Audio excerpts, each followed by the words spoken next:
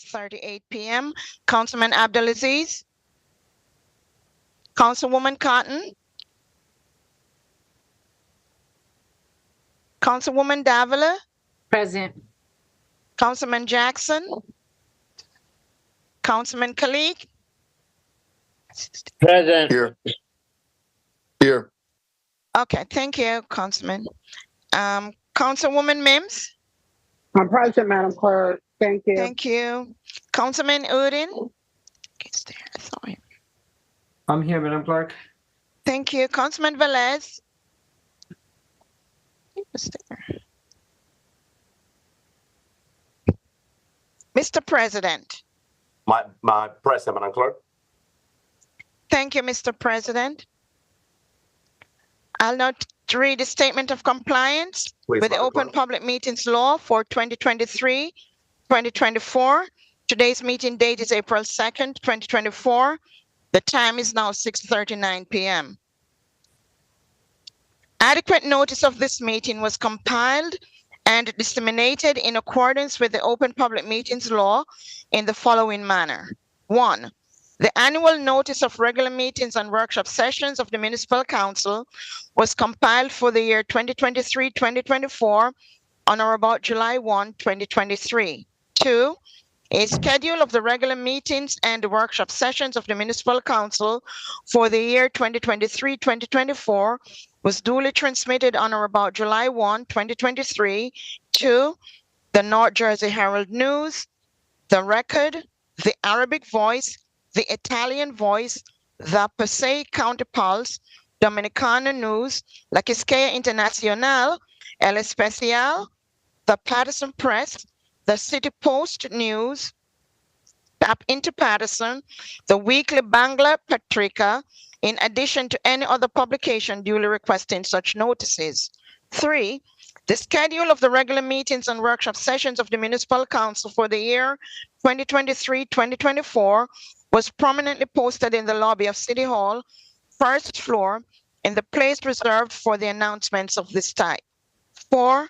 The schedule of the regular meetings and workshop sessions of the Municipal Council for the year 2023-2024 was duly filed with the Municipal Clerk. And 5, a copy of the schedule of regular meetings of the Municipal Council was mailed to any person who requested and paid the fee authorized by the Open Public Records Act. Mr. President. Thank you, Madam Clerk. So let's start this workshop section. Before we start this workshop section, there's a quote from Martin Luther King that says, "Darkness cannot drive out darkness. Only light can do. Hate cannot drive out hate. Only love can do." Let's do the city. Let's do the people's business. So we have a presentation, council members. Good evening to all my great council colleagues. Before we start with payment of bill, and we have a presentation from the Director of Public Works, Billy Rodriguez. Billy. Thank you, Council President. We have Sada with us. She's going to give a presentation about the infrastructure analysis we did that was asked for the council a few months back, maybe even over a year ago. So she's going to present what the company came up with. Okay. Thank Good you, evening. Council. Good evening. Good evening, everyone. I am going to go ahead and share my screen. Let me know when you see it.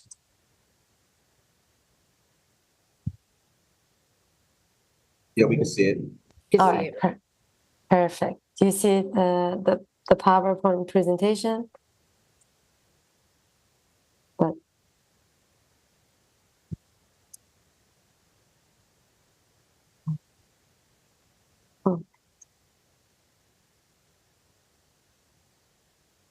there we go. It was up. You had it up there. Okay, yeah. You're good to go. It's up there now. Perfect. Sounds good. All right.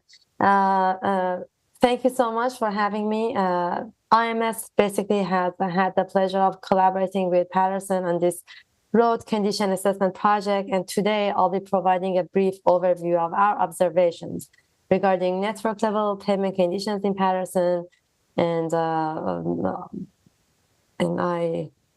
will be having the agenda here. First, I'll be talking about our methodology, the principles of pavement management in general. Then I'll give you some examples of pavements in different conditions throughout the city, and then I'll get into the results. I'll provide you an overview of what we are seeing in the city, and then I'll dig into the analysis portion, and I'll leave you with some recommendations moving forward. All right, pavement management. So when it comes to pavement management, it's basically an iterative process that allows for a data-driven maintenance of your roadway assets. Through this process, we start with reviewing the city's current objectives, policies, and budgets. Then we follow a thorough assessment of pavement conditions to determine current conditions.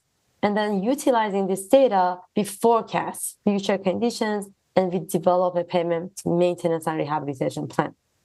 Finally, the city conducts the planned projects and then this cycle repeats. And the major goal with having a system in place is to have this feedback loop where we can learn from the data and use the data to update our objectives, policies, and budgets. All right.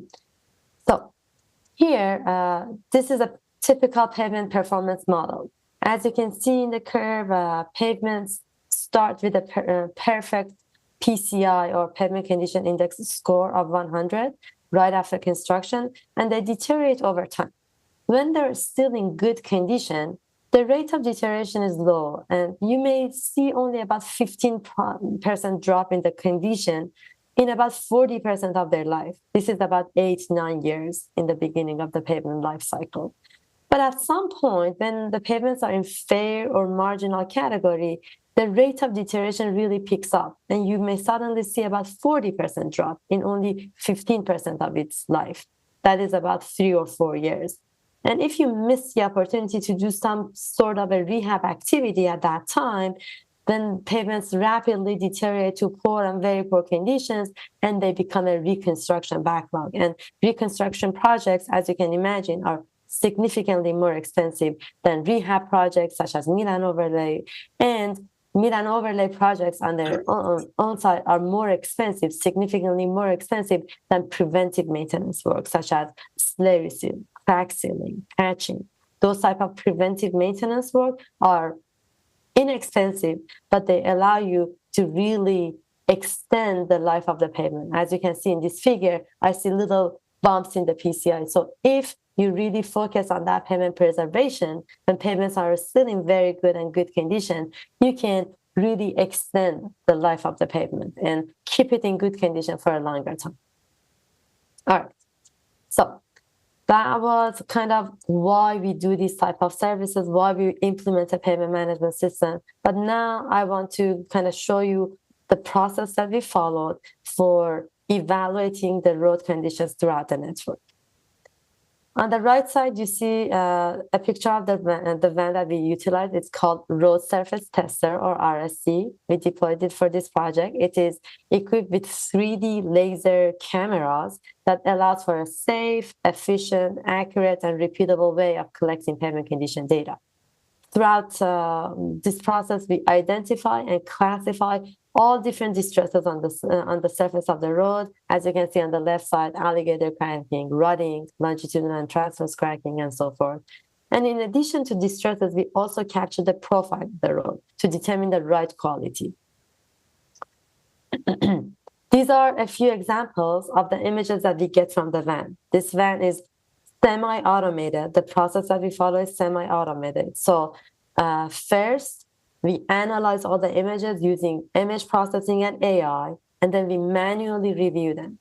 We get unsealed cracks or open cracks. We get sealed cracks, concrete joints, man-made objects. All of those are further classified into different distress types. And then after we fully analyze all of these different types of data, then we follow industry standards, specifically ASTM D6433 standard, to analyze those distress data. We get the types, severities, and the quantities of different types of distresses to formulate a score from 0 to 100. It is called the Surface Distress Index. Similarly, we analyze also the road longitudinal profile, following another ASTM standard, E1926, to determine international roughness index, which is a measure of ride quality or how bumpy the road is, whether you're going to spill your coffee or not. And then we are going to aggregate all of those results into a pavement condition index. This is the score from 0 to 100. It allows us to figure out the condition of the road on the scale of 0 to 100. And we further break down that scale into categories with different names: very poor, poor, marginal, fair, good, very good, and excellent. And as you can see, anything that has a PCI below 40, it's typically called backlog. Those are your reconstruction backlogs. And those are the ones that you get the highest calls from the residents, because those pavements are in very poor condition. They have potholes and alligator cracking and rotting all over them. All right. So now let's give you some examples, just so you have an idea of what is a pavement in excellent condition and so forth. This is an example from Oliver Street. It's in really good condition, excellent, few or no detectable distresses. This one is in very good condition, East 26th Street, from 7th Avenue to 6th Avenue. This one has some minor longitudinal and transverse cracking. They're just starting to show up. This one is in good condition. It has more of those type of longitudinal and transverse cracking, and you kind of need to really focus on these pavements before they become poorer. In this phase, these are the great candidates for preventive maintenance work. You can do some crack sealing followed by slurry seal, which is very inexpensive, and keep this good pavement in good condition for a longer time. But if you delay that process, then it gets to that fair category. Then it gets to that critical portion that I said, the rate of deterioration suddenly increases, and you see more and more cracks developing in no time. You see potholes and raveling that show up on the pavement, such as this example that I'm showing on New York Avenue from Atlantic Street to Main Street. If this process gets delayed any further, then you have more of those type of cracks, voided cracks, more structural failures in the pavement, more rotting, more alligator cracking. But it's still, when it is in this marginal category, it is perfect candidate for a mill and overlay project. You can still spend about $20-30 per square yard and revive that pavement and make it brand new.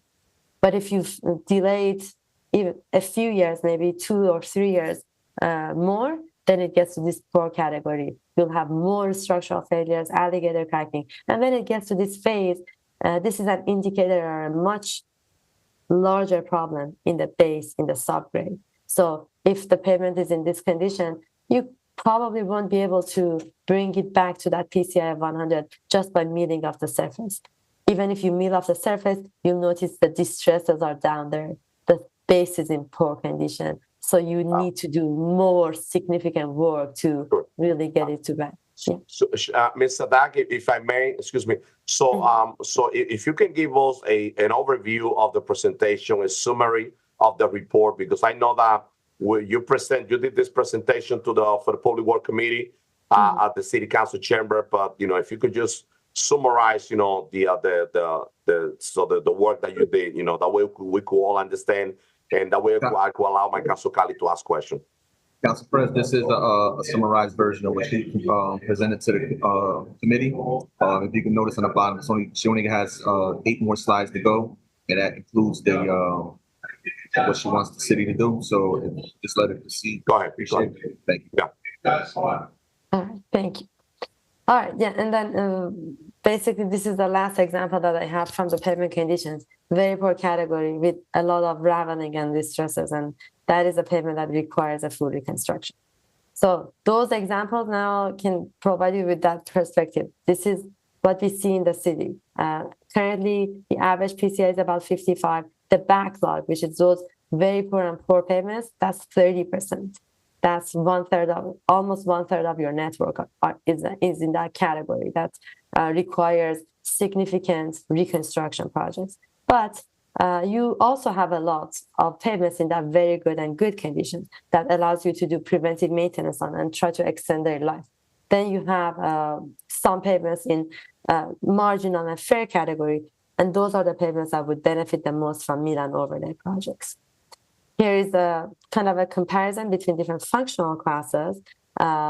Something we really like to see in cities is that at least the arterials that are used by more people are in better shape. And luckily for you, your primary arterials have an average PCI of 70. And as you can see, the major problem is in your local streets. Those have the lowest PCI. So local streets, neighborhood roads, those are the ones that are really in a poorer condition.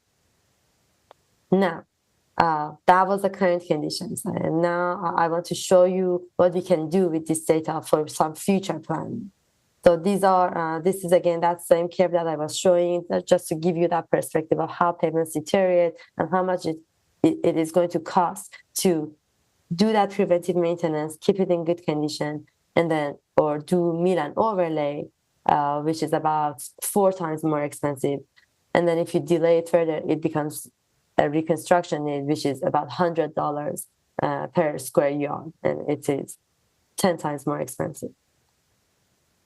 With those in mind, these are a few models that we have run, and this is basically the last slide that I have. So this is the most important thing for future. This is showing the projections in future with different fundings. And I am presenting you with several what-if scenarios. If you want to fix everything, every problem in the network, you need about $89 million for the next 5 years. That allows you to increase the PCI to 85 and basically remove all the backlog in the city. If you want to maintain the current conditions, you need to spend about $3.5 million per year. And that allows you to stay in that PCI of 55, 56, that backlog of about 30, 31%. If you want to reduce the backlog to something that is a bit more manageable, then you need to increase the budget to about 5.33 million. But of course, if you do nothing, the network is going to decline to PCI of 47, and the backlog is going to grow to 42%. So yeah, with that, I'll turn it over. If you have any questions, I'll be more than happy to respond. Excellent. Thank you. Thank you to our expert for that great presentation. Council members, I know there's my council colleague. I'm going to open the floor for questions for my council colleague. We have this presentation at the workshop at the committee meeting, and it was a very good presentation. And I expressed on that meeting that my concern with the utility company that are coming into our city and opening our road once we fix it. I noticed that once they do that, if that they don't fix the street with the same standard of quality that we do, that we fix the road, and a couple of months later you see that a pothole or a sink on that section. So for me, that's very concerning to me. I don't know if we share this information with our utility company, they know the standard of quality that they have to implement it when they fix a road. Director, that I expressed that concern back then when we started this conversation. Council President, I am in the meeting. Just let the record. Yes, let the record reflect that Councilman Abdelaziz from the Sixth Ward join us. Council members, any question? Yeah, Council President. Councilman Les?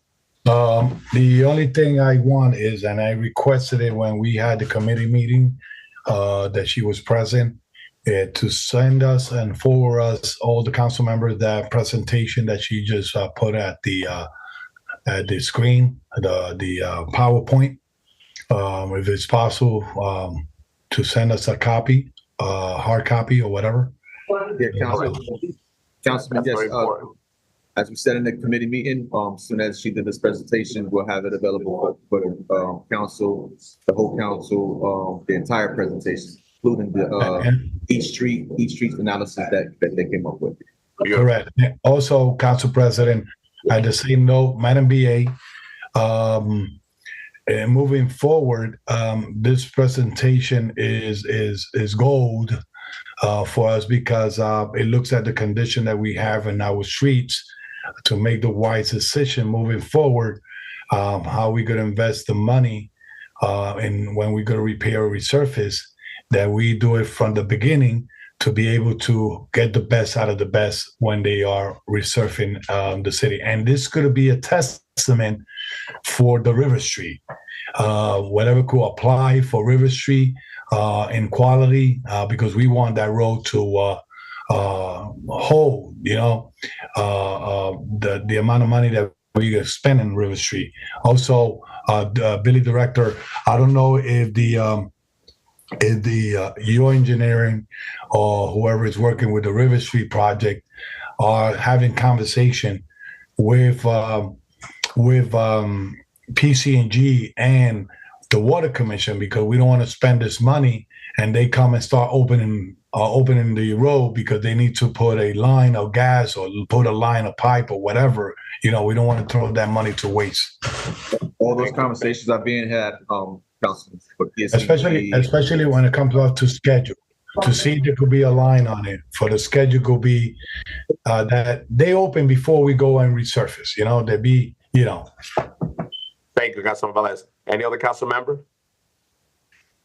Council President, my hand has been up, so I don't know. Oh, I'm sorry. Councilwoman Dr. Lilissa Min and Councilwoman Ruby Cotton right after. Go ahead, Councilwoman. Okay, so my apologies to the public if they are viewing, because I'm not on camera. I am out of town, but I knew it was important to be at the meeting. So I have a few questions. Are we taking action on this item tonight? Because I'm not on the committee, so I would like to take the time to review the presentation deck that was presented on tonight, so I can have some questions in pertaining to what is being presented. And then secondly, how are we measuring? Like, what are the standards that we're measuring to ensure that there is quality work being done, that it's efficient? And then I didn't see anything that talked about the performance evaluation review that should be taking place with all of these new contracts. So we're not taking any action. This is just a presentation, Councilwoman. That's a great question. So right after this presentation, we all gonna get a copy of that. It's gonna be, and we will go over. I know all my council colleagues, we all, advocating for different streets. I have my whole list in the third ward, and I know my council colleagues, they have their priority as well. So that's a conversation now that we're gonna have with the director. So we're looking forward to have that. Can I, Council President, can I? Yes, Councilman, Director Billy. No, Councilman Director, please. Councilwoman Lisa Mims, yes, this is you guys took action on this over a year ago when you asked for this study. So in full, the study be given to all the council people to analyze and to present streets that you want to get done. And engineering will take this into account when in the future when we do other streets. Keep in mind anything that's on state list that can't be changed. Those already those already approved by the state. So this is for citywide streets and moving forward. Okay. Thank you, Council President. This is just another point. So that's why I asked the question, Director. Thank you for that update, because I want to take the time to review it based on what was stated in the past. So I want to take a look at it. So Council President, just a recommendation that before it's presented to the council, that there's a full workshop, not full for the entire workshop, but that there's a very robust discussion on what's in those documents based on what the real needs of are the community. Thank you, Councilwoman. I agree with you. The condition of our roads, that's one of the biggest priority for myself and all my council colleagues. And that conversation needs to happen. Councilwoman Cotton. Thank you, Council President. I think I have two questions I wanted to ask to the presentationer. Are these at all the streets in the entire city of Paterson, or you just pick and choose which street that it was? Are there? Because you said to do everything is 83 million over 5 years. How many? Yes, so we have in there. We have about 155. Sorry, so we have 155 center line of roads, and that's basically your network, the network that you're managing. Say that again. We have 155 streets, you said? 155 center line miles of road. Councilman, they drove every street, Councilman, in the city of Paterson. They went through every street. Yes. Okay. But when she says center line, I don't understand what you're saying. That's basically every street. So, because sometimes, yeah. So we basically call it by the center of the Okay. street. Right. Okay.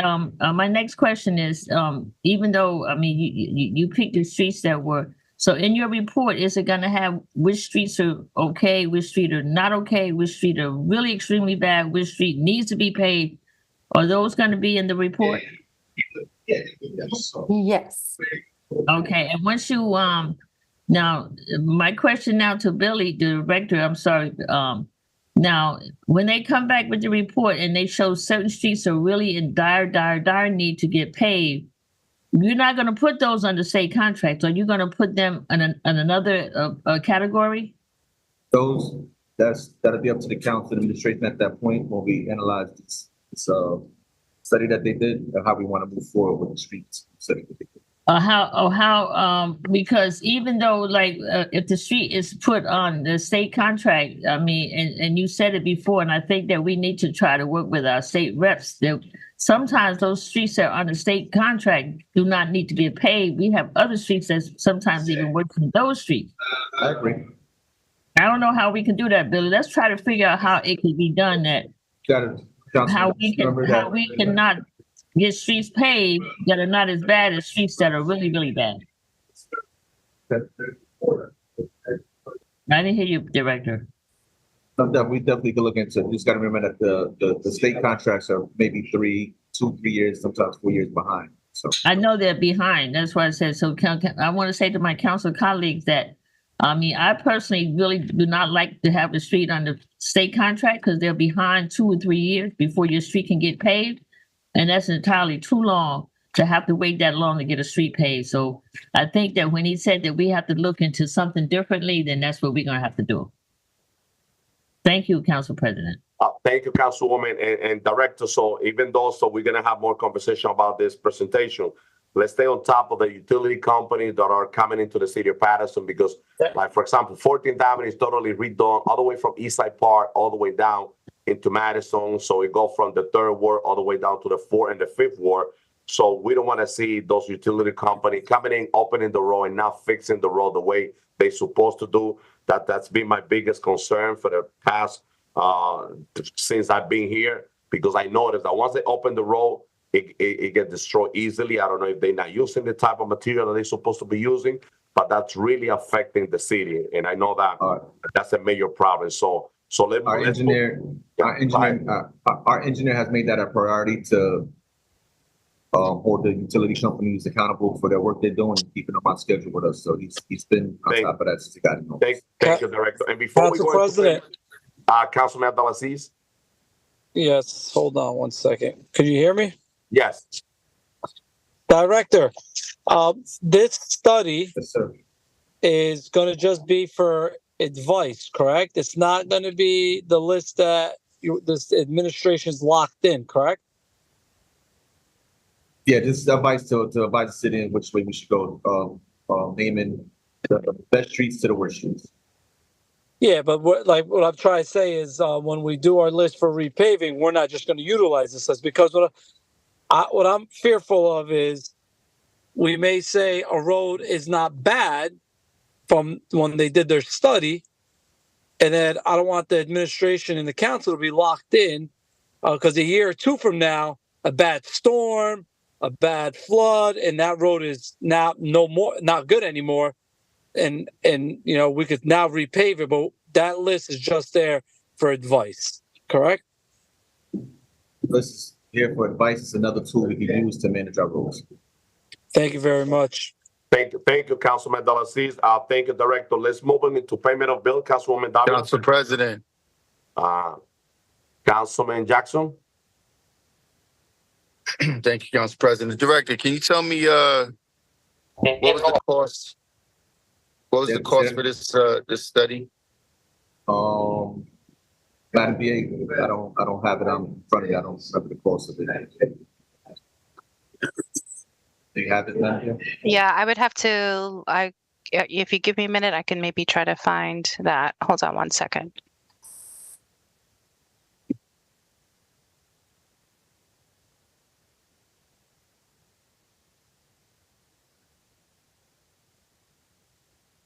Director, while we're waiting for the BA to acquire the information, I noticed you said the engineering department is after or is overseeing those roads that need to be repaired once the utility companies have needed to make some changes.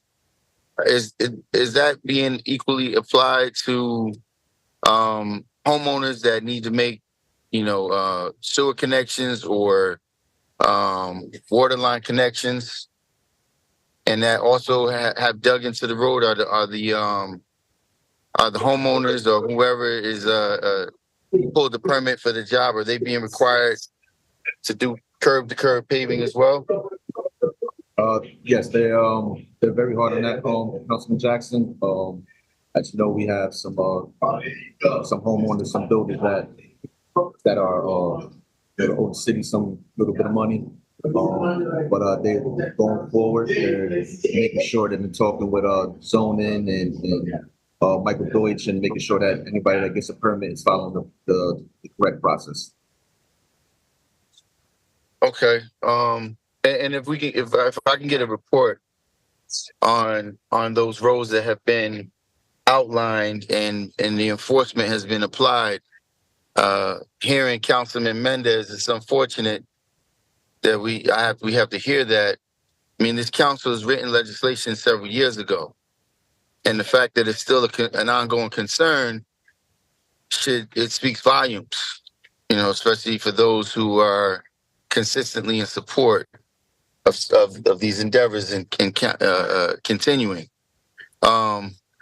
Lastly, I'll say this. I mean, just a comment to the public.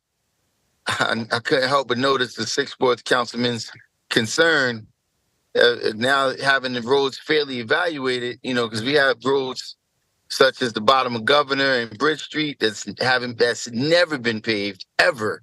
I would love to see the vendor, since they drove every single road, I'm hoping to get in my my inbox the laser evaluation of that road, also of Clinton Street Hill that hasn't been paved in many years. The rail ties are still in the middle of the road there with cobblestone, the old cobblestone pavement protruding from the blacktop. So if possible, I would love to get a report from the vendor that we've spent taxpayers' dollars to evaluate the conditions of roads that Stevie Wonder could have seen needs to be in desperate need of repair. So, with that being said, I mean, I'll rest there. I'll wait on Madam BA to tell us what the cost of this service was. Thank you, Councilman Jackson. Madam BA, do you have that information, or do you need an additional time? So if not, we could move on with payment of bills, and we could go through the agenda until you get that information and share with Councilman Jackson and the rest of the governing body. Yes, Council President. Yes, I'm looking it up and getting that information right now, but I'm going to need a few more minutes. Okay, so we're going to move on with the meeting, and when you get that information, share with the entire governing body. Councilwoman Davila, payment of bill. Thank you very much to all my colleagues, to Paterson, good evening. The summary of disbursements for this week is a total of $6,090,988.49. It was a payroll week of the $6,501,803.13 was payroll. The additional in general government of $640,987.47 included dental insurance as well as workers' comp, and there were some other costs there. So the total of that was $982,785.36. Second. Total of $6,090,988.49. My motion is. Thank you. There's a motion moved by Councilman Davila, second by Councilman Velez. Roll call, Madam Clerk, on payment of bill.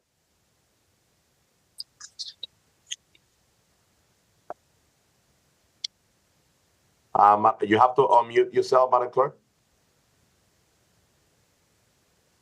You're on Sorry. mute, Madam Clerk. Oh, Thank you. Okay. Are you hearing me now? Sorry. Thank you. yes, Perfect. So yes. payment of bills in the amount of $6,090,988.49. Councilman Abdelaziz, Yes. Councilwoman Cotton, Councilwoman Davila, Yes. Councilman Jackson, Thank you, Madam Clerk. To the members of the public, as we close in on this upcoming election season, I cannot help but outline this is the exact reason why our community is in the condition it's in. We have a presenter coming forward to make a presentation on an item that obviously the services have been rendered, and we're not even presented with what's the cost.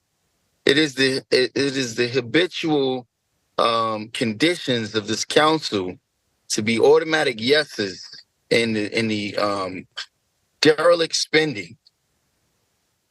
And, I just cannot continue to sit here, and just say no and not outline, this derelict behavior and how our community is being brutally taken advantage of. So needless to say, Madam Clerk, my vote is no. Thank you, Councilman Jackson. Councilman Kalik? Thank you, Madam Clerk. For the record, we approved that contract to do that study. I don't remember the exact cost, but it came in front of the council, I believe, and we approved it for them to do that study. And the service has been rendered on this payment of bills. Most of the money is payroll. My vote is yes, Madam Clerk. Thank you, Councilman Kalik. Councilwoman Mims? Thank you, Madam Clerk. So thank you for that, Councilman Kalik. I have to say that I made the request for this, for the study to be done so we could get a real evaluation of all the streets in the community. And I'm grateful to see that it is done because we need a vision study and a plan to put in place so that we can really evaluate by level of importance those streets. Governor Street was already approved. It's on the state repaving list, but it was already approved. And there's many other streets that have been approved. The weather's about to break, so some of those very streets are going to be paved. So many of us have, advocated and fought hard and tirelessly to make sure that streets are going to be on that list and get paved, and a lot were approved. So I'm looking forward to our DPW director while you're on. Please send an updated list with the schedule as the spring and summer is about to roll in on those streets that will be paved for this particular and upcoming year. Madam Clerk, with that being stated, we're not voting on that right now. We're voting on the payment of bills. And the majority of this bills list is to pay our employees, and I'm never going to not want to pay them. My vote is yes. Thank you, Dr. Mims. Councilman Udin? My vote is yes, Madam Clerk. Thank you, Councilman. Councilman Velez? Thank you, Madam Clerk. To the members of the public, we voting on the payment of bill. Madam BA, when we finish this, give us the cost of that contract, please. That will benefit the whole entire city that we approve, I believe, in 2022 or 2023. My vote is yes, the payment of bills. Thank you, Councilman Velez. Councilwoman Cotton? Thank you, Madam Clerk. This is a payroll for, this is a payment of bills for the payroll. And with that being said, I just want to make it clear, and I tell the DPW director, Billy Rodriguez, when we have our next workshop, you got to explain the difference between roads getting paved on contracts and roads getting paved with city dollars. Madam Clerk, with that being said, my vote is yes. Thank you, Councilwoman Cotton. Mr. President? Thank you, Madam Clerk. So we voting on payment of bill, and our employees deserve to get paid. And also the company that provides service to our city also deserve to get paid on time.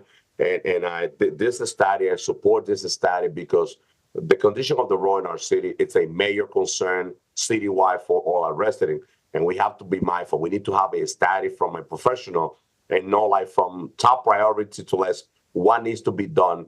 And I'm looking forward to have the discussion with the entire council when we get the presentation, because I know we are advocating for different roles. I got my list, from East 84 all the way through East 40, from Route 20 all the way to the top, to Manor Road, Broadway, 11th Avenue, Pope Road. So I got my list. I'm working on my list to make sure that my third ward look impeccable. And once again, I'm going to reiterate on this. The administration need to put pressure on those utility companies that are coming into our city and opening our road and not fixing the road the way they're supposed to be fixing. If you look at it, you could go around and a brand new repaved road. Once they open it, they couple of months later, you have a pothole, you have a sink there, and that's a problem. So we have to protect our taxpayer dollar. Madam Clerk, my vote is yes. Thank you, Council President. The votes are 8 yeses, 1 no. Payment of bills in the amount of $6,090,988.49 is hereby adopted. Thank you, Madam Council Clerk. President. Councilwoman Cotton. Madam BA. No, Yes, that was Councilwoman Davila. No, that was me. No, it was Oh, Madam that was BA, you. but I know Yeah. you. I see your hand, Councilman Cotton. Oh, She okay. got it stuck there. You looking at hands now, huh? I'm looking at the screen. Yes, I have to take care of you. I have to pay attention to my council colleague. This is my job here. So, Madam BA. Thank you, Council President. The purchase order for that vendor related to this project is $72,250. And that was correct. As Councilman Kalik had noted, this was a contract that was approved by the council. We went forward with the project, and this is the results of the project.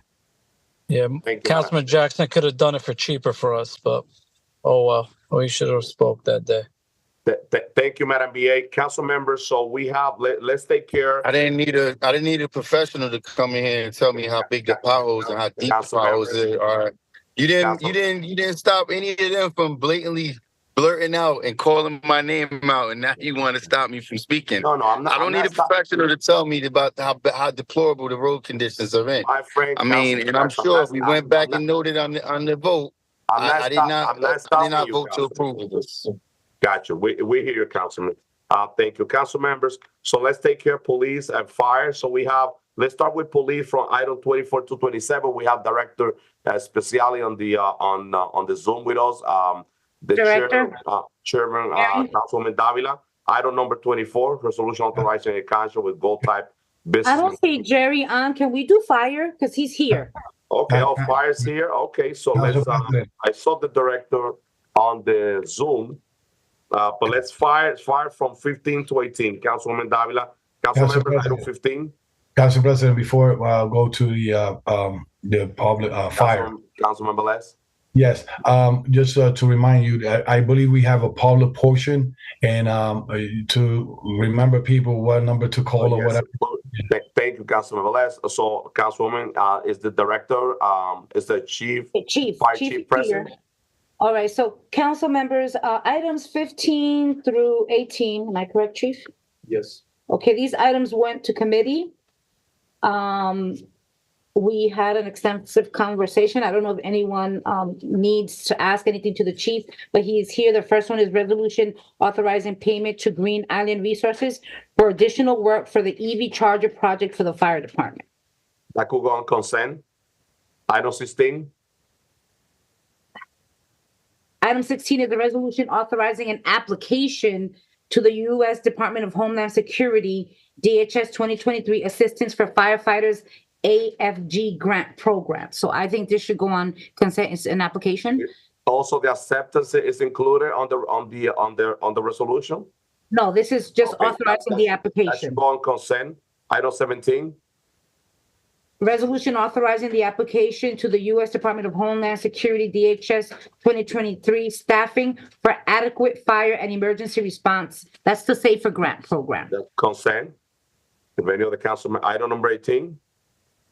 And 18 is resolution authorizing the award of contract to Stryker Sales LLC Medical Division for the maintenance and repair services for the Lucas Machines and EMS Equipments contract, number 041823-STY, under the Sourcewell for the fire department.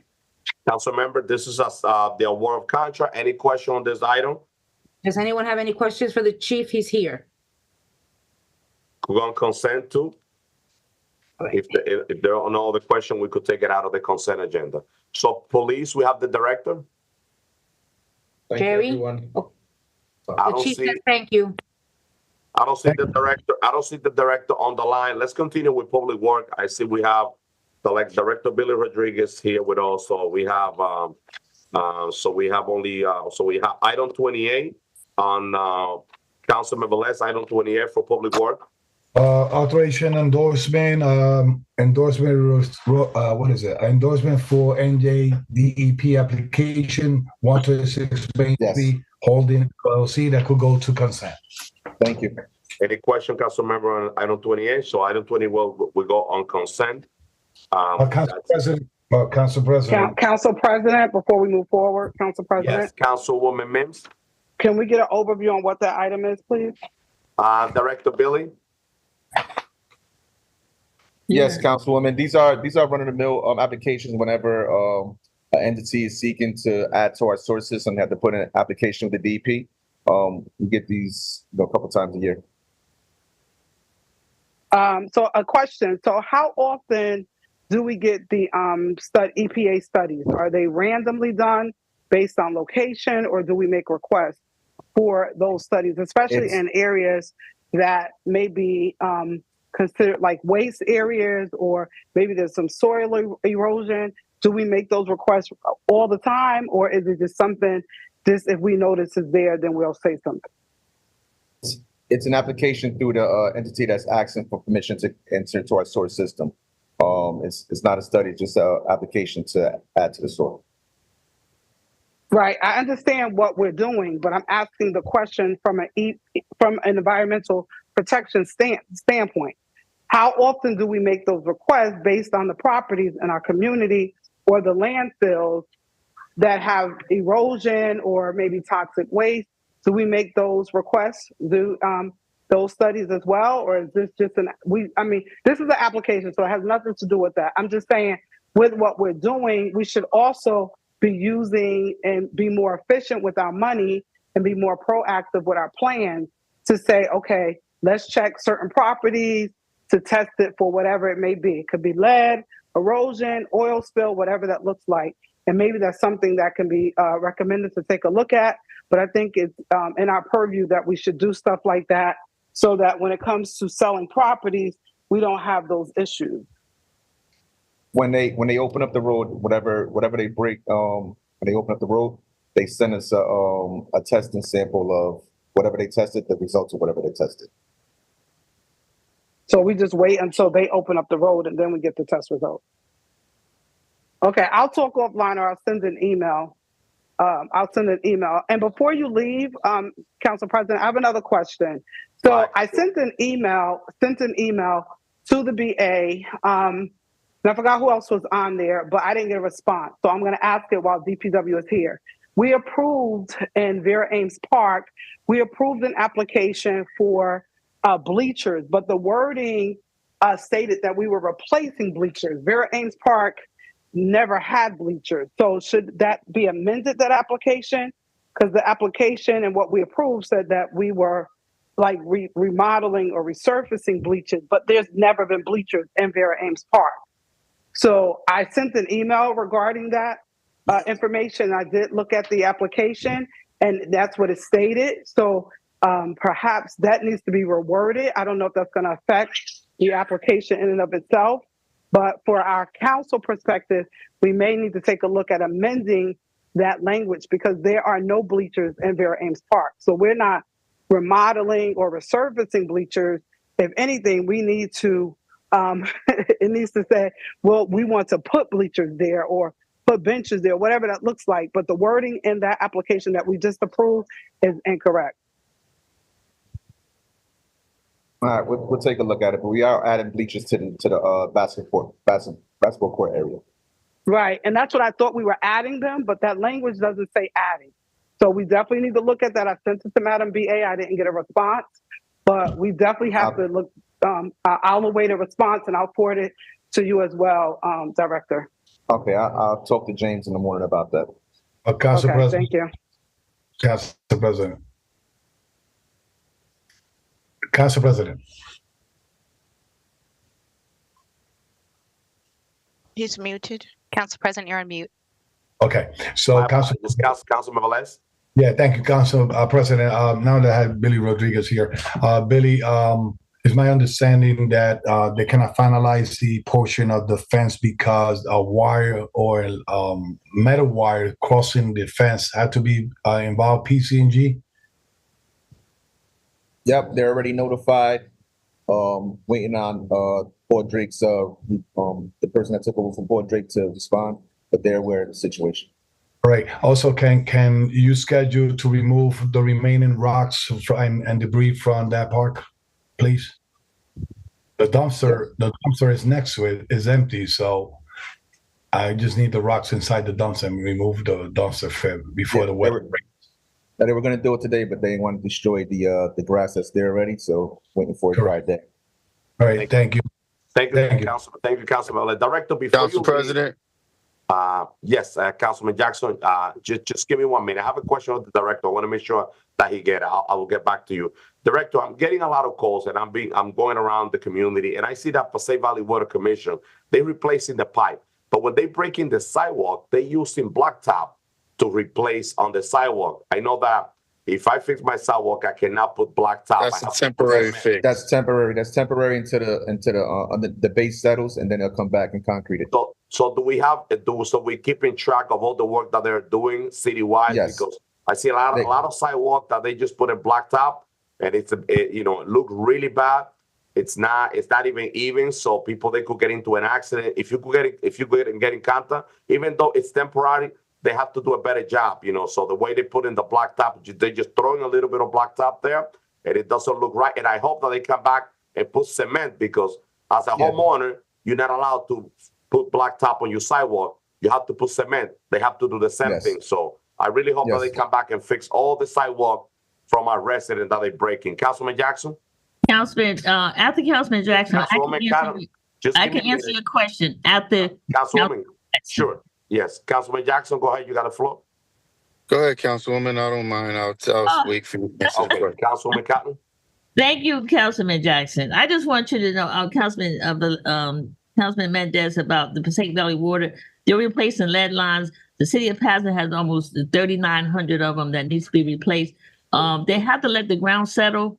Now, if the homeowners have an issue with the way they did it, they can easily pick up the phone and call them. And they would definitely come out most of the time the same day.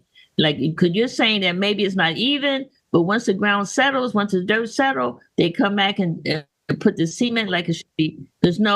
They can't put blacktop, but they have to put something until it's settled. But if one of your residents or one of your constituents have a problem, Councilman Mendez, have them to call the water company. They would take it right away. Very good. Very good. Thank you, Councilman. I just want to make sure that they come back and fix it the way it needs to be fixed. Our sidewalk and our community need to look nice and clean. Councilman Jackson? Very good. Director Rodriguez, can you please send me a report of your manpower conditions aligned with your current TO, your vacancies? I can't help but to notice, all due respect to the fire chief, he knows he's one of my favorites, but he gets on and off, no issues. And we every single council person has a great deal of requests for you, and you're doing it severely understaffed as usual. So can you please make sure you send me that report? I guess my email isn't functioning properly because most of the things I request from the BA never makes it to my inbox, but I'm confident that that I can depend on you to get me this information. Definitely, Councilman. Thank you, Councilman Jackson. Now we have the Director Special on the line, Councilman Davila. We have item 24 through 27 for police. Yes. Yes, sir. So Director, item 24, resolution authorizing a contract with Gold Type Business Machine on Bergen County. So for the purchase and installation of the storage device and new backup service for the police department. Yes, that's for just to have more capacity for the, the cameras we're getting, all the different computers, the car computers, the CAD system. It's coming to a point where we need more storage, and that's what the servers will do. So we have all our police officers that are patrolling with camera, fully equipped, but with camera. Well, that's what it is. It's an upgrade by, installation of more storage, a storage device, so that the stuff that we store on our computers, our cameras, different things of that nature will go into that server. I apologize. Let me shut the light. No problem. The council members consent if there's no other question. Council President. Sorry, Councilman Velez. Director, Council President, it's good to have a clear idea. This new backup is to back up the new storage for the cameras, right? The cameras that the police are using. The backup server. It's a backup server. Yes, it'll back up, the police department's data that we have. Yeah, I got you. My 76,000. Councilwoman. Just council members. Right after council members. I'm going with the word new. So new equipment, new backup for the police department. Well, we'll still have the servers. Hold on, Director. I haven't finished. So knowing that the state took over the police, are they paying this with the $10 million that they gave us or whatever? Why we spending in equipment from our budget and the state is not giving us money to cover their needs? Well, this is our needs, Councilman. This is a community's needs. It's for the police. It's for the police department. This is not the state's needs. This is our needs as a division of public safety. They are. So I know it's our needs, but it's for the. You understand? I don't know if you understand my question. If the state took over the police department, right? I expect that they're not taking over only for the manpower. They should be taking over any expensive anything that we have out there, because they should cover us also in the financial part of it, because we budget the police, yes, for the needs that you said, but at the same time we're not receiving nothing from the state to cover those outset. They didn't take over the structural aspect of the department. They took over the day-to-day operations of the department and are acting as a chief of police would act. So the state does, and the Madam BA could probably speak to this, give money for overtime and different things that they do. But this is something that we will need long after the state is gone, and probably need more storage as technology expands. That's what this is all about. I brought the IT lieutenant when we had our public safety meeting on this, and we explained, he explained, Lieutenant Giovanni explained why we needed that. And I think he even came to the last workshop with me, as I remember, when we were dealing with other technology upgrades that we need. This is just, the course of doing business and law enforcement, firefighting, the radio room, all the different things that we do as a city department. Okay. Thank you, Councilman Velez. Councilwoman Davila. No, I just wanted to just make mention of the amount of money that it was. That was it. Okay, no problem. So item 24. Council President, I have a question. I have a couple questions. Councilwoman. So, hi, Director Spezial. So I have a couple of questions. First question: how much bandwidth will this new system hold? Will it be able to, not just for the capacity we have, is there build out on it? And if there's not build out, how much would it cost to phase us into more build out? Do we have that information? And the third question is, what type of warranty is on this equipment? I don't know that. that's handled by our IT specialists. I'm not an IT specialist in any sense of the word. So this is something that our IT division, our internet technology division handles. And they've been dealing with this, time and time again. Every once in a while, we have to upgrade specific items to make sure that we're able to handle the data that is, the police department, the radio room, the fire department, all of the things that we need to make sure that we have the data and we retain it for the retention schedules by law. Okay. So I don't mind it going on consent, but could that information be forwarded, the answers to those questions be sent to all council members? I think is important, because if we don't have enough bandwidth for the capacity for what we're trying to do, especially in times if we're trying to increase TO, or if there's some like big concerns that happen in the community, we don't want the fallout from that system. So we can get that information, that would be great. If you would just please kindly ask the clerk to send me exactly what questions you want answered, and then I will forward it to the lieutenant of internet technology, and I will also speak with the officer in charge, Abbasi, and I will make sure that it is forwarded to you. That's very good. Thank you, Director. Through the BA and obviously to all of you. Thank you, Councilwoman. Director, let's make sure that we get all the information before next Tuesday, since we will take formal action next Tuesday on item 24. So item 24 will stay on consent. If we have any additional question, we will remove it from the consent, and we will treat it as a separate item on the regular meeting. Otherwise, we keep it as a consent agenda, on the consent agenda. If you want, Council President, please, as I said, the sooner I get that email request of, the list of questions that you have, I will forward it to Lieutenant Giovanni and have him and his staff answer it out and then forward it back through the BA. But you can send it to me. But please, if you would list the questions, exactly what you're looking to get, and I will then handle that for you. Okay. We appreciate it, Director. Item 25. If not, I could have even Lieutenant Giovanni, if necessary, come at the next when the meeting is going to be held. I'll tell him he has to be there, and that's it. That'll be important.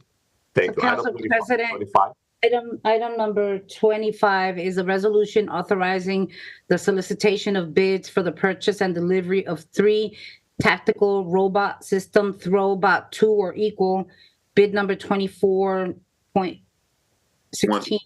for the police department. Director? Yes, that is, we always are looking to use less than lethal force, especially in hostage type situations. As you know, we have had to take people's lives. We don't want to do that. We want to use less than lethal, especially when you have people in a hostage type situation. These are something that you can throw into a window if somebody's barricaded, and then the robot can go around and see what's going on in there. So we know if somebody has a weapon, if somebody's going to have a knife, or if somebody has a knife to harm somebody that's in there or is holding somebody against their will. It'll make it that much safer so that we don't have to use lethal force. And this just gives us that technology. And again, when we talk about the bandwidth, you want to be able to capture that and keep that. We're going to have to retain that for years as per the state's retention laws. Council President. All right. Councilman Velez. Director, do we have those already in place or no? We have some devices. They're kind of outdated, I would say, but we have devices where you could throw a telephone in and talk to somebody.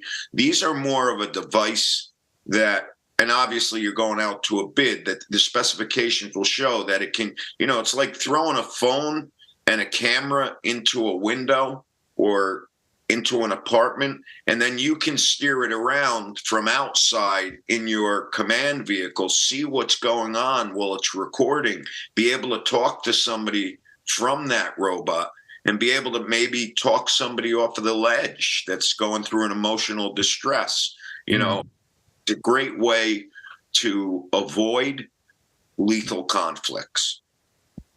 I got you. Thank you. Thank you. So 25, consent, council members. Item Council 20, Councilwoman Cotton. Thank you. Director, my question is, you have it all in the same paragraph. It says, authorizing solicitation of bid. Right. And purchase all at the same time. So when you say we're going out for bid, and then you're going to buy it at the same time, that's what I'm trying to understand. Why is it we normally go out to bid and then you look at the 3 bids or 4 bids or 5 bids, whatever, but you have it all together. And why is that? That's what I need to know. Why do you have it all together? I would say that time is of the essence because look, you know what we've been through with the police department, whether I'm not going to name different people that have lost their lives in the city. We all know people that have. This is something that time is of the essence. You want to get the bid. When you get the proper bid, you pick equipment so that we can get it into place right away. Because suppose something happened tonight, we don't have it. We need to get it, yesterday. And that's why they're putting that in there so that we can do the right thing, get the equipment, make sure that our people with the special operations that are hostage negotiating, crisis intervention, so that those people can immediately start utilizing that equipment to save lives when somebody's in an emotional, crisis. Well, let me ask you, Director, do we have somebody already trained in this to do this? Our emergency response team members know how to use this type of equipment because we use, robots you use for ordinances, that you can go in. But those you have water cannons, you have all different types of devices that, operate, Councilwoman. So, yes, will they get training in it? Of course, they're going to have to be trained into how they use this device. But they've also known how to use different types of devices for explosive ordinances. Robots are not something that's brand new to police work. These are things that have to be utilized. And like I said, it's more about less than lethal force so that you can de-escalate a situation rather than escalate a situation and have to breach a door. And then all of a sudden you're in a situation where you have to use lethal force. Thank you. And Council President, if I could just clarify, it is just, Councilwoman Cotton, it is just for the solicitation of bids. It says in the reso, authorizing the solicitation of bids for the purchase and delivery. So it's not happening at the same time, but it is just getting the bids first.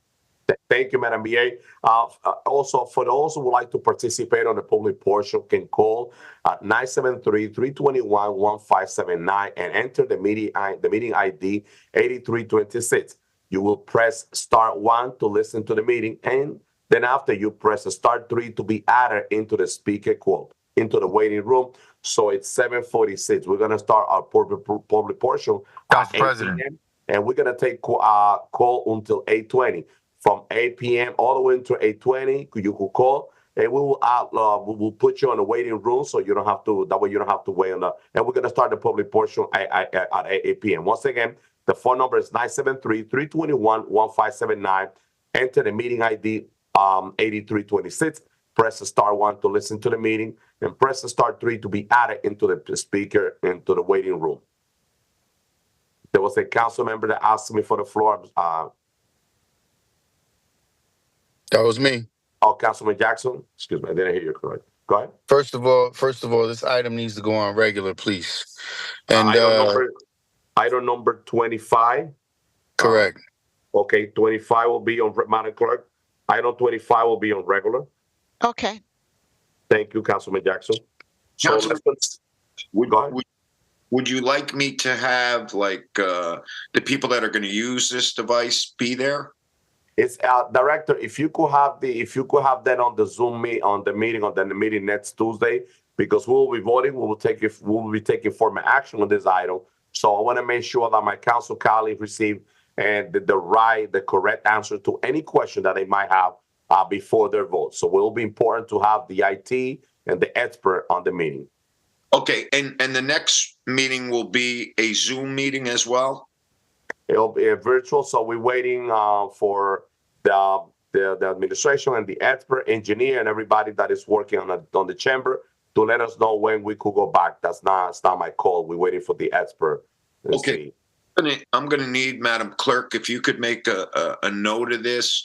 I don't know if they can use the same link that I would use. I would need 3 links sent to me, one for IT, one for the person that would be in charge of ERT, that would use these. It'll be the same link, Jerry. Okay, thank you. Okay. Yeah. Thank you, Director. We got item 26. Council President. Director. Hello, I'm sorry, Councilman Jackson, do you ask for the floor? I did.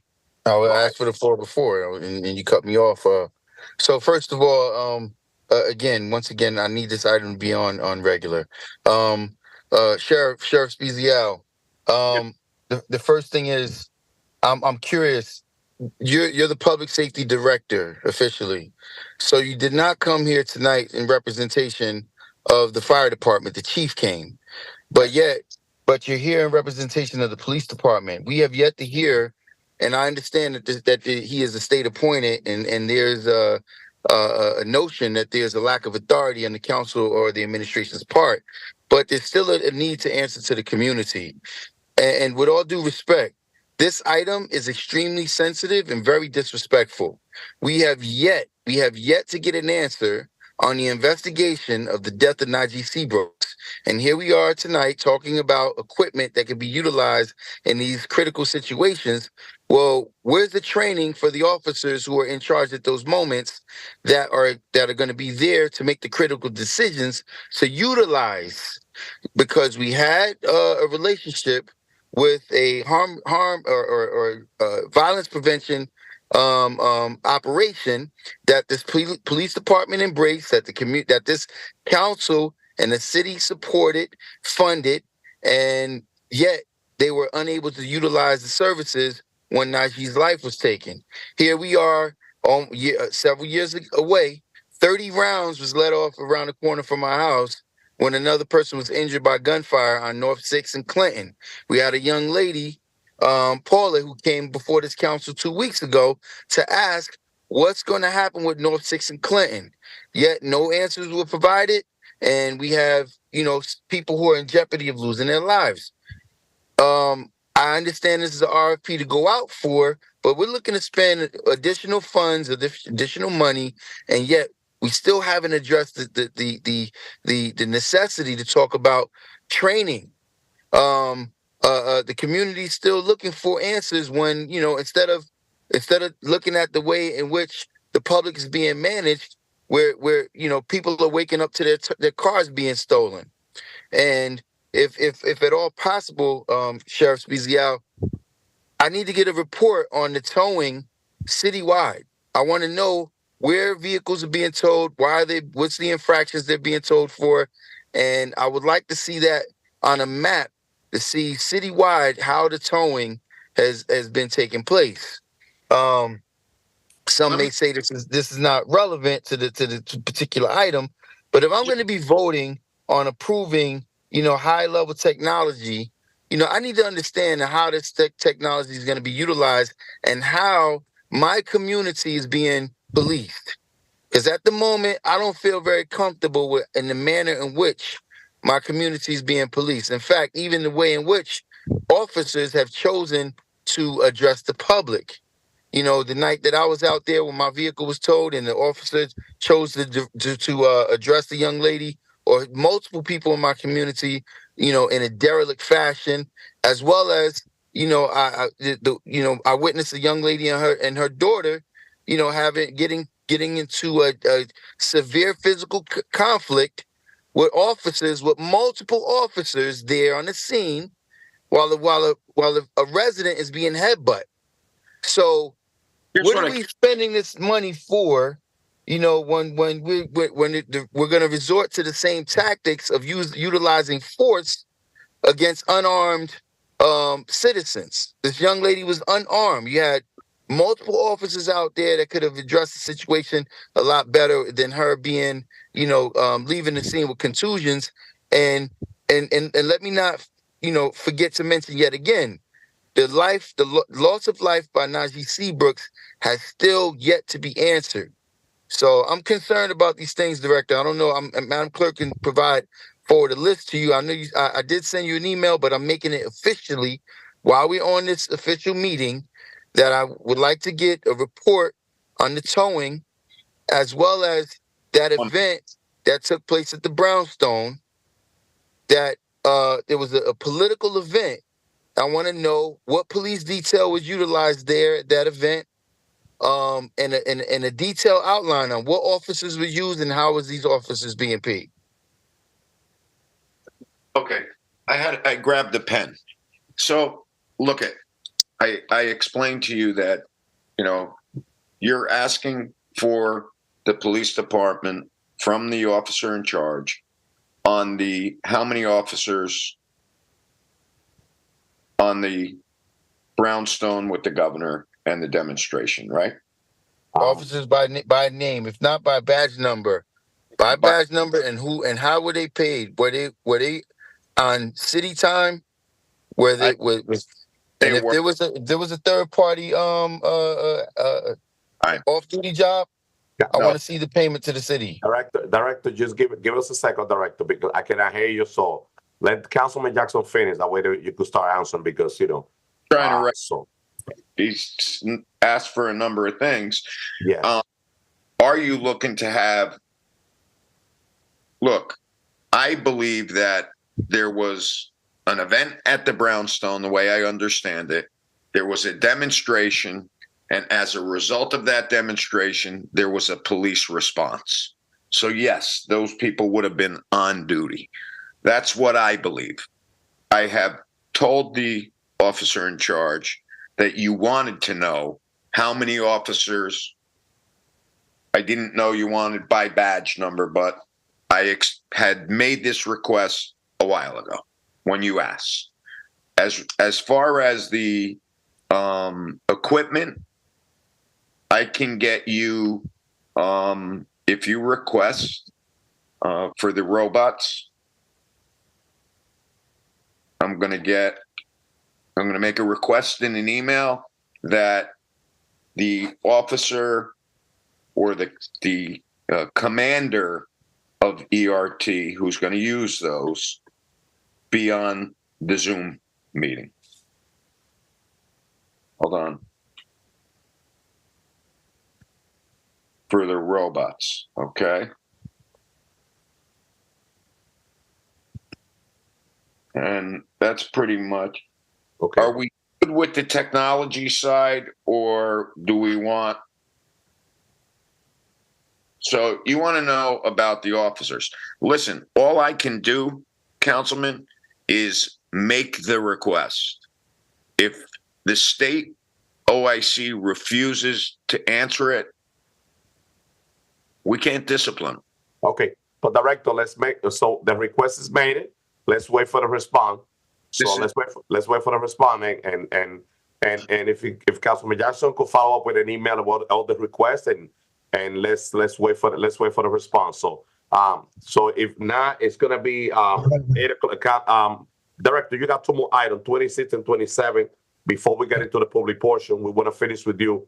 Item 26, resolution authorizing the acceptance of an award for the New Jersey Department of Law and Public Safety American Rescue Plan, ARP of 2021 coronavirus state. So can you elaborate on item 26, please?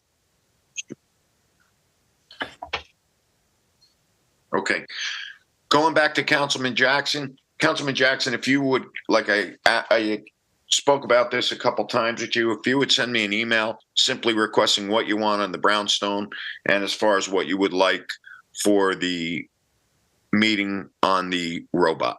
If you would send that to me, I will be more than happy to forward that and see if we can get somebody on the line with that and do what we have to do. Okay. That's right. Just for clarification, there's many people. The clerk is here taking notes. The BA is supposed to be here taking notes. My request relative to the robot is where's the outline on the training? We've had a special violence prevention unit that was put in place, that was endorsed by the PD and was not utilized. So you outlined a great deal tonight relative to, hostage situations and volatile situations where people having mental health crises. It doesn't prevent the robots don't decide to arm themselves.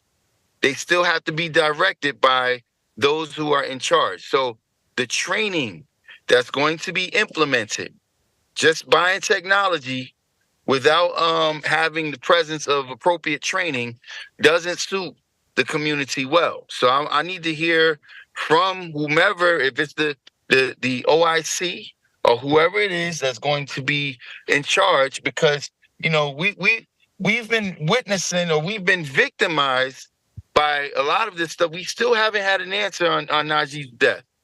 My cousin who was murdered, Mary Taylor, who was murdered, there was an officer in pursuit, and someone made an executive call to call off that pursuit, and the people who was responsible for her murder had escaped.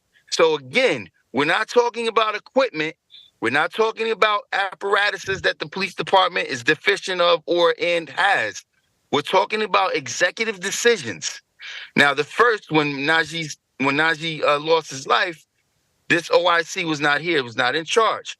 But when Mary Taylor's life was taken, it was under his directive that we called off this pursuit, and we lost 4, 5, or 6 people responsible for her death. So I don't feel comfortable with voting on behalf of anything, without having a clear understanding of order of operations. Again, so it's relative to the towing. I had a shooting out in my neighborhood the other night. 30 rounds let off. Someone was struck. Multiple people in the area being shot on various nights. And these calls are being made. We don't have any answers on the solving of these crimes, who's committing these crimes. Just stating some numbers without, outlining all of the scenarios that's taking place is not fair to the community. We keep spending money and we don't understand how it's being implemented. Why is there a tow ring being launched against the public when crime rate is so high, when the violent crime rate is so high? So I know that's a lot, Director. I'm confident Madam Clerk can forward it. If not, I will get a recording of this meeting, forward that to you, as well as I will have it reduplicated via an email.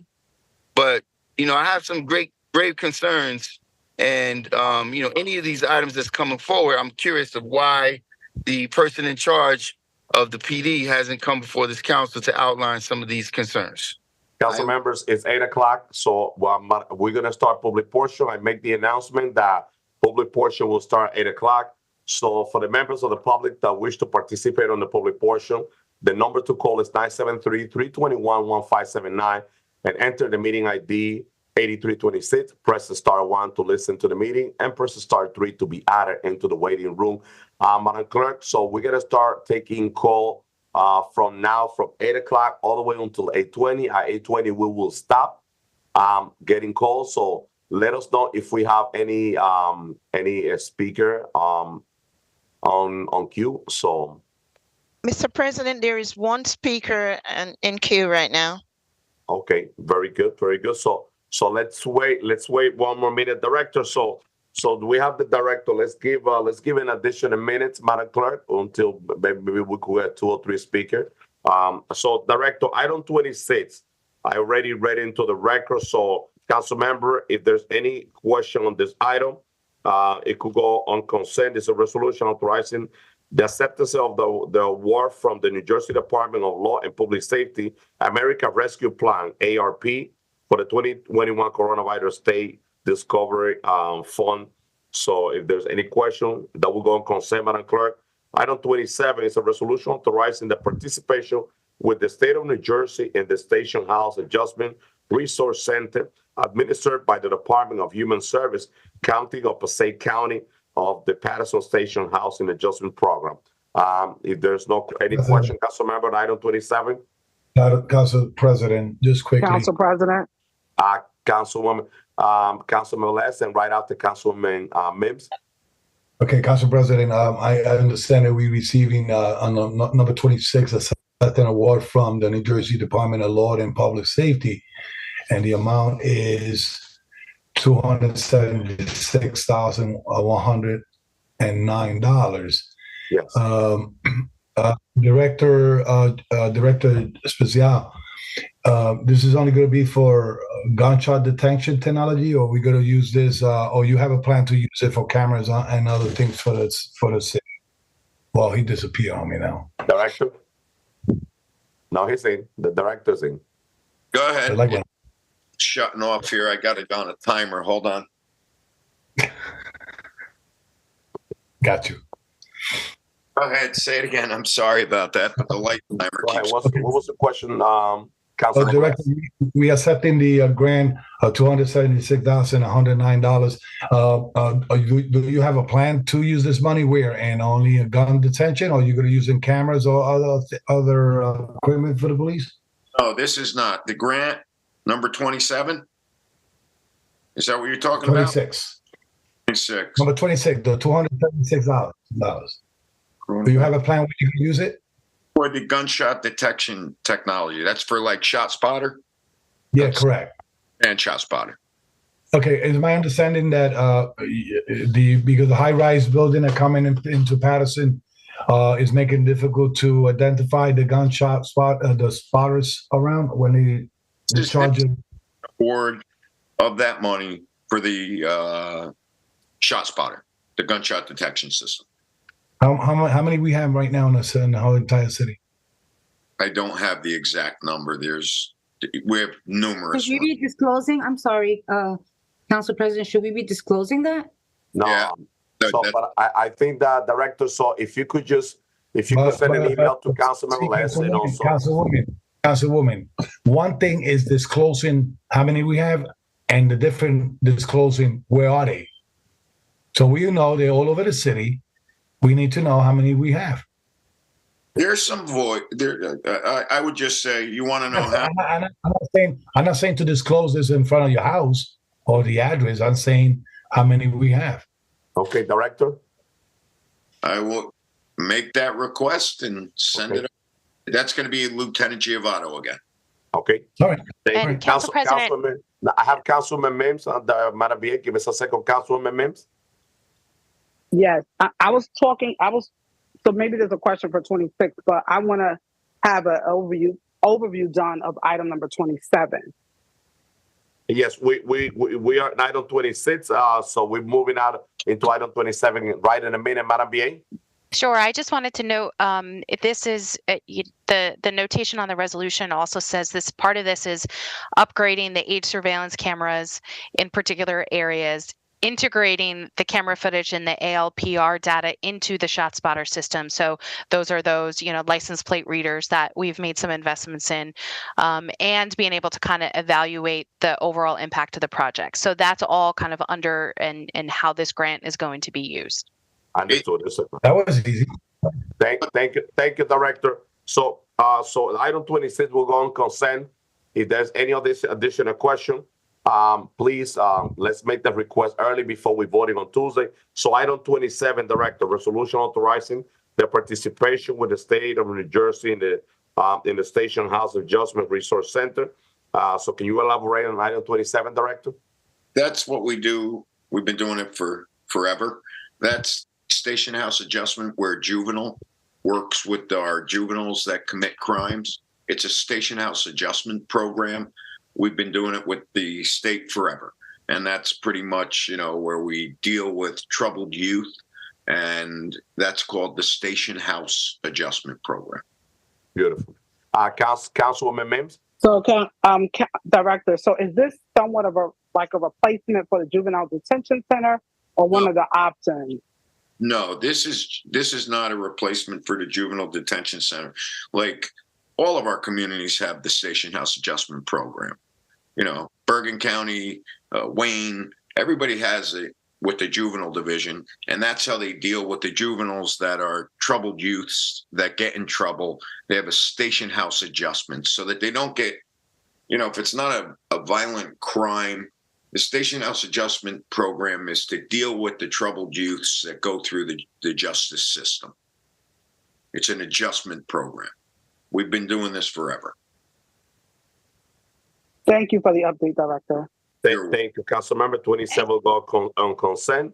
And Council President, there's one more item for police that's labeled as finance, but I just want to note that it actually is a police grant that we're applying for. Which item, Madam BA? That's number 38. Okay, before you go to 38, Madam BA, Council President, I needed to ask. Councilman Cotton? Yes, for number, the station house adjustment, is it in the juvenile detention in the complex, Jerry, Director? Handle station house adjustment is the juvenile division handles that. It's right there inside 111. Yeah, it's at 111. It's a program, and the station adjustment is handled by our juvenile detectives and our juvenile officers. So, in other words, when I try to read this, it says that actually is for 1 year, January now to December 31st. Right. And it's actually really for is it overtime money? No, this is the station house adjustment program. I understand that, Jerry. I hear what you're saying. So, what does the 81,000 cover us? I will get. Hold on 1 second. Let me get Lieutenant. Yeah, I do believe it's an overtime program. Right, that's for overtime money. Yep. If you look at the whereas on the resolution, I don't.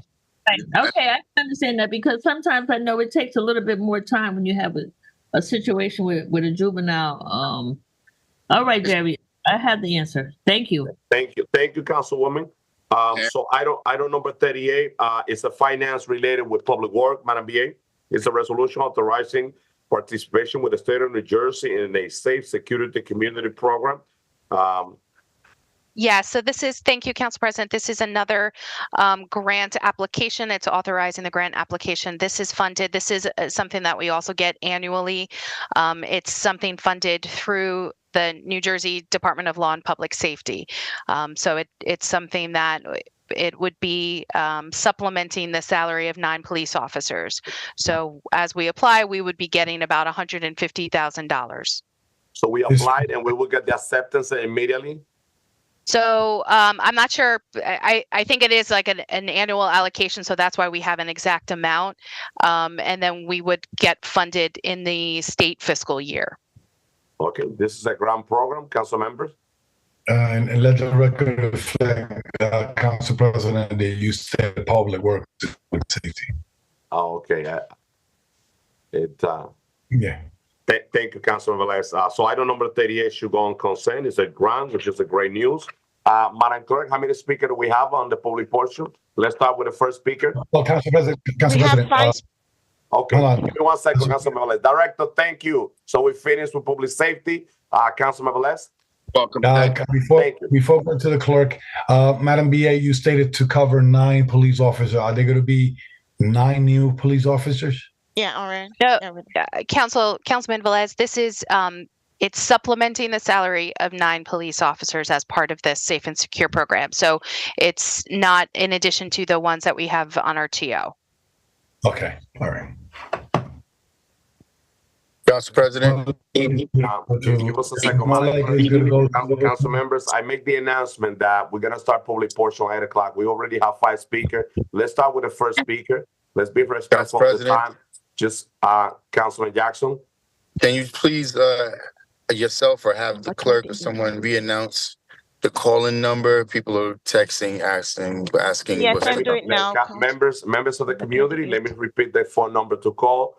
For those that would like to participate on the public portion, can call at 973-321-1579 and enter the meeting ID 8326. You could press star 1 to listen to the meeting and press star 3 to be added into the speaker waiting room. So we start taking call at 8:01. We're going to finish at 8:21. It's 8:12. So let's start with the first speaker, Madam Clerk. Make sure, Council President, you announce that the system is set up for 3 minutes and we don't cut off nobody. 3 minutes automatically will be, they'll be off the line, and then we will Put the get first the next one on, speaker. please. Let's call the first speaker, Madam Clerk. Yes, they're setting up. They're being set up, Council President. Thank you, Madam Clerk. Thank you.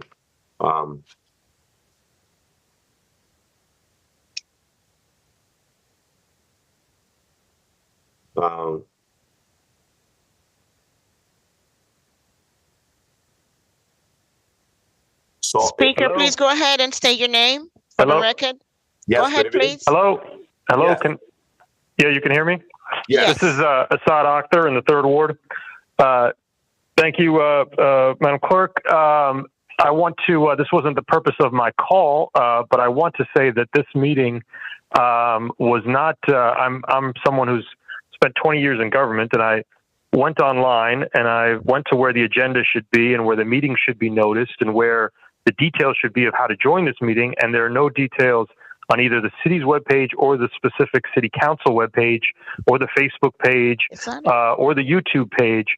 There are no details of the agenda for this meeting or the call-in number or the timing or even how to access the meeting for anyone who's not normally accustomed to such meetings, which in my knowledge violates the spirit or the meaning of the Open Public Meetings Act.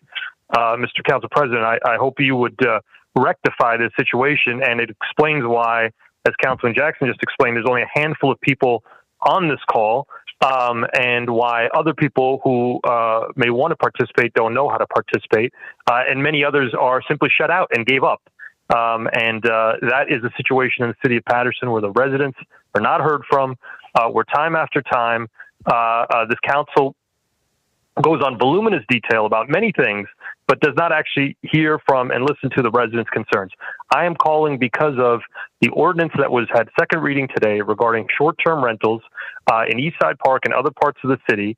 I have been, as I've been going door to door, I have been hearing from many residents who are upset at the number of party houses, the number of other residences that are being abused and used simply to create disturbances, simply to create parties, and they are disrespecting the city of Paterson, and we allow it to happen. Now, this ordinance, I'm glad that there is an effort to try to curb this. Unfortunately, the ordinance is simply a piece of paper, because the ordinance, as it's proposed, would say that a owner had to stay in the house while renting the house. Now, this could help mitigate the issue that we're facing. Unfortunately, there's no way to enforce this because the city of Paterson doesn't enforce the rules it already has. It is time that we start enforcing the rules we have, that we hire more court enforcement, and that we actually keep people to account. Airbnb and others will not hold their renters to account. We know that. The city of Paterson must hold people to account. And it is time that the rules are actually followed. It is time the rules are enforced. It is time that the residents of this city are respected. And it is time that this council changes the way it does business. Next speaker, Madam Clerk. Just a moment, Mr. President. Can you put the next speaker on, please? Right.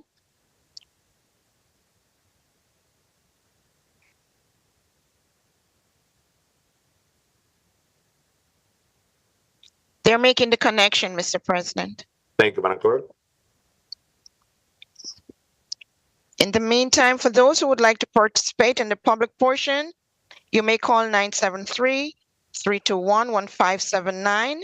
Enter meeting ID 8326. Press *1 if you just want to listen to the meeting, and *3 to be added to the speaker key. Thank you. Council President, meanwhile the speaker comes up, Council President, is good to clarify the Mr. Speaker, go ahead, please. I'm sorry, Councilman Velez. Hello? Yes, next Go speaker. ahead, please. Please state your name for the record. Go ahead. Hello? Yes. Richard Stroman, 6th Ward, 22 Morton Street.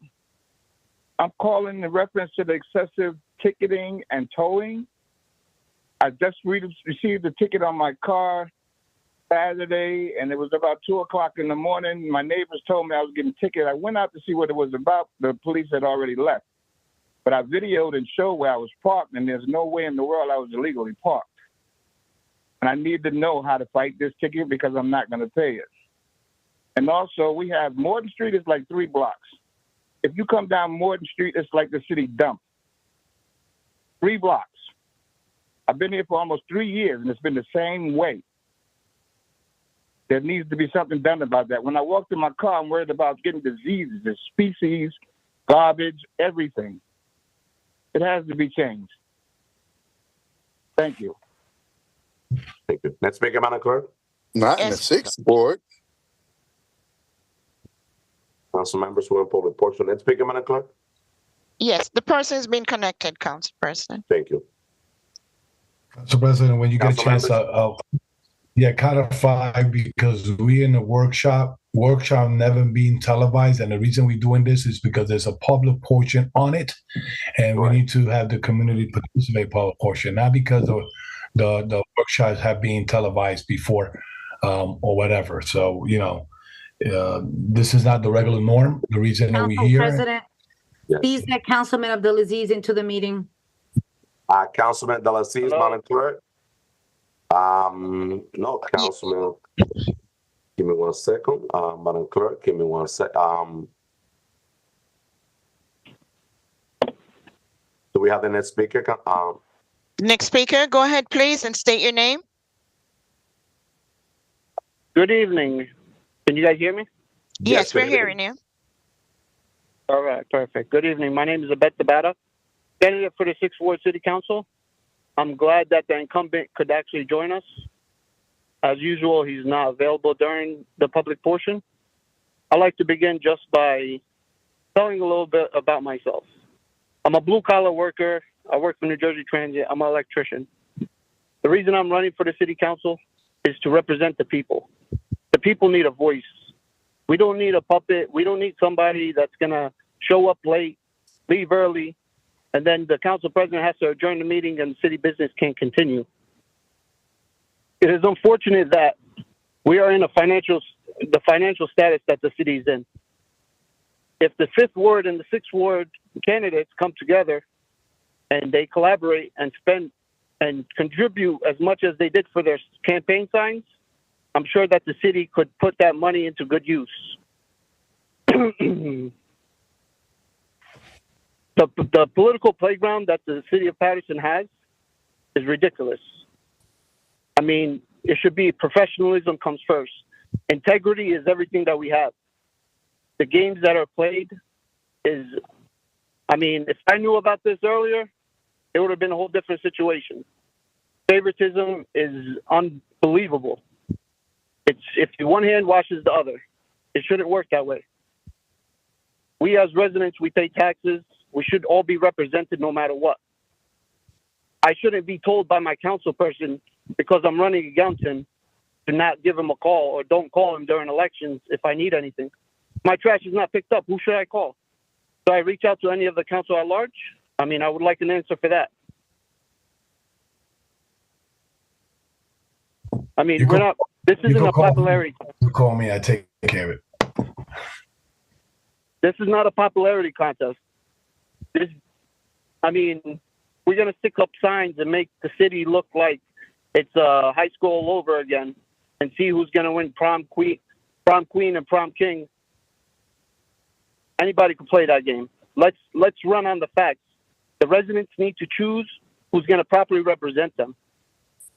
We should stay professional. We should have integrity and hold our moral and ethical values at a high esteem.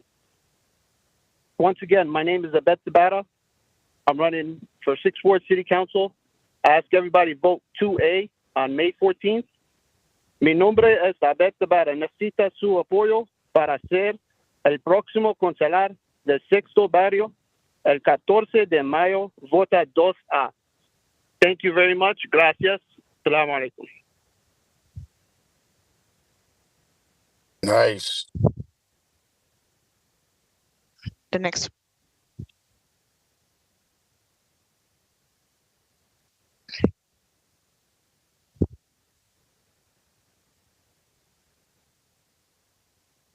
Council President, you are on mute. Thank you, Councilwoman. I will say, Councilman Dalasi is back at the meeting. He was out, so Ryan fixed the problem. Okay. So, Madam Clerk, so it's 8:22. We stop taking call, and we're gonna take care of all the call that we have on the waiting room. So we have a caller on right now, Council President. Yes, good evening. Caller, please go ahead. Please say your Hello. name for the record. Yes, this is Mr. Price. Can you guys hear me? Yes. Yes. The first thing I want to mention to you guys is the ordinance that the director is talking about tonight. I'm really unsure of the ordinance because, just as the other gentleman said, can't see any agenda online, so it's hard to remember what you guys are talking about.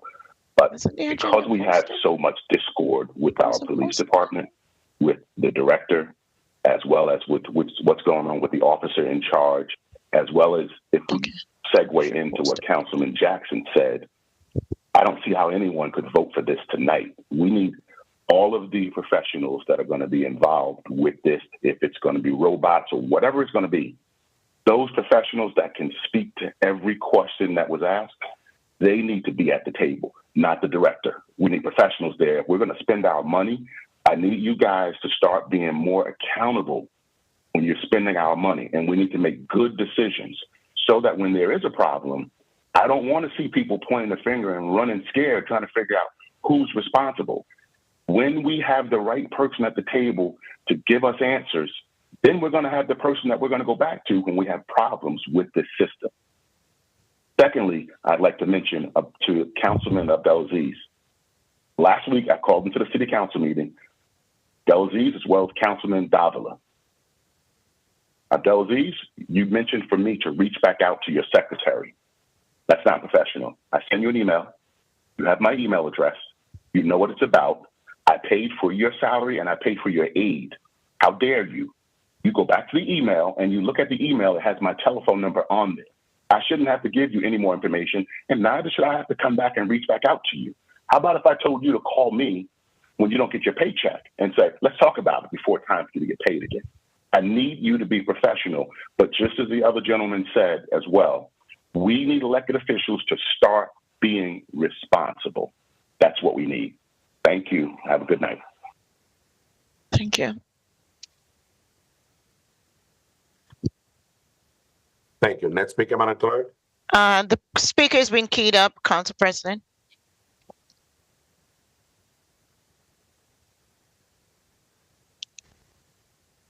I think that the one thing that I want to mention is that Mrs.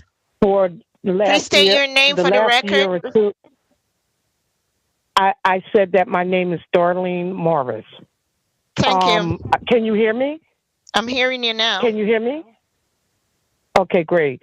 I just wanted to mention that for the last year or so, people have been coming forth with so many complaints, so many things that need to be answered.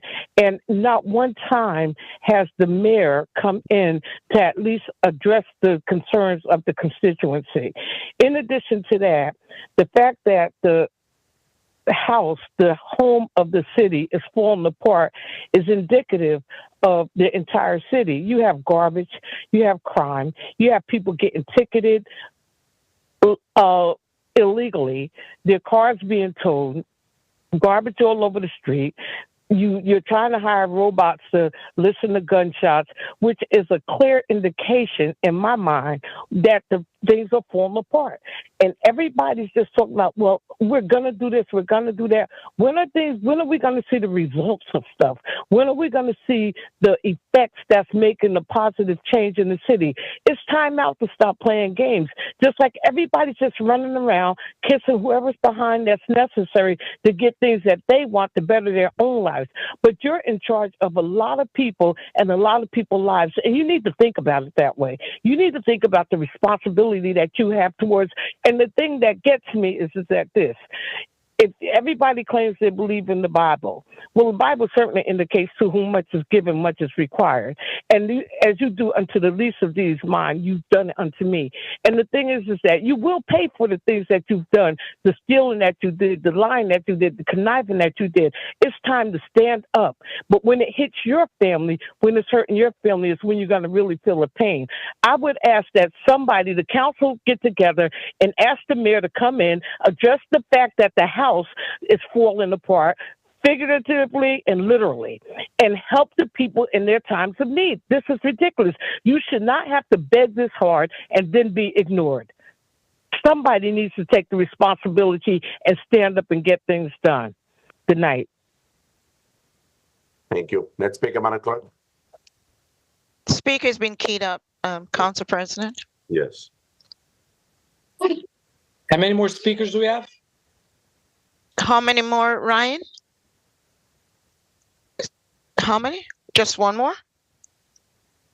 I'm told there's one more waiting. Hello, can you hear me? Yes, I'm hearing you. Go ahead, speaker. Please state your name for the record. Albert, Madison Avenue.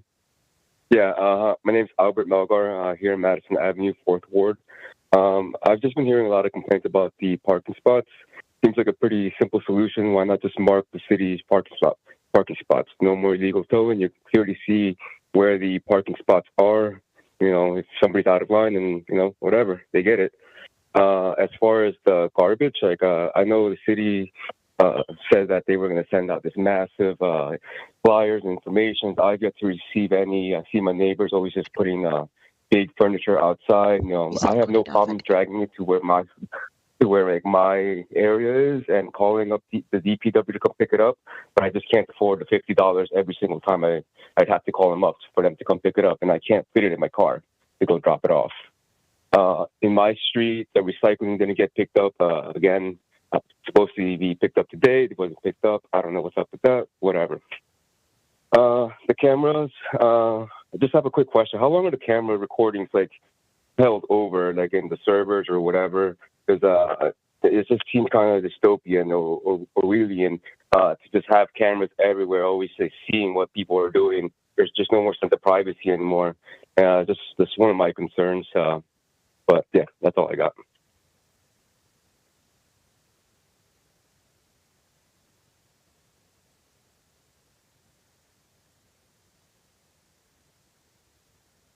I think there's. Mr. President, we have one more caller.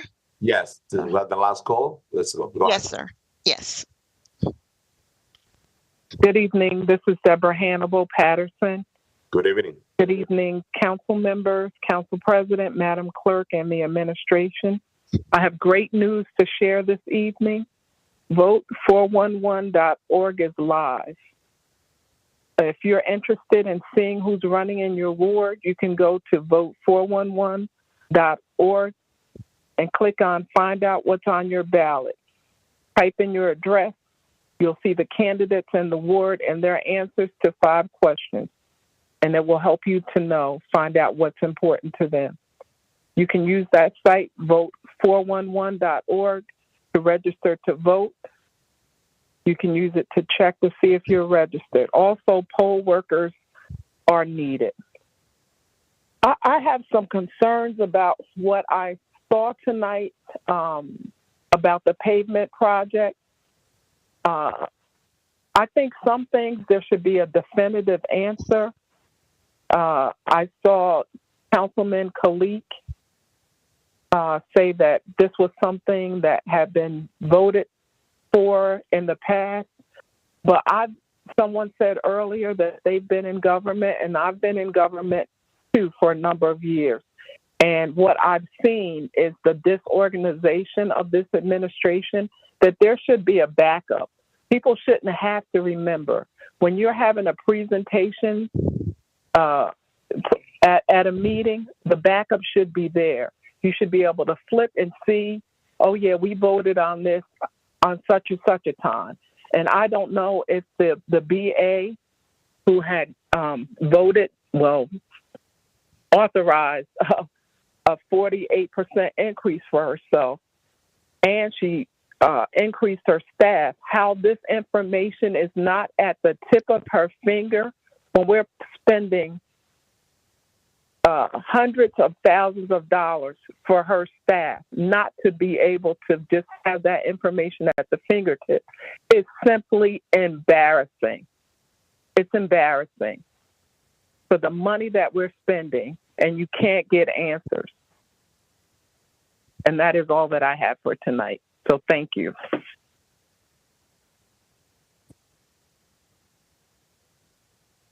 You're muted, Council President, you're muted. Thank you, Madam Clerk. That was the last speaker of the night. Can I have a motion to close the public portion? So move. Moved by Councilwoman Davila, Second. second by Council Councilwoman President. McConnell. Roll call, Madam Clerk. Council President, several members of the public have stated they're still on hold, including Michelle Tobias, who's trying to get through. Madam Clerk said that there's nobody. I request, and I mentioned multiple times in the beginning that we're gonna start taking call all the way from 8 to 8:20. So everybody calls. So Madam Clerk, she just confirmed that there was nobody in the room. Perhaps they're there, but they're not following the instructions because Ryan is not seeing those people. So we have no more speakers in the public portion right now. Council President, due to the antiquity of the system, because it is pretty much old, So let me maybe repeat we should for give a those, couple Madam more Clerk, minutes for those and that are, repeat for the those that are call. waiting in the system. Let me repeat the. But before you do that, Council President, they would have to retract their motion. I'm sorry, Madam Clerk. They would have to retract their I'm sorry, motion. Councilwoman Miss. Thank you, Councilwoman Davila and Councilwoman McConnell. So can you withdraw your motion to allow the people that are on the waiting on the line on the meeting ID process start 3 to be added on the waiting room? I would retract. I retract. Okay. And Councilwoman Davila? I just said I retract as well. Thank you. Thank you, Councilwoman Davila. So members of the public, for those that would like to participate in the public portion, please call the 973-321-1579 and enter the meeting ID 8326. Press star 1 to listen to the meeting and press star 3 to be added into the speaker room. So Ryan gonna let them in. So right after we go. They're not coming in. Ryan is saying, Council President, there are 2 people there, but they're just listening. They're not pressing star 3 to be They added. took the car out the last time. they don't She wanna went be to added? the vehicle and she registered the car to get it out of the point. Councilman Velez, you're please. She show you. She showed you. Councilman the Velez, registration for the you car need inside. to, Councilman Velez, you need to be muted. Okay, I'm mute, Councilman Velez. So, Madam Clerk, they say that they don't wanna be added. So I think they're just listening rather than just entering listening, star so motion- 3 to be added. yes, we mentioned multiple times, but if they don't want to be added, so there was a motion on the floor by Councilwoman Davila and second by Councilwoman Cotton. Roll call, Madam Clerk, to close the public portion. Roll call to close the public portion of the Municipal Council workshop of Tuesday, April 2nd, 2024. Councilman Abdelaziz. Thank you, Madam Clerk, and I'm going to be very brief on my closing remarks. So you hear, to the 6th Ward residents, you hear the politics and the political games that are going to be played right now. To my opponent, I will go toe-to-toe with anyone when it comes to constituency services and being responsive. Especially we'll take as this meeting is going on, I'm dealing with constituent concerns and flooding. So I want to thank the director for addressing a flood situation that was actually on your block. So your neighbors called me to get it done and fix that problem. So, you know, you could always reach out to me if there's issue in the 6th Ward. Please contact my secretary.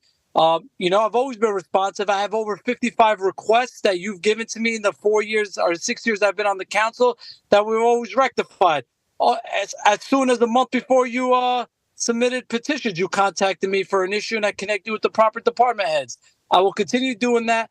I will continue, as Darlene Morris says, we are getting things done in the 6th Ward. That's my campaign slogan, and that's what we're going to do day in and day out. I am responsive. I am going to get the job done. And please, 6th Ward residents, I am truly honored and humbled by the amount of support that you are showing me every single day I wake up with new text messages saying, Councilman, we want a lawn sign on your location. We will not apologize for that because I've been working my tail off to make sure I'm there for my residents. The ones that agree with me and the ones that disagree with me know that I respond to them. There's a reason that many 6th Ward residents don't come to the council meetings to address their concerns because we solve their concerns before it comes to the council. Just like yourself, You just started coming to the council meetings because all your requests got done when you used to text me. Now you picked up petitions to run, and now the sky's falling down. I have all those text messages, and I can't wait until we debate and show you the things we've got done personally for you when you lived in South Paterson, and we'll continue doing it. Please contact my secretary, and I will address any concerns that impacts the 6th Ward. So 6th Ward residents, I'm out and about. I'm going to be knocking on your door. I'm going to pound the pavement. I'm going to work hard every single day. We're going to be out there to address the needs, and I look forward to continue getting things done in the 6th Ward. The park, to the 300 plus people that showed up to our Easter egg hunt, School 25 field was amazing. Kids were playing on it. We had our Easter egg hunt. All neighbors from the 6th Ward came together to celebrate, and the kids loved it. And we're going to continue doing things for the 6th Ward. So I'll see you out on the campaign trail. I will not apologize for the amount of support that my residents are showing with their signs that want to support me. I'm sorry to my council opponent. We just ordered a second batch because the first batch is gone. So you're going to see more. All right. You're going to see more because there's more people that want some. So with that being said, I'm here. We got some issues to address in the 6th Ward right now that I'm going to a neighbor's house and in a constituent's house. I will be in the meeting. Council President, if you need me, I'm over here. So thank you, Madam Clerk. My vote is yes. Thank you, Councilman Abdelaziz. Councilwoman Cotton. Thank you, Madam Clerk. I just want to say a few things. I know that our meeting is virtual, and I want to say to Council President, and I'm talking about actor that called in Hassad. This stuff got to be put on the computer. It got to be put on the network. It got to be put on the website. It was. I mean, whatever we're talking. Wait a minute. It was. Miss Phyllis posted it. It was Ryan. I'm just going by what they said. That's it. It's election season. Go ahead, Councilwoman. And you could respond. You know, you say that it was posted. They're saying that it wasn't. Okay. So we just have to make sure that it's posted on there.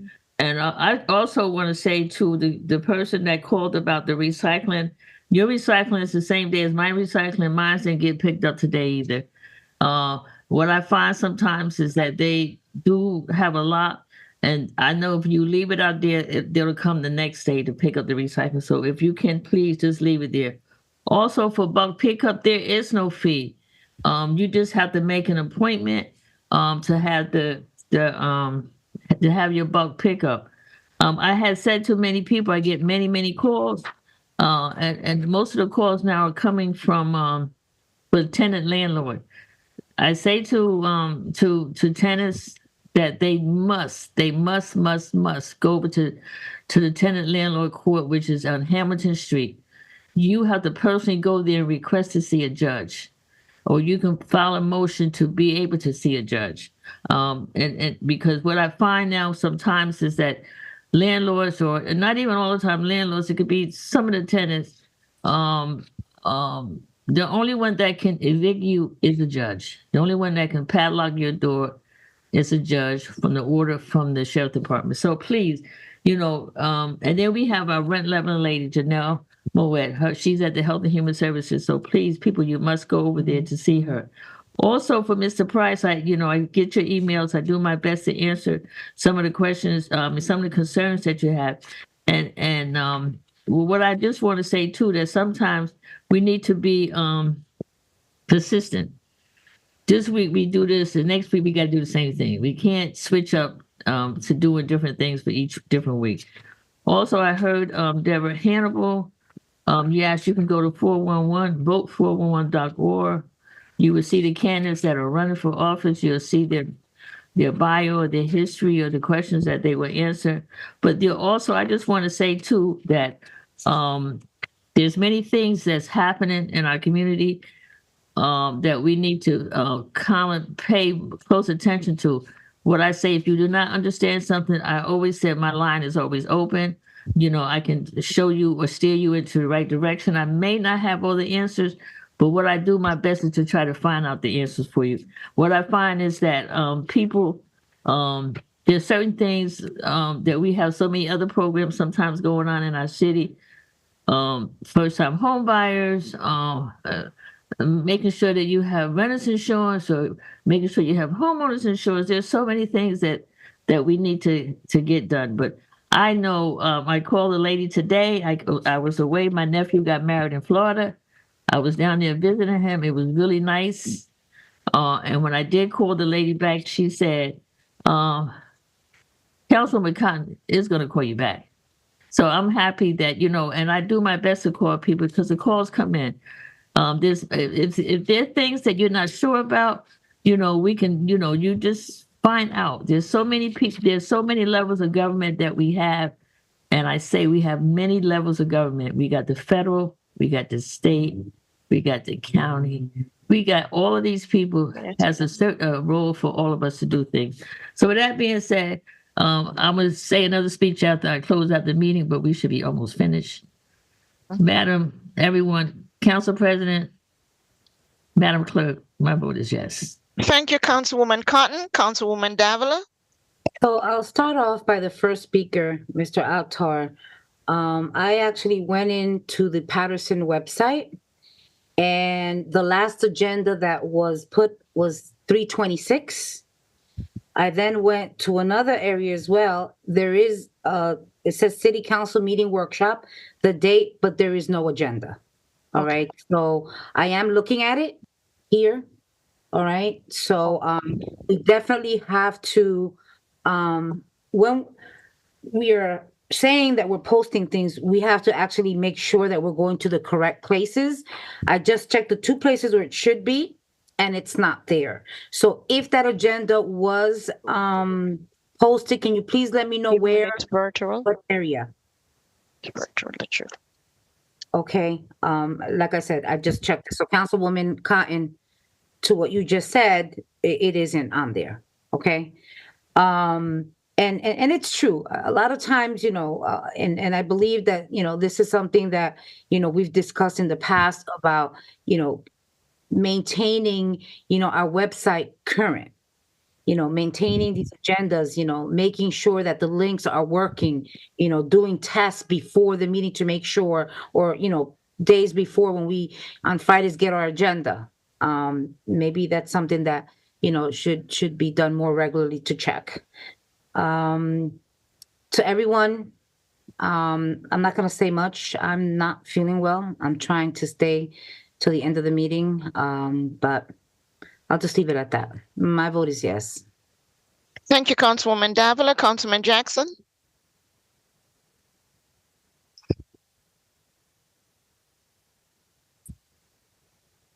Councilman Jackson.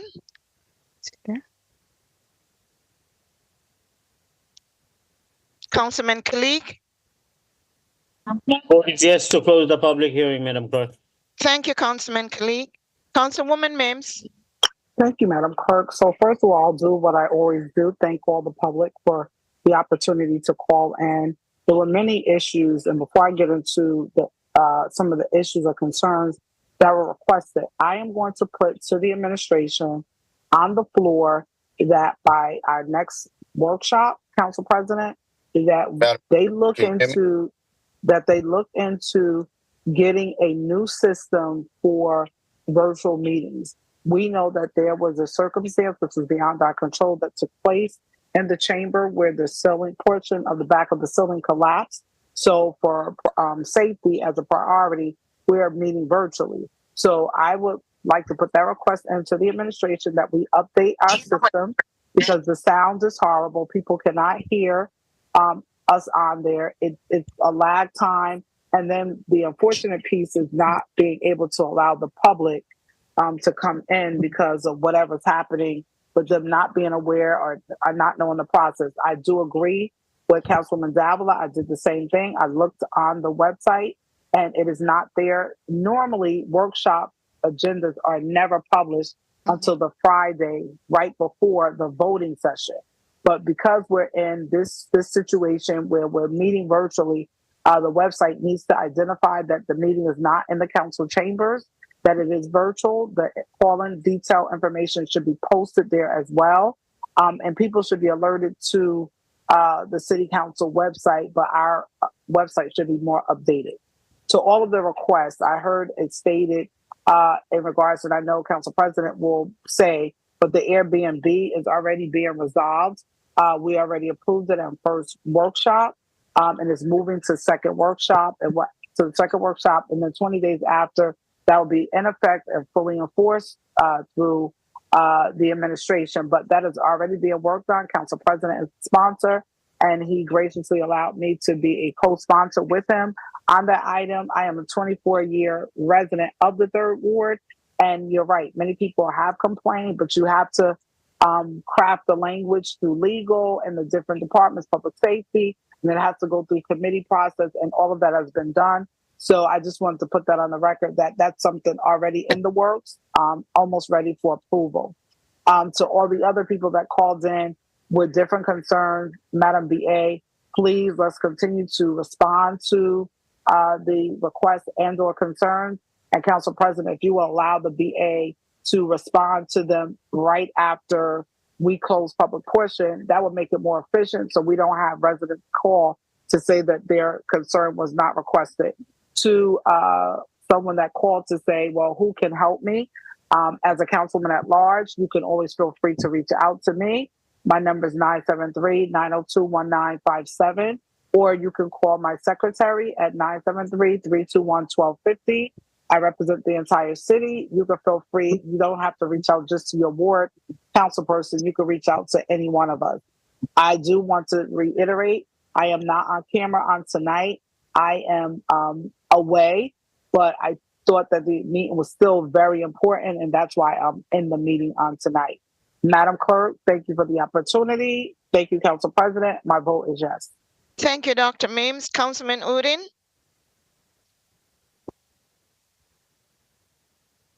Thank you, Madam Clerk. Good evening, Paterson, those who are watching us live, and those who joined us.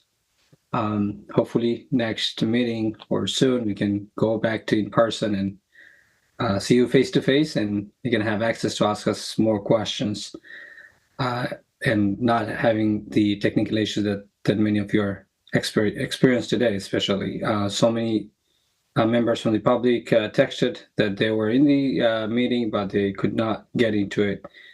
Maybe the instruction was not cleared, or they were not able to follow, whatever the case, but we want to see more accessible meetings in the future. One of the items that I believe two of the public mentioned, and also I got so many text messages that regarding the Airbnb, which is second reading agenda, and some of the concern came that what's the difference between the Third Ward and other section of Paterson. I think that we need to actually speak more details about it. And we have to think about what's going to have a negative impact if we have the Airbnb. Who's going to enforce the codes? Right now, we have so many ordinances out there, but we are lacking in enforcement. How can we enforce the codes? How we could deal with the parking situation that we have that, currently our residents sharing their concern. We have to, and also who's getting if they violate the rules, who's getting the ticket, whether the people who come from the outside or the owner of the Airbnb. So I think many things are not cleared on the ordinance that we came up with. I think we need more in-depth details discussion into it. And also, whatever the enforcement or violation fees is just as the maximum amount. It does not say what the minimum would be. It could be $0 too. So I think people are concerned, and I think we need more discussion about it. And again, we can just come up with another new things, but we have to make sure that we have enough police officers, enough inspectors to make sure that they enforce the codes. With that being said, again, those who joined here, just know this, Mr. Price, you sent so many emails. I tried to reach back to you, and whoever call me, text me, I try to reach back to you as soon as possible. Again, you can have my phone number. You can call me directly anytime. And I truly appreciate when you call me and also educate me or share your concern. And that's how I feel that I can serve you well when I hear back from you. With that being said, my vote is yes to close the public portion. Thank you, Councilman Udin. Councilman Velez?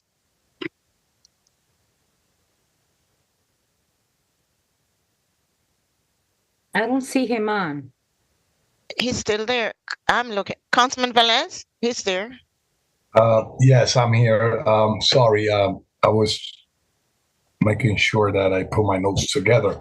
Madam Clerk, thank you for this opportunity to close this meeting. But, you know, there was a gentleman that called and regarding, and he spoke about the towing of vehicles. I was taking care of call, or somebody was getting tow at this time. And he spoke about Morton Street and Madison Street. And he just got confused that he says the 6th ward. That is in the 5th ward. I'm proud to be the councilman in that area, Councilwoman Davila, and also the director is still here. I don't know, the director of DPW, who attests that I have pictures before and after. Every time I go through there and I see things and I call DPW and they clean block by block, any dumping, anything that's in the streets, even that they even take care of sidewalks that belongs to private owners. I have before and after pictures of the diligent work that I've been doing in the area. I'm not responsible of the conduct of residents that comes and do things when they want to.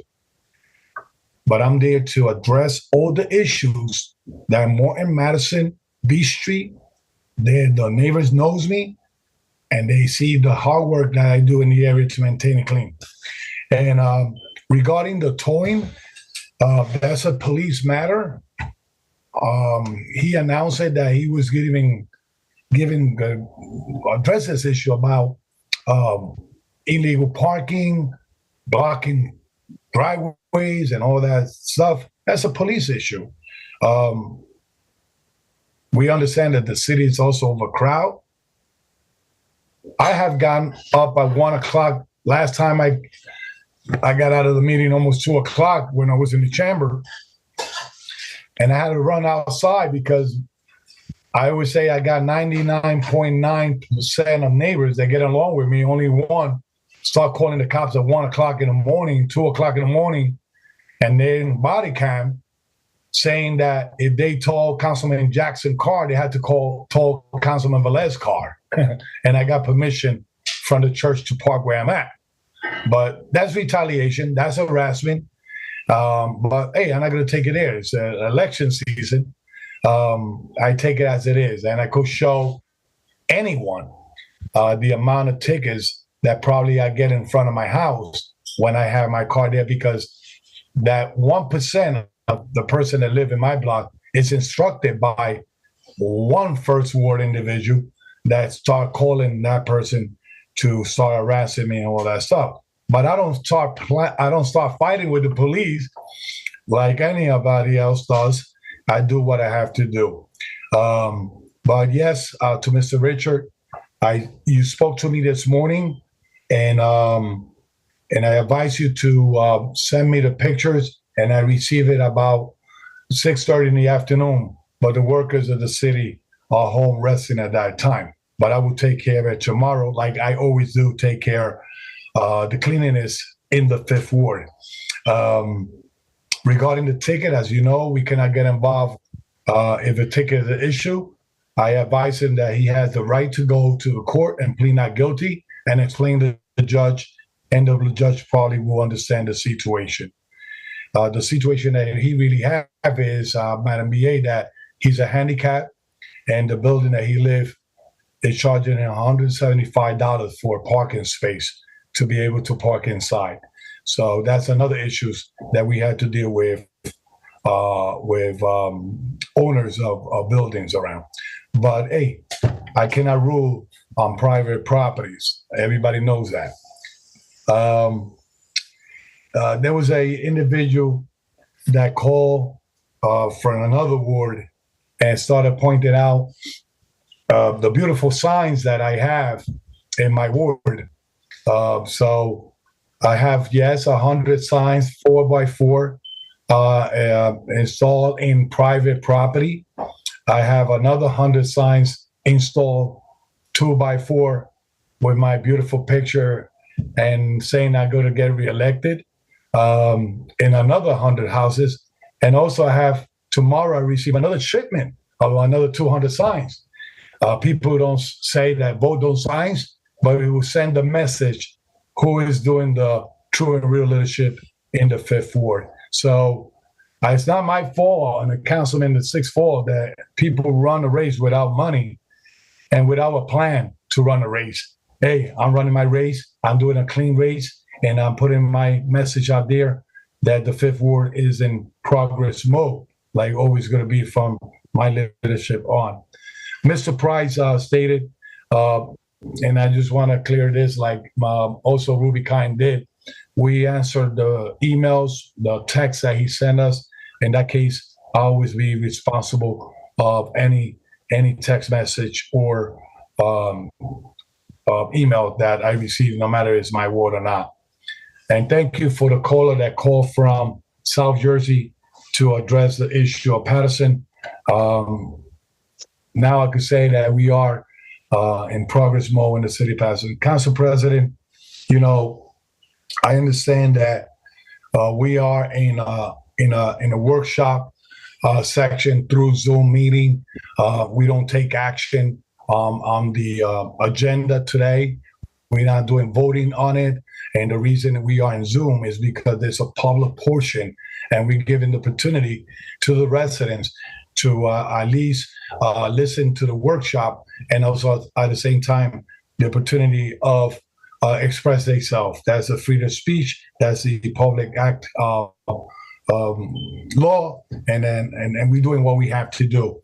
I would recommend if the administration say that the chamber is going to take long to repair, to make suitable, to talk to the Board of Ed or to any institution that could allow us to use their auditorium to do our meetings. I know way back in the 90 something, the city had the same issue with the chambers, and they used, I think, the Passaic County College to do their meetings for a while. Just a point of reference, because every night, meanwhile we be in Zoom, we're going to be attacked left and right. Why are we doing this? Why are we doing that? But some people don't understand why we're doing it. So saying that, we have a nice, beautiful meeting. Closing the public portion, my vote is yes. Thank you, Councilman Velez. Councilman Jackson? Thank you, Madam Clerk. Can you hear me now? Yes, I'm hearing you, sir.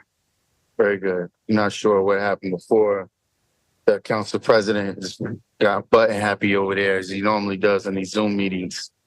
But as I was beginning to say, I'll start from near the end and come forward, because as Ms. Deborah Hannibal was expressing her concern, who again who's a bona fide resident of the city of Paterson, a former director who was ousted for a non-resident, who has used a fictitious address and has done a number of different illegal, actions, in difference of the position. Her voice is heard loud and clear. And to her point, the previous business administrator is so greatly missed. And I would take a moment to apologize to the former BA, Madam Senator Poe, because without all of the staff that the current BA has, there's never been a time where the BA wasn't duly equipped with an answer to a question, especially a fiscal question that any council member had. So that's to be pointed out. You know, she, as Ms. Hannibal talked about, the current BA has given herself a 50% increase in pay. She has a highly expended staff at her fingertips, and yet we come here and still get, I don't know. We'll have to get that to you next time. But needless to say, I want to point out to the gentleman, the first caller from the sixth, from the third ward. Your concerns are heard, and it's clear. The council president has an obligation, and again, my concern is that these faults will be placed upon the clerk, and she can't do everything. She's in the office. In fact, one week last week, I think it was a Tuesday, when our meeting was again going to be broadcast virtually, and because the staff in the clerk's office is expected to stay till the wee hours of the night, when her and the assistant was coming in late in the afternoon, we had one person in the clerk's office, in the council's office. I apologize. One person doing the job for 9 council members, but we restricted the clerk to do her job in hiring appropriate staff, so that some of these concerns can be addressed. If you look at why some of these items are slipping through the cracks, people are forced to carry the torch in positions where in the past it was handled by a much more robust staff. So wanted to point that out. And the gentleman on the board of the 5th and the 6th, wherever he is, your concerns are heard loud and clear. As you can see, it's very disappointing when I ride around this city, and to the candidate in the 6th as well. I concur. When I ride around in the city and council candidates, incumbents, have the audacity to hang a sign near and over an area that's riddled with garbage, it's just indicative of what the expectations are from the people who are put in place to make these decisions. When these council members, night in and night out, are talking about how moving the city forward, I'm wondering forward to where? It's going forward to a dump site, because this is the level of the lack of accountability that has been placed on this administration by these council members that have been duly elected to hold the council accountable. Brother Price, I hear you loud and clear. Your voice is always respected and appreciated.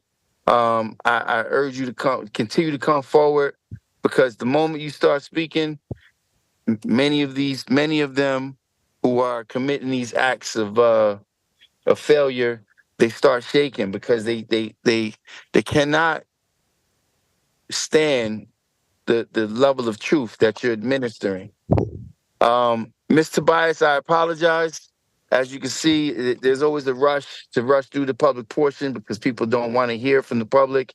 And I caution many of you, because those of you who do find it necessary to call my name out, I would hope that other council members won't start accusing you of being paid by me to bring items forward. I don't have to call anyone about any council member.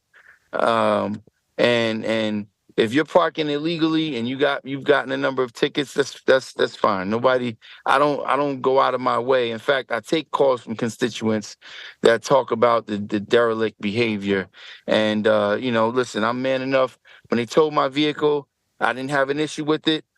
The reason that I had an issue, or I took arm, or took a position of indifference with the police officer, is because he chose to speak down to my constituency. That's what I'm here for. I'm here to defend my constituency. and I will do it, and I don't make any apologies for it. I will fight. That's right. You're absolutely correct. I will fight with whomever on behalf of my constituency when they are right and they're being mistreated. And the fact of the matter is, many of the members of our public are being grossly mistreated, not only by people in official positions that roam the streets, but by people who sit in these positions who ignore their cries for fair, equitable treatment, or should I say, the quality of life that we're not receiving. I won't elongate this any further, Madam Clerk. I always respect and appreciate the work that you do.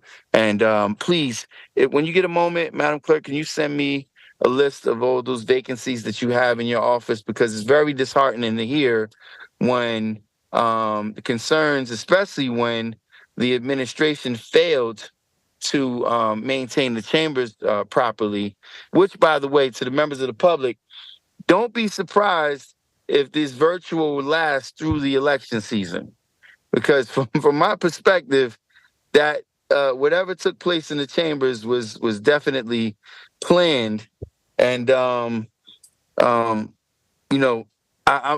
never surprised at the things that happen around here. So, Madam Clerk, when you get an opportunity, please send me a list of all the vacancies you have in your department, both the City Council's office and the Clerk's office, because it's disappointing to hear when the shortage on staff, when council members are being extremely demanding on your office. And with that being said, I appreciate the time. My vote is yes.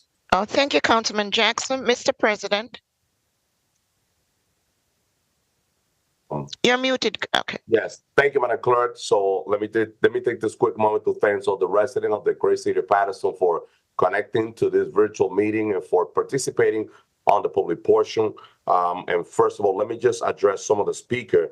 The reason why the agenda is not published, it's not on the website, because as we know, the agenda that the clerk department publishes, the one that is on the regular meeting, when we are ready to take formal action on that agenda, that's when we publish that agenda. We are here because of that we cannot use the chamber on the workshop through Zoom, and we televising the meeting to make sure that the community understand and get informed of the item that we have the discussion about it. That's the only reason why I trust my clerk and the department, and she knows that she got my full support. I was as a council president, I lead the push to make sure that she gets her deputy clerk. Our deputy clerk is in place, and she know that I'm in full support that she get the stuff that she needed, Madam Clerk. So let's have that conversation with the administration to make sure that you get that. And you got my support, and I've been supporting you from the day one because I trust the work that you do. But it's election season. Now let me answer also to the first call that we have. I'm a responsible legislator, and also I'm a responsible councilman that is out there 24/7 listening to the concern of my community. And for many, many years, the third ward, the historical area of the third ward, has been suffering with people that purchasing buying those property and converting those property into a business, into catering hall through Airbnb. I put a legislation that is not a piece of paper. It's a legislation that went through legal. It went through the committee with the director. It went through the workshop, and now we're getting ready to vote on a second reading. I did that because as a councilman of the third ward, I take the concern very seriously about my constituents. I've been knocking on doors, I've been visiting them, and I took the time to go through the whole process with this legislation.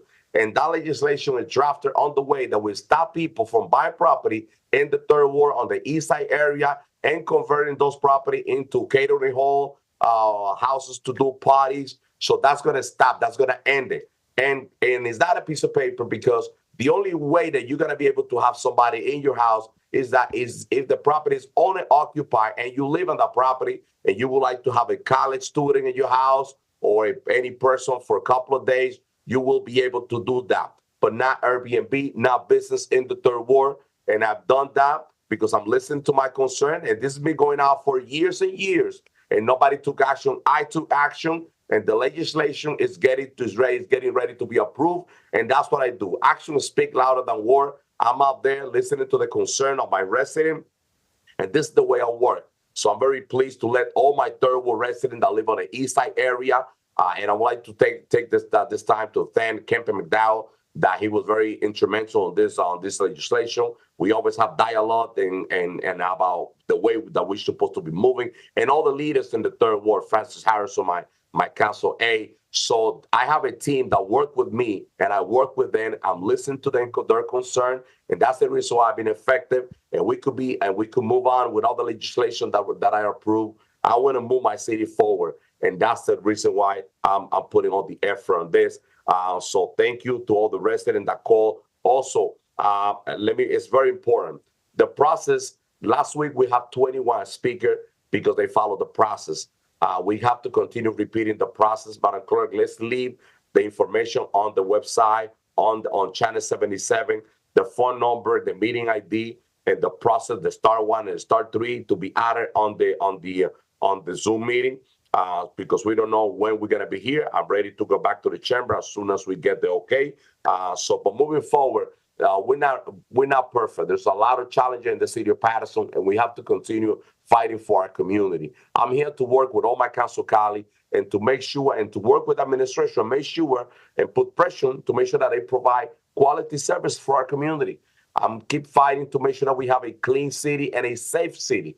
Those are two of the major challenges that we have in our community, and make sure that we provide to enforce the law also as well that we have in the book. That's key. For that legislation, for the Airbnb legislation, I have a conversation with Dave Gilmore. He's waiting for. I have a conversation with the director. And before Tuesday, before we take action, I'm going to have a meeting with the director and with Dave Gilmore to make sure that they jump on top of this issue immediately, 21 days after getting to effect. And to Councilman Odin, the reason why it's in the third ward is because it's affecting my constituents. I'm not gonna do this legislation citywide. If any council member have the same problem, they have, they could definitely put the item on the floor and they could fix the problem in the community. But I'm working for my third ward resident, and that's what I've been doing. And I'm looking forward to continue to do that after May 14 when they elect me as their councilman for one more term. In closing, let me say thank you to all my third ward residents for the great support.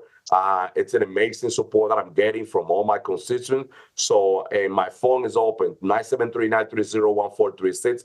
I'm a phone call away, and I'm looking forward to continue serving the community. Also, Director, we'll start picking up leave again. So please, let's stay on top of the recycling, please. The bag of leave that I have, I'm sending to Director Billy Rodriguez, Supervisor Councilman Michael Jackson from DPW. I'm sending them direct picture, the address where we have a bulk that need to be picked up, bag of lead that need to be picked up. So we're working together to make sure that we clean my third ward and that we clean the city of Paterson as well. But if you have any question, please reach out to me. I put my cell phone number out there. Once again, thanks to Mr. Price and all the people that participate on this great public portion. With that being said, Madam Clerk, my vote is yes. Thank you, Council President. The votes are 9 affirmative votes. Public portion of the Municipal Council workshop of Tuesday, April 2nd is hereby closed. Thank you, Madam Clerk. Madam Clerk, Council President.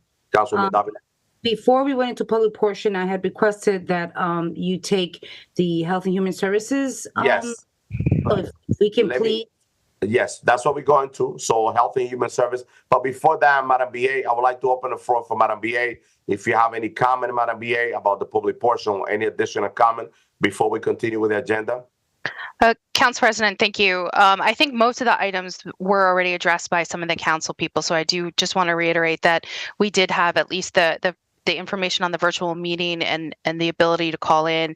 I know there was a request about needing a new system for virtual meetings, but if we can just have the users continue to improve on their use of the one that we have, it is kind of a new system. It's not an antiquated system, but it does require for the users to kind of make the appropriate choice so that they can be included in the conversation.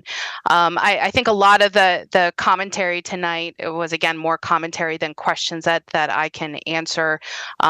Like Councilwoman Cotton said, this is not something that we're requiring the $50 for the bulk pickup, but we are encouraging people to again schedule it, because then that streamlines and make sure that our trucks are going to the correct places. I don't need to address anything related to, some people who again kind of personally mention me. It is hilarious to me though that this is something that it keeps getting brought up, and it was something that 2.5 years ago. I think people need to kind of move on and stop thinking about me and their lives. I do want to mention what that Councilman Jackson was talking about with the clerk's office. There's actually one vacancy and one potential upcoming vacancy. Both of those have been approved for hire by DCA, and those job postings are actually listed on the city website right now. So if people want to go to apply for a job, there are numerous jobs that are listed there, and that includes the two in the clerk's office. As a reminder to the council and to Councilman Jackson, when the city created the council aide positions and got approval from DCA to do so, that sort of stopped the additional hiring of outside of that TO within the clerk and the council's office. So I know Councilman Jackson has two, council aides that he utilizes. Though again, those are, the folks that could be used by him. And, I know other council members use their aides to address constituent concerns, but we are hiring for the two positions that are available within the clerk and council's office. And again, I can't believe I have to say this, but when the councilman said whatever happened in the chambers was already planned, that's just kind of a ridiculous statement. And I want to make sure that everybody knows this is something that it's a more complex issue than just a leak in a roof. It was related to a rooftop unit and an AC unit that we were, that we continue to try to improve. And as part of our energy savings plan, now it is something that we're going to have to address outside of that plan, but it is a complicated issue, especially since it's a historic building. But we will, so that is the reason why this meeting is virtual, and we will kind of keep as the teams are moving forward and getting more information and presenting us with the potential solution to the unit on the roof, then we will be able to schedule the timeline for the return to chambers. Thank you, Council President.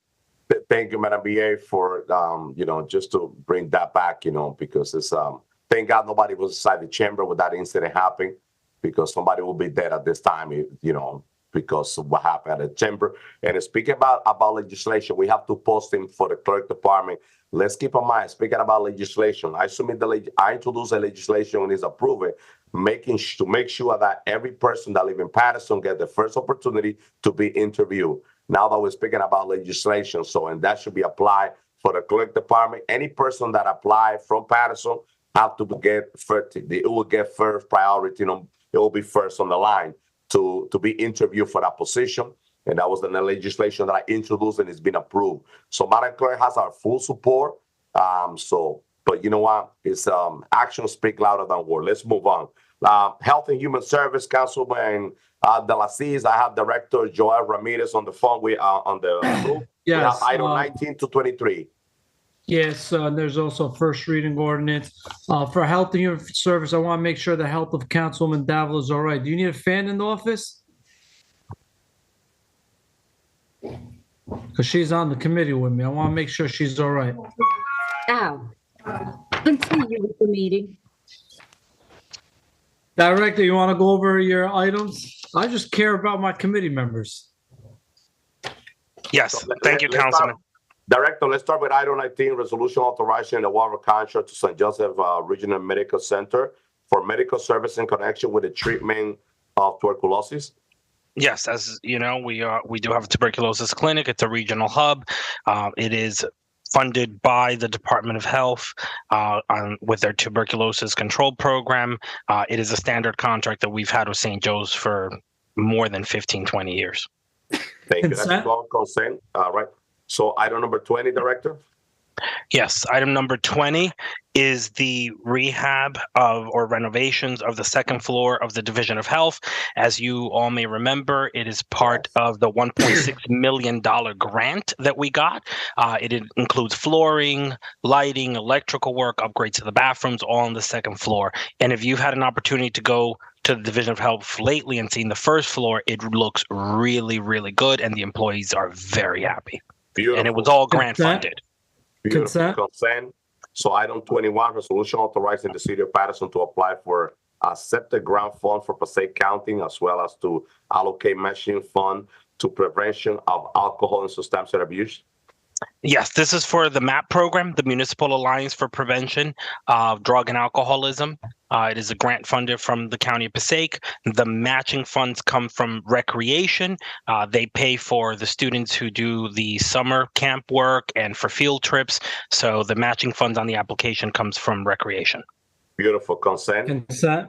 So item 22, resolution authorizing accepting of the grant for 2024 WIC Senior Farmer Market Nutrition Program. Yes, every summer for many, many years now, we provide seniors with vouchers to be able to get fresh fruit from local markets, $25 to $50. And all they have to do is contact the Division of Senior Services at Fifth Ave at Riverside Vets, or come to my office at 125 Ellison Street, and we will help them with the application, and they will get their voucher immediately. And Director, they utilize that at the farmers market in Paterson? All of the participating vendors and most of the farmers market vendors do participate. It's through the New Jersey WIC program. All right, so a lot of Paterson. Yes, and we actually will transport the seniors in our van to the market also. Beautiful. The consent. Director, before we consent, I have a question. So I know, in order for our seniors to receive it, you said they have to do the application. Yes, is it we do it for possible that them. we can do? Is it possible that we can do a mobile assist program where we go to the senior buildings for those seniors that are not a part of that and do it on site? Yes, Can Hilda we, make sure. set that up? Yep, Hilda and Diane do that every year as well. Can you send the number of how many seniors are participating? Is it full participation? Or if it's some and if it's not full, then I also want to see this, because you're saying they do it. So I want to see how often it's done to make sure that all of our seniors are able to receive these services. Yeah, so this only happens over the summer every year. I will get the numbers from Hilda in terms of how many seniors we got last year to participate. Okay, I would like this item on regular. 22 will go on regular, Madam Clerk. Yes, Mr. President. Thank you. So the last item, Director, is 23, resolution authorizing the applying and accepting of Family Core and a State Community Partnership Grant from the Passaic County Youth Services Commission for the Youth Services Transitional Specialist Program and the Evening Reporting Wellness Program. This item, again, a grant that we've been receiving for over 20 years from the County of Passaic, and it funds our Youth Services Bureau at 60 Temple Street. So it's a grant that should go on consent, Council Member, if there's no question. Thank you. Director, thank you. This is only those items that we have from Health and Human Service. I do have a first reading ordinance also, Council President. Just so you know. First reading, yes. So we have number 6, ordinance creating Paterson Code, Chapter 379, entitled to Resource Distribution, Director. Yeah, so legal has been working on this for a while. Many of you have requested that we put together a permit process for people who want to feed individuals, displaced individuals in the city of Paterson. This ordinance addresses that need. Currently in the ordinance, there is no fee for this permit, but what this allows us to do from the city's end is to control who comes to the city to feed on the streets, where the food is coming from, in order to avoid foodborne illness outbreaks in the city, as well as individuals who want to have emergency or pop-up food pantries and distribution of toiletries and things of that nature, which do create a nuisance for some neighbors and leave behind a lot of garbage as well. I know the library, the SID downtown, and many other entities have complained that individuals come up, they just open up the back of a truck, and they start giving out things, and then garbage is left behind. So this addresses this issue. Newark did this 2 years ago, and it's working very well for them. Thank you. That should go on. Well, so first, Council President. Councilwoman Mims, I'm sorry. So, just a question. When was the last time when there was an event schedule and we went out or sent inspectors out to test the temperature of the food? How often do we do that? Because that should be a part of the process. I don't know if it's in the language, but that should be a part. Like if they're going to have to go through a permit process, we should also talk about the internal process that we should already have in place to go out and test the temperature of the food to make sure that no one is receiving, spoiled food, tainted food. So if that's not in the language, Council President, that should be a part of, it should be a part of that language if it's not already there.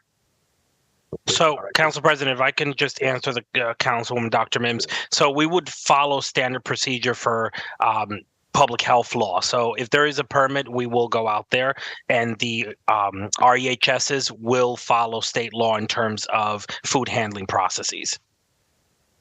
So, but Director, when was the last time you guys went out there?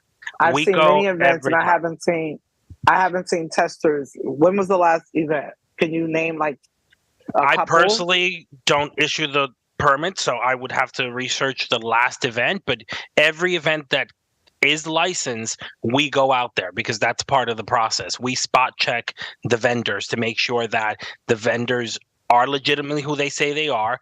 We check to see if they are the ones who possess the Safe Serve license or certificate, that they have the food handling process in place, that they have the sink to wash their hands. So the Division of Health does do the spot checks for all of these events. So can you send me over the course of the last 2 years, all of the events that were scheduled with all of the, what was done to check it, temperature check, Safe Serve certification, whether they had gloves on or not? I would like to see that because I've been to many events and I haven't seen that in place. So I would like to see, a roster or a register to show what has been taking place over the last 2 years. I will request that report from Dr. Prasad for you. Thank you. Excellent. Council President? Yes, Councilwoman Cotton.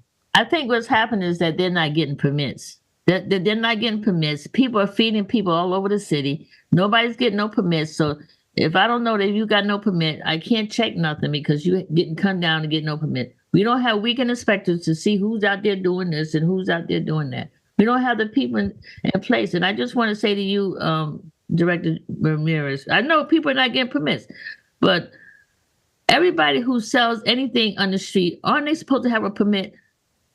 Whether it's pushing the ice cream cart, whether it's selling the cell phone covers on the corner, whether it's, am I wrong? Aren't they supposed to have a permit? You are correct. And now I know I've been to New York City. I've been around Madison Square Garden. And I remember back in the day, if you did not have a permit, they confiscated everything you had, But right now, we got people walking up and down these streets, selling stuff, unbelievable selling things, and we got nobody to check to see if they got a permit. And the permits are not really that expensive. I'm not quite sure. What about an ice cream cart? How much a permit? Ice cream cart. Give me 1 second. My eyes are. I'm just saying, we got to get more inspectors into.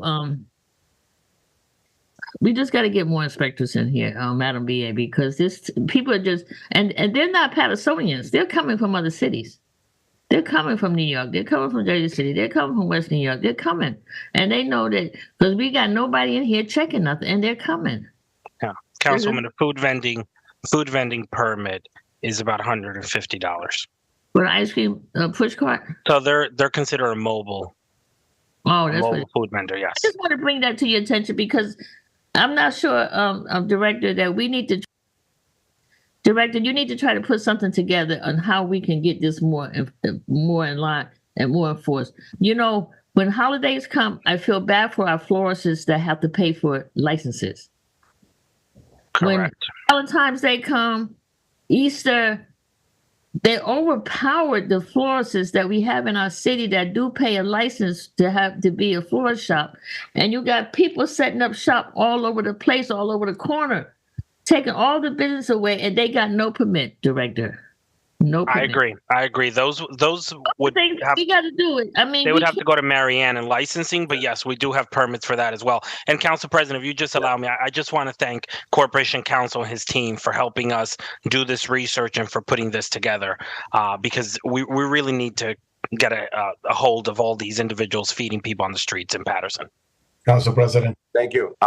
Yes, Councilman Velez, just a minute. Let me ask something. Yeah, I'm finished. And I just wanted to bring that attention, you know, about I mean, because I get when the holidays come, I get the calls from the florist shops and everything. How if they're right next to their door and they're selling flowers and they're selling balloons and they're selling, their customers they can't make no money because they're taking the business. So we need to, Director, please, you got to figure out something what we have to do to get Madam BA. That's when we need to respect us, especially when these holidays come.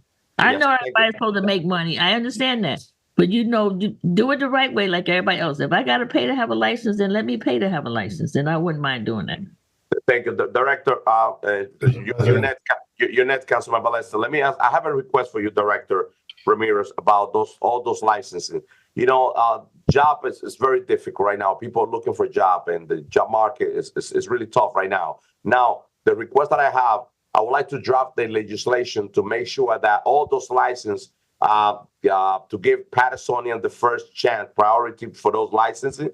We have people from New York, from everywhere. Like a chimney truck license in New York costs $10,000. It's very expensive. Here, how much is the license for a chimney truck, Director? $350. $350. In New York, it's $10,000 that you have to pay in order for you to have a license. So I would like to draft, I know I have Corporation Counsel, Mr. Abushi, to draft a legislation to make sure that those licenses get the priority number one is for Patersonian, for Paterson resident. And, you know, so that's the least we could do right now, because we have people from everywhere, every other town coming into Paterson, applying for those licensing, paying a minimum fees, and doing business in our city. And then at the end of the night, they go back home. They're not even leaving Paterson. So that's something that I would like to see it, Director and Corporation Counsel. So if we could work on that, I would deeply appreciate it, to give Paterson the first chance to get one of those licenses. So Councilman Velez. So, Council President, I believe this ordinance is addressing more likely those that comes and open a table and in the park want to distribute food. And all those nonprofit organizations that had the goodwill, because the goodwill come out of the churches and start doing the will of giving out food. This ordinance will address that. It's real important that this take place, because, listen, I know what I cook here in my house, and we consume it, right? But just imagine somebody that comes from Wayne decide to feed the homeless. That food already went under temperature. Come and feed those individuals because of goodwill. But here comes that person, get a food poison, you know, and who they're gonna go after, you know, and I think that this is a good ordinance, that we need to put things in order, because a lot of people just come to Paterson and do whatever they want. The reason that we have, and Madam BA, take notice of this, the reason we have, and since I'm being councilman at that area now, by Rule 19, those individual tents over there is because there's people coming from Wayne, New Jersey to give them food, and they only not giving food, they drop it there and leave all the mess around and leave.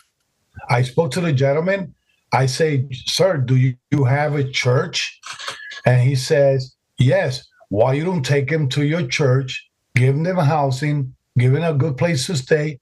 Meanwhile, they want to get rehab or whatever. No, we come here to the needs, and and a lot of people don't understand the situation we have in that they think that we're not addressing. It's like the lady in the bus shelter in Mary Street in Maine. All the resources went out to her multiple times, even St. Joseph's and everything. Now they removed the bus shelter. Okay, somebody brought a tent for her. Somebody that want to do a goodwill brought a tent to her, nailed it to the ground, and say you could stay here. But meanwhile, people criticize us that we're not taking action or nothing like that. So this will address that.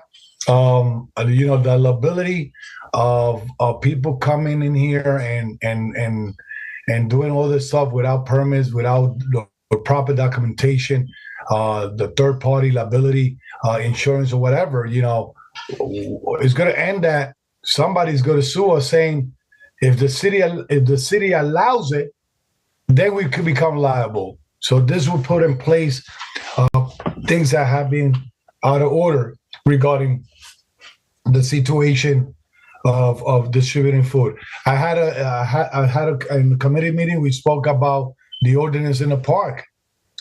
Nobody should be doing this type of activities inside a park. I had an individual dropping boxes at the Roberto Clemente Park. I had to stay there for hours to see who was doing it because they were dropping the boxes all over the park. People take whatever they want and they leave the mess in the park. Finally, we find the place, the individual, and I was great enough to find a nice place for him who he could do his program. See, I didn't attack the situation. I resolved the situation at the same time. Everyone that goes in the city of Paterson to sell ice cream or whatever, that's in place already. They go to the Board of Health. They need to inspect their car. They need to get the license, and it's in place already. What I'm a little bit trouble is that there's a lot of food trucks.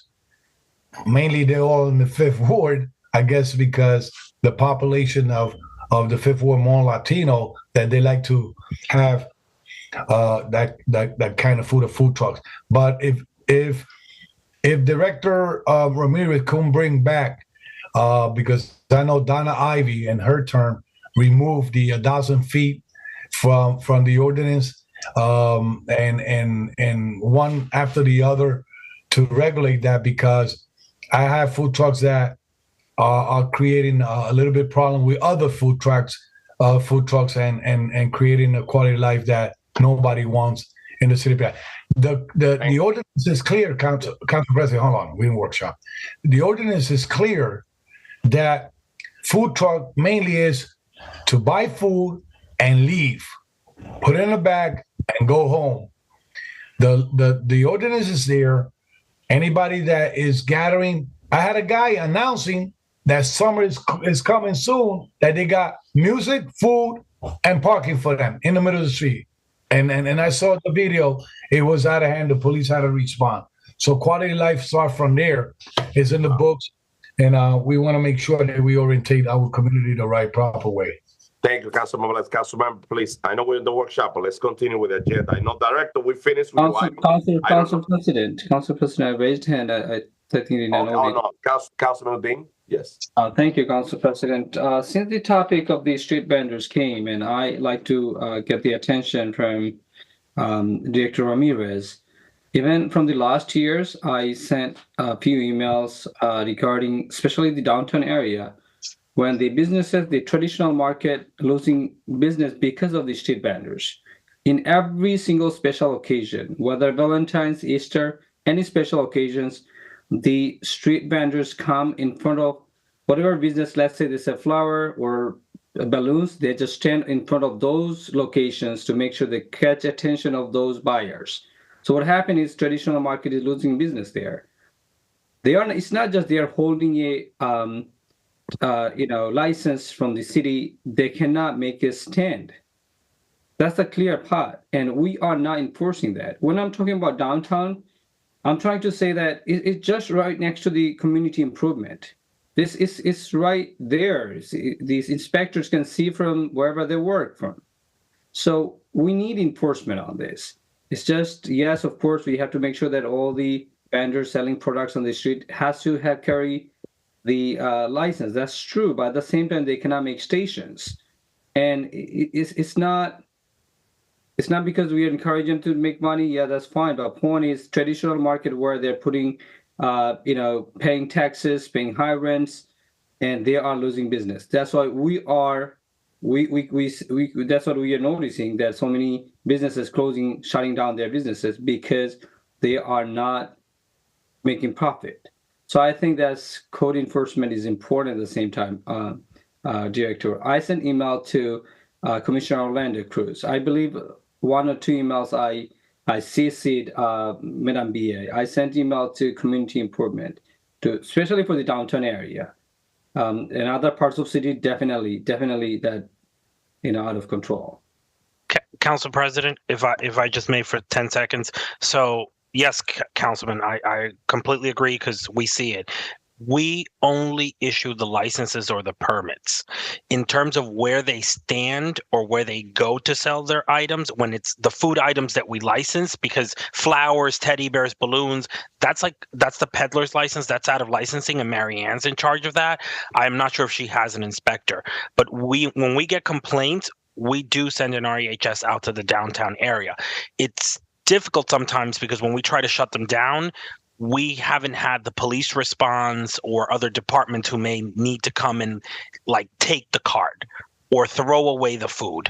So that's the challenge when it's food for us, but we do go out there and we try. Now, it is my understanding that the ordinance does not allow for anything to be sold in downtown on Main, between Main and Ward and Main and Broadway. So that, again, that's an enforcement of a different department. We wouldn't enforce that, but I do agree with you. It is out of control, and it is difficult for the business owners to deal with that right outside their door.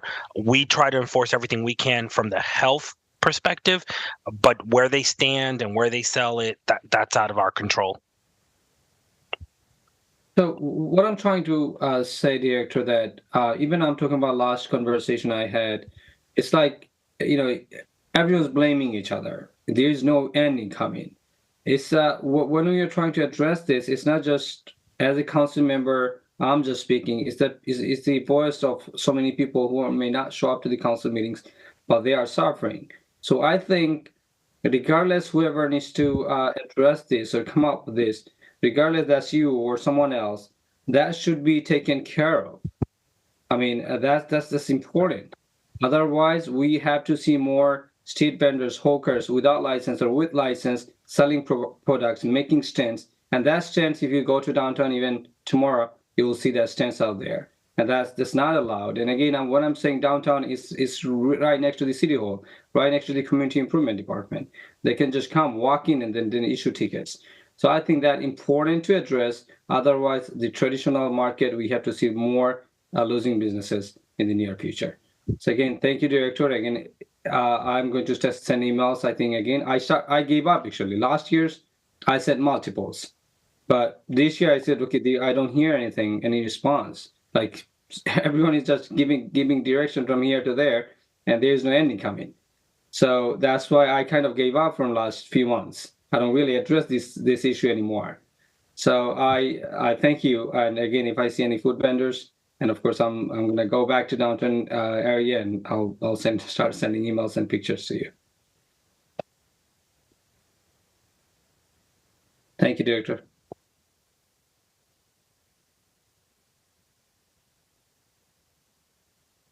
You're muted, Council President. Council President. He's.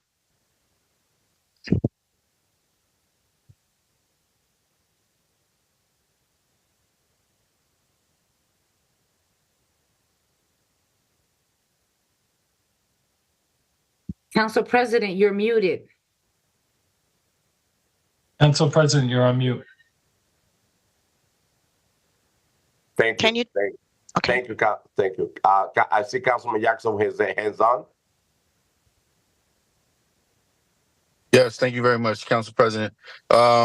Director, first, it's very disappointing. I'm not sure if we as a body and as a responsible party, municipality, are hearing some of the comments that we ourselves are giving. Council members that are saying, well, anything goes in Paterson. Directors that say, well, yeah, we realize it is out of control. I mean, it is not the responsibility of the public to gain or maintain control. It's actually the responsibility of the administration of the municipality, and we're failing the community. When people could come along and just give away food and leave garbage behind, any serving of food should require some form of licensing, some form of permitting and inspection. This goes on every single day. They moved from Broadway. Now they're on that Route 19 corridor. They're across the street from Tent Village, and every Sunday or whatever they're out there with a speaker, giving a sermon and giving out food. We don't know where this food is being prepared. We don't know. I mean, they may have good intentions, but we have entities that are in place that are supposed to provide the service, such as Eva's Village, who we give a great deal of money to, the YMCA, Straight and Narrow, all of these nonprofit agencies. We have over 350 plus nonprofit agencies that are in place that should be licensed, that should be regulated, that should be required to uphold a certain standard. Also, relative to certain licenses, what Council President talked about, charging, or even the discussion of charging a vendor $10,000. Paterson is not New York City. I know a lot of people may think it is, as we're importing, a great deal of people from the Bronx and overcrowding our community. But the fact of the matter is, in Manhattan, in New York City, although there may be some people who are experiencing hardships, they're mixed in with other people who have fair and livable wages. We have a very few people, only the people at the top of the chain, who are endowed with fair and livable wages. So when we look at certain circumstances like the movie theater closing, I said this back in 2014 when I ventured to run for office for the first time. Luckily, the owners of the mall had such deep pockets, but as it's proven now, they no longer want to fit the bill for failing enterprises because people don't have that kind of revenue to support these endeavors. So instead of creating an environment of enforcement and making it more difficult, we just try to give out as many as you want. At a certain point, there was a time where you could not get any more food licenses in the city. And now, you have food trucks that's pulling up next door to restaurants that have brick and mortar, that have expenses. They have employees. They also have expenses to the city. And we're allowing for all of these other entities and other people to come out and just vend on the street. There's no way you could just take your pick on any street corner, Valentine's Day, Easter. You got people, sitting on the corner selling flowers while, you have vendors that's trying desperately to sell their businesses because they just can't afford to do it any longer. But no one wants to buy their business because in Paterson, you don't need a license. The only people that are targeted by the health officer are legitimate businesses, and those that are on the street doing corrupt activity, they're not targeted the same. Those who, i.e. an example, the art factory, they're not targeted the same. So it's not until this city, this council, members of this council, possibly until a new regime comes in, a group of new elected officials that care about the city truly and want to see the community treated fairly, holding people to a level of accountability and not just, taking a quick payment to extend redevelopment zones and things of that nature. Is all relative. We're giving the city away. We're allowing for our city to be pimped and manipulated to the level in which it just can't sustain it any longer. Businesses are closing every day. And here we're talking about raising fees. You know, I had a food vendor talk who owns a legitimate truck, been in business for quite some time, and the fees that we've reassessed, there's no real legitimate reason why. There's no assessment on profitability, whether or not the businesses are being able to sustain and make money. So instead of them vending here legitimately, people are choosing to do it illegitimately without a license. And then there's no enforcement. So we're making the good guys pay while the bad guys continue to get away with murder. Anyway, I appreciate the time. Council President. Sure. Councilmember Les, before, I think all my council colleagues listened to me very clear when I mentioned, when I put the example between New York. The only reason why I mentioned New York is because a license in New York for a chimney truck costs $10,000 and here $350. And I mentioned this because I truly believe that those licenses should be for Paterson residents. Because of the business are tough right now, the economy is tough. We have to give the opportunity to our Paterson resident to be able to have one of those licenses, whether a chimney truck, whether ice cream license. That's the only reason why. It's not my intention. I'm not talking about increasing fees to none of those licenses, but I know my council colleague and the resident of the city of Paterson understood my point. My point, once again, is to make sure that the first requirement when people go to the Board of Health to apply for licenses, that you have to be Paterson resident to protect our Paterson resident from, being able to get one of those licenses. That's the goal, and that should be the goal of this governing body. Allow people to find jobs and different way of living, people that live in our community. So once again, that was the only topic, the reason why I bring the subject to New York. But I know my council colleague understood me. Councilman Les? Yeah, it's loud and clear. 8 council members in this body understand that we want to move the city forward in the right direction. Unfortunately, some people had restaurant closed that could put the chimney trucks in their place and recover that revenue. But at this time, you said it before. Let's stay in the agenda. Let's stay on focus on what we're talking about. But going back and forth is not going to take it nowhere. What's the next item? Thank you, Councilman Avalos. So, council members, so director, so we finished with Health and Human Service. We already first reading item number 7, item number 8. We're moving to second reading, which is establishing commercial loading zone. Councilman Davila. I'm sorry, Director Ramirez. We did number 6. Yes. So we're going to move forward with number 6. Moving forward with number 6. Because this is the reason, am I correct? That's correct, yes. The whole discussion that we're having, this is the reason why this ordinance is in place. Thank you, Councilwoman. We're moving forward. So item number 7 and number 8, we're moving forward, which is the loading zone on a portion of 21st Avenue between Gianella Motor Bake. We're good with company. That. That's a 6th ward. You're good to move that forward. That's we're good to move that. And item number 8 is the loading zone for AMD distribution. You can move that. You can move that. That's in the 5th ward. We always work together. We already moved second reading ordinance. So we're good. And so item number 9, administration resolution authorizing the water contract to SHI for the purchase and installation of configuration. Madam BA, can you elaborate on this? That's for Ryan. Yes, Council President. Yes, this is something that is kind of a backup. Again, it's some IT equipment that our IT director put forward. The total, if you see on the resolution, is $86,323. Correct. Any question, council members? No. Council President? Councilwoman Davila? With item 10, which is a raffle license, consent, and then the finance items. So just give me a second. So item number 9 will go on consent. So we move into item 10 is consent. Application for a raffle license. That should go on consent, right? Mm-hmm. 11, item 11 on regular. Also, I would like to add Councilman Mims as co-sponsor of this resolution. Council President and myself. Yes, and Councilwoman Davila as a co-sponsor of the resolution. Thank you, Council President. Thank you. Thank you, Council President. Anytime. Which one is it, Council President? I'm sorry. Go ahead, Councilman Velez. I can't hear you. Council President, which one is that?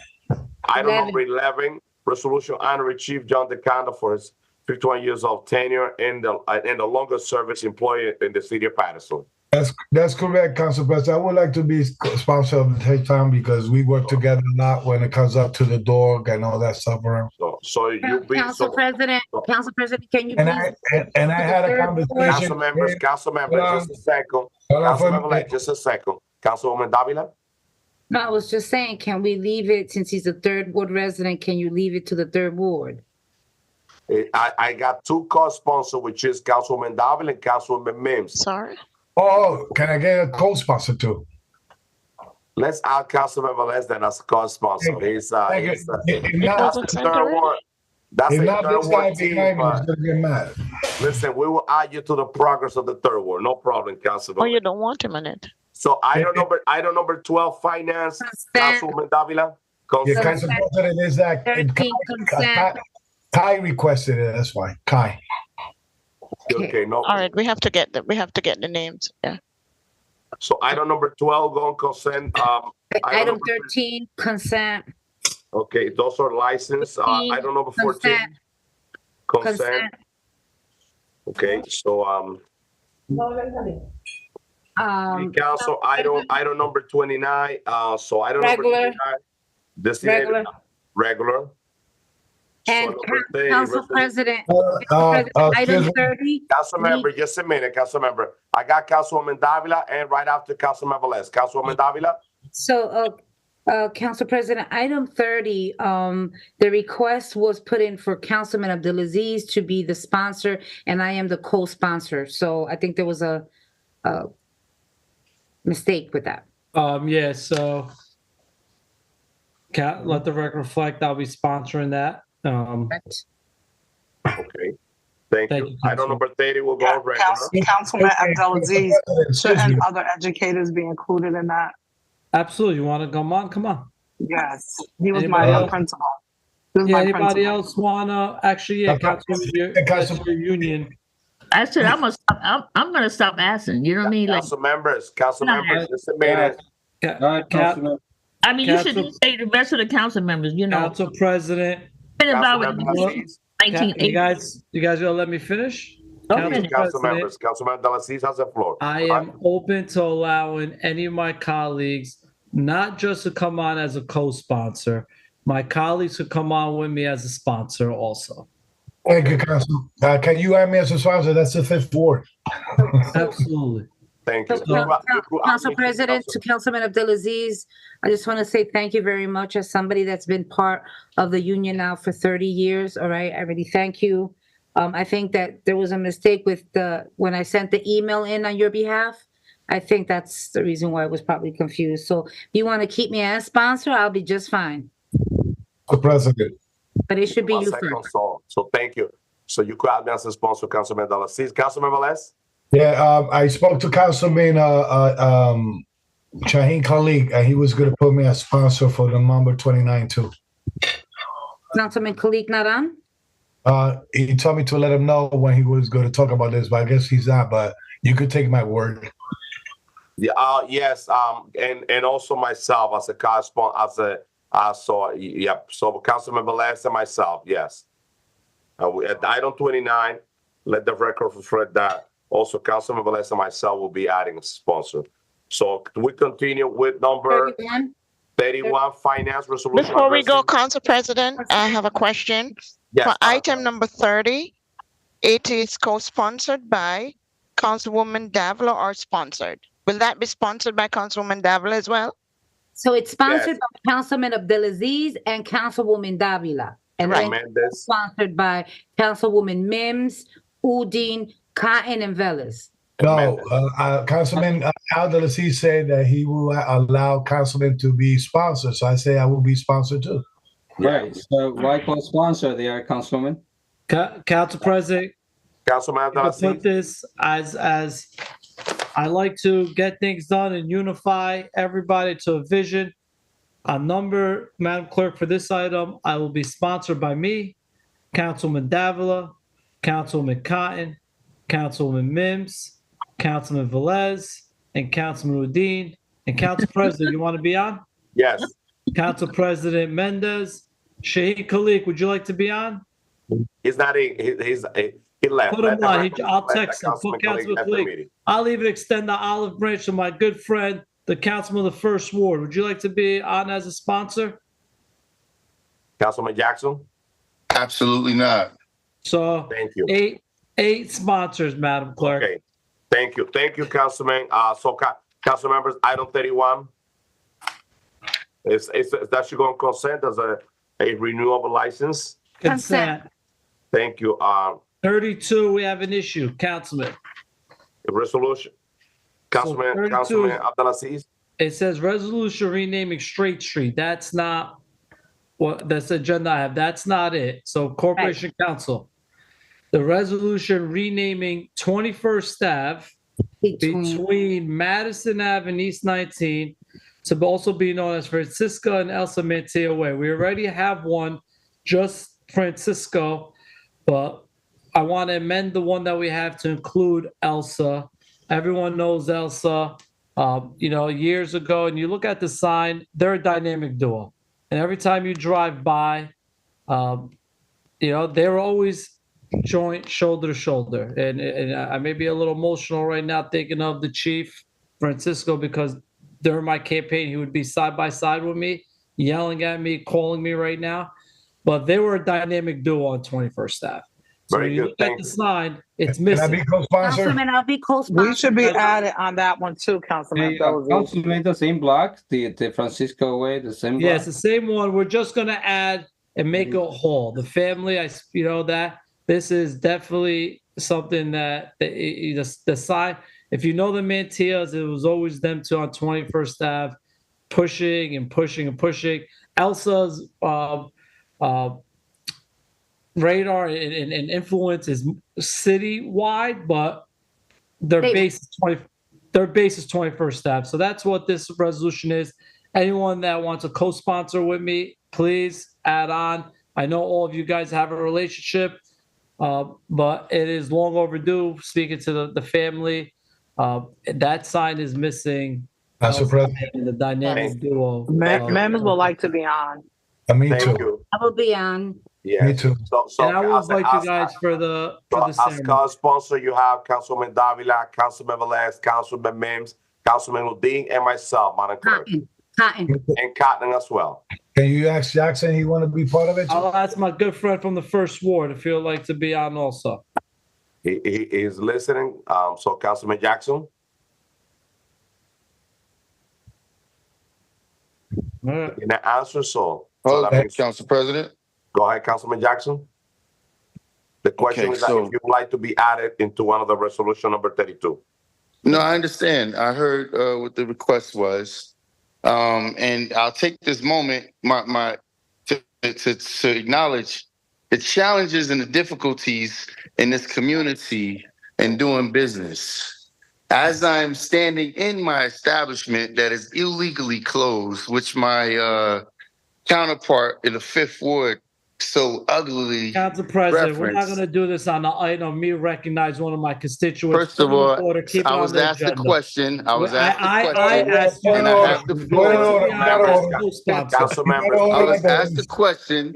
And I have the Yes or no, Council President? I will open the floor for you. Good deed goes unpunished. Let's finish with item 32. First of all, Council President, as a duly elected council person, I'm not forced to have a yes or no answer. Council member, you're not talking about the item. Everybody else You're talking about a federal restaurant that you have in the Councilmember Les, just a minute, Councilmember Les. Councilman Jackson, I'll open the floor for you in a minute. Item number 32. So it's a regular, Madam Clerk. He's not actually Council President. Item 32. Yes. Yeah, can we move past item 32 and not and go? Yes. Wait, don't skip past my item. Wait a minute. Item number 32 is my item, correct? No, it's mine. 33. Oh, 33. Okay. Sorry, Councilman So item 32, Councilman Abdelaziz is already done. Thank you for taking control of the meeting, Council President. Okay? Thank you for not allowing grandstanding, Council President. I'm sorry? I said thank you for taking control of the meeting and not allowing grandstanding. Thank you. I appreciate it. Item number 33. So now that we have Councilwoman Mims, this is your item, yes, Councilwoman Mims. And I'm adding you as a co-sponsor. Ms. Foxworth is a long time resident of the 3rd Ward, Council President. So I would like to co-sponsor on this item. Thank you. It'll be an honor to be a co-sponsor of that item. And I want it on regular. Thank you. And that will be item number 33 will be on regular. Council member, we just have 4 more items to finish the agenda. You mind if I sponsor with you with Mendez? I've known the Foxworth for really a long time. Her daughter, I can't think of Taya. I'm just asking a question. That's all. Councilwoman Mims. I'm sorry, I didn't hear I lost connection for a minute. I didn't hear what was stated. Oh, no. Can I be co-sponsor with Councilman Mendez on that one? Yes. Thank you. Excellent. Thank you, Councilwoman Mims. Councilwoman Davila. Yes, items 34 and 35. I didn't realize, but we have Director Delaney and Deputy Director as well. Rivero, so if we can take 34 and 35 now, which is economic development. It's lifting of deed restrictions. Yes. Council President. Councilwoman Mims. And I mean, even if she's going to do a detail, I think both items should be on regular. Yes. Anytime you're releasing deed restrictions. Absolutely. That is correct. And also to the director, if she could add, if there's any additional information that we should receive before we take formal action on this item on Tuesday, it will be deeply appreciated for all the council members. Absolutely, Council President. Item number 36, Councilman Udine. It's gonna go regular. Consent. You want item 36 and consent? Thank you. Thank you, Councilman Udine. Item number 37, Councilman Velez. Council President, thank you for allowing me to put this on Mr. Bill Presley passed away this past Saturday. It's sad. I always paying attention to his health. A good friend of mine, good friend of the people of the 6th Ward too, and also from DPW. He always was a fighter for 20 Avenue and State Street, all the way around the Governor Tower. Mr. Presley is going to be missed. He was a good advocate for the senior, a fighter for them. And thank you for allowing me to put this resolution to name 20 Avenue between State and Martin Street, known as William Presley Way. I just want to clear the record that I received an email late in the afternoon yesterday at night. But this was on the work early in the morning. So I just want to, it's good to think that people think separate, but we are on the same agenda. I know that she used to talk about our lot. He used to talk about our lot, Marissa, you was like, for him was like, I like Marissa, like, but he never spoke. So he never spoke about MEMS? Come on. No. I was going to say this. He never spoke bad about the 8 council members at all. He was always saying, let's stay united, let's do the work. And he always cared about the city. So William Bill Presley, we call him Bill, but I know it was because William. He was a veteran of the United States Army and also a good fighter when it came up to the seniors of the Governor Tower. So thank you for allowing me to put this in the agenda, and I will be calling anyone that want to participate, and anyone that want to be co-sponsor or sponsor could I'd do like so. to co-sponsor, Councilman Velez. Let the record reflect, Council President. And I would like to co-sponsor as well. And I just want to put it on the record that Mr. Priestley was friends to all of us. It wasn't just a few council people. He was a friend to all of us and was one of the people that gave access into Governor Towers and has been to our council meetings several times regarding so many issues. That's why I was clear. I was clear that he was friend of 8 council members. I understand that. He was an amazing human being. Yeah. Yes, it is. Councilman Velez, so we have Councilwoman Davila, Councilwoman Mims as a co-sponsor, and also myself as a co-sponsor. I would like to put Adel Aziz because he used to run that ward. And also as well. Before being back on the, remember that section of Governor Tower was under Maria Magda, was the 5th ward, then turned back to the 6th, came back again to the real leadership of the 5th ward. Bill always said he missed the 6th ward. You know, he always wanted to redistrict back. But he thought I was a councilman in that section too. So you know, Bill, Councilman, at large, should get priority on all those agendas. Just know this. Yes. So thank you, Councilman Velez. That's on regular council members. We finished this agenda. Let me reflect that I will also include Councilman Udine into it. I heard him in the back that he said he want to be co-sponsor, and we always overstep in everybody else, but I heard his little the voice in the back. Gotcha. So let the record reflect that Councilman Udine also will be a co-sponsor. Council member, we finished this agenda. Can I have a motion to close? It was moved by Councilman Velez and second by Councilwoman Marixa Davila. Roll call, Madam Clerk, to close the workshop meeting. Yes, Mr. President. Roll call. Before roll call, Council President, what about 34 and 35? They're regular. Yeah, Okay. 34, 35, they both, economic development, they both go on regular. Right, but question was, I'm sorry to just stop in the middle. So is there any specific deed restrictions aligned to 31 these properties? 34 and 35. Nothing stated here. So this is a corporation council. If you want to elaborate this, because I know that we're releasing the deed restriction imposed by the city against those property. So by you're doing so it's economic development, but it's also a legal matter. So if you want to elaborate on this, I think he's going to move it to answer forward. Councilman Udine before we close the meeting. Absolutely. Thank you, Council President, and thank you, Councilman Udine, for that inquiry. So generally speaking, when properties are auctioned off by the city, they usually have restrictions attached and that are memorialized in the deed. Those restrictions can vary from a requirement to rehabilitate the property, to tear something down, to build on it. And once those conditions are met, the holder of those properties and deeds come back to council through economic development. It's verified that the restrictions and the deeds or conditions have been met. And then it's within the council's purview to then remove those deed restrictions and proceed.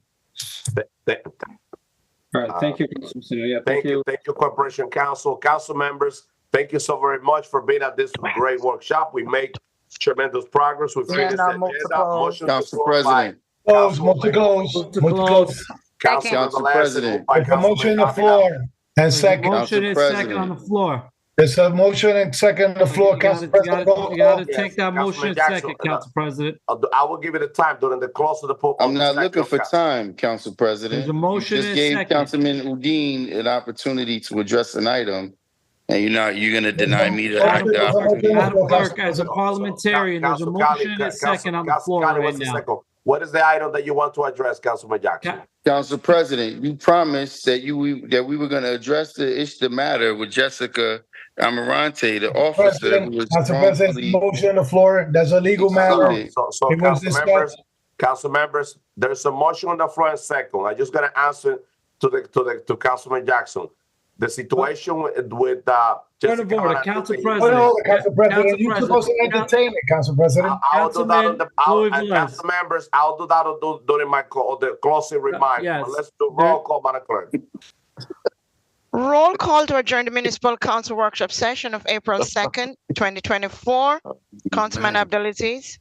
Thank you, Madam Clerk. So 6th Ward residents, as the spring starts coming along, you're going to be seeing me out there going door to door and looking forward to hearing your concerns. But I want to put something on the record for the people at home watching. And Madam BA, please send me an email if I'm mistaken. The road resurfacing program should be up and running in the spring when the weather breaks. So residents on Dakota Street, you're scheduled to be repaved in the spring. Wabash Avenue from Kentucky to Florida Ave, you're scheduled to be repaved in the spring. Goshen Street from Main Street all the way down to the charter school. So this affects many city residents that go to that charter high school right on Goshen and West Railway. You're scheduled to be repaved in the spring. Elizabeth Street from Main to Getty Ave, definitely needed. You're scheduled to be repaved in the spring. Atlantic Street, repaved in the spring. Illinois Ave, Knickerbocker Ave, and Genesee Ave, all supposed to be repaved in the next couple of weeks in the springtime. So please bear with those crews. I know some of you have been reaching out to me. We forward to get on the list. And in the summer, we have Florida Ave, Michigan Ave, and Timothy Street. So it's a very long list of roads, a lot of construction. Just know that there's going to be some disruptions with crews. But as I told you in our meeting, going door to door and speaking to you, I'd rather have the crews there with an inconvenience for a week to get our roads resurfaced. So please be on the lookout for that.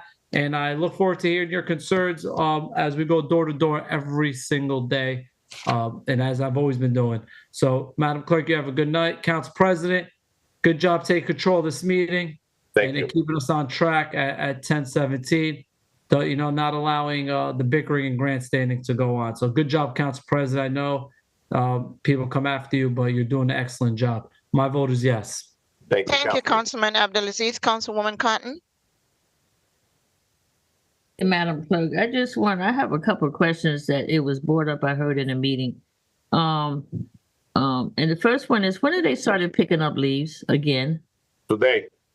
Today. Now, I mean, there was no notice sent out about leaves were getting picked up today. Was there a notice sent out? Madam BA, was there a notice sent out about leaves getting picked up starting today? Council President, if you'll allow. Because what happened is that, when I say, Madam BA, but you need to, be consistent, like, okay, Councilman Mendez know leaves got picked up today. I didn't know leaves got picked up today because I know there's bags of leaves all over that needs to be picked up. So I'm just saying, how did it? Yeah, Councilwoman Cotton, I can double check and see if there was a notice that was put out, but I do know that it is something that's in the ordinance that as of April 1st, the leave pickup starts again as part of recycling. But I can see if there was an additional notice put out. Right. Well, you know what, they said it's in the ordinance, but anyhow, also I want to just send my condolences out to the lady who's the oldest living person in our city has passed away. I want to give a special shout out to Jane Bell, who took Miss Margaret Johnson in her home. Miss Margaret Johnson did not want to go into the hospital or to a hospice place, and I want to thank Miss Jane Bell. She's not related to Margaret Johnson, but she took her into her home for her last days. And I would like to, I believe she was 104. I'm not quite sure, but I want to send my condolences out. I wasn't able to attend the funeral because I was away, but I just want to say to someone like Jane Bell, who took someone in her house who's not a family member, to me, that is absolutely wonderful for what she did. For Miss Margaret Johnson, who did not want to go into hospice, go into a hospital. Sometimes, you feel better when you're at home and you're around family members. Also, I just want to say too that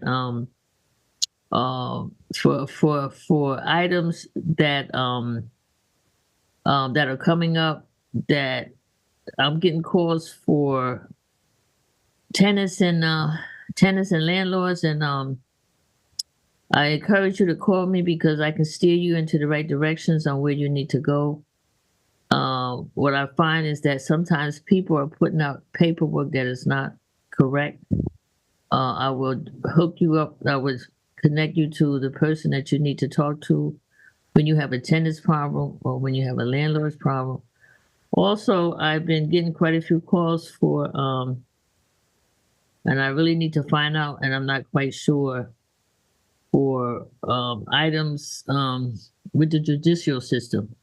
Some people are feeling they're not being treated right from the judges, and I have found out who you need to see to file a complaint against a judicial person in our court system. Also, I just want to say to you that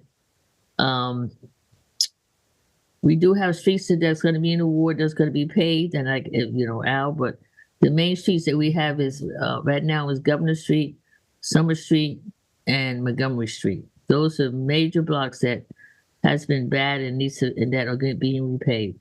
I also want to let you know that I have opened my campaign headquarters. You're welcome to stop by every day. Someone will be in there. If you would like to speak with me, I will be in there.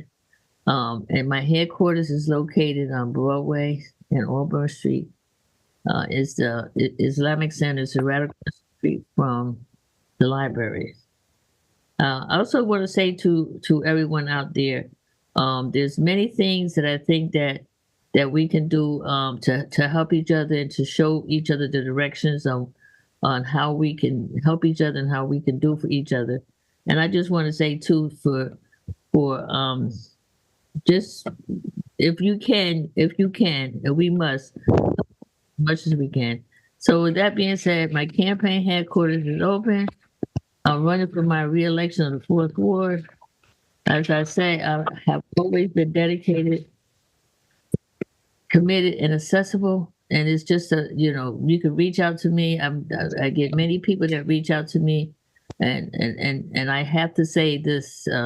I never say I don't speak to people just from the 4th Ward, because how do I speak to just people from the 4th Ward? When I have an event, I don't say only 4th Ward residents. I said the entire city are welcome to come to any event that I have. You want to call me, I'm not going to, I'll refer you to your ward, but I'll let you know. But the whole city is our city. We have to stop being territorial so much and say we're going to take care of the entire city. Madam Clerk, with that being said, stop by my headquarters. It's 241 Broadway. I'm there. It's going to be open every day from here on out. And you can reach me at 973-851-0571. And I'll repeat the number again, 973-851-0571. With that being said, Madam Clerk, I just want to, if I may, Council President, can I put a resolution up for Margaret Johnson? She's our oldest person living in the city of Paterson. And I'm happy that Councilman Velez did honor or Jane Bell doing the Black History Month program, because she is truly, truly a special lady. She do the food at the Seventh-day Adventist Church 2 times a month. And I'm telling you, people think, and the lines are almost back to 10th Avenue, and it's on 11th Avenue. Thank you, Councilman Velez, for recognizing Ora Jane Bell, because what she did for Margaret Johnson was just outstanding. To have this lady come, and she put her in her house to stay with her for her last days here on Earth. And I just say thank you for doing that. With that being said, Madam Clerk, my vote is yes. Thank you. Have a good night, Madam Clerk, Madam VA. Just do that information for me if you can. And all council members, great night. Thank you, Councilwoman Cotton. Yes, you are their orders. God bless you all. Have a great night. Thank you. Councilwoman Davila. Second ward alert. Okay, coming close to you soon. We're going to have Carlisle paved. Yes, we've been working on that for quite a few years with Councilman Kalik, as well as the rest of Cumberland Ave, Manchester Ave, and Mountain Ave. So that's just coming to the second ward. Just know that, Councilman Kalik and I have been working very closely. And I can tell you, I actually started with Carla back in 2014. So I'm very happy for the constituency that has called me numerous times, and that I went and knocked on their doors and I said, it's getting done. And then it was removed. But with that said, we're just happy that, we're able to continue the progress in the second ward. We're out there knocking on doors with Councilman Kalik, and let me tell you, the progress is being shown. So with that said, Councilwoman Cotton, I do understand what you say in terms of, the city. You got 3 at large that we represent all wards, and we get it, right? That it does come sometimes it does become a little territorial. But, when someone is passionate about their ward, that's good. Understanding what you're saying. I know how much you love the 4th Ward. You are a present councilwoman. You go above and beyond in the 4th Ward. I mean, sometimes I say to myself, you got to have this heart, to do what you do, councilwoman, in the 4th Ward. All right. But I do get it. It does become somewhat territorial. And let me not even talk about Councilman, action. Councilman Velez, all right, A for action. And to all my colleagues, listen, at the end of the day, everyone becomes passionate about something.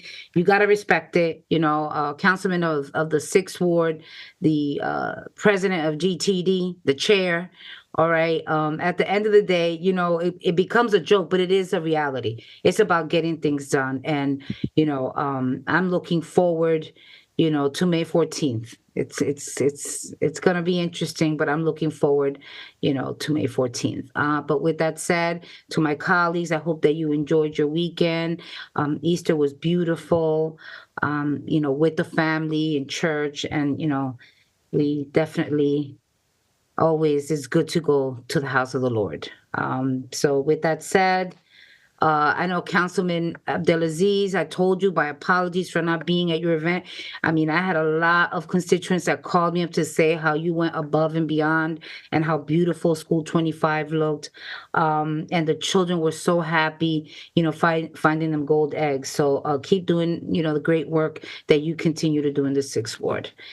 To my council colleagues, Mims, I hope you're enjoying yourself on your vacation. It's always good to go and renew and come back right to the city that we love. So thank you to all the directors that were here today, Madam Clerk, to our Deputy Clerk, to Council President, Madam BA, and Corporation Council. To all, I just want to say good night. I made it to the end. I was gonna suffocate and pass out over here. But with that said, Madam Clerk, my vote is yes to close. Thank you, Councilwoman Davila. Councilman Jackson. Thank you, Madam Clerk. What an interesting evening. And let me answer to Councilman Abdelaziz for all of his congratulations to the president for stopping me from grandstanding. Listen, when we got to go on for hours and hours while people are putting in a bid, you put my name on it, put my name on it. You never, ever hear Councilman Jackson doing that. Even when it is an item that I wrote myself, which, by the way, never mind, I'll let that rest. But I am here in my election headquarters, my campaign headquarters, in a business that's being illegally targeted by this administration to make sure they keep me closed. So I wanted to make sure I put myself on screen here. Let me do a little quick walk around because I have been a person to make an investment in my community. I've actually come to bearing contributions in a multi-million-dollar establishment, if I will, while other council members are making it their business, who, by the way, have nothing to show for, who have made no contribution to this community, who continuously steal from this community, while they aid this administration on keeping me close. By the way, for this item, this is what I was cited for. This small sink to the members of the public.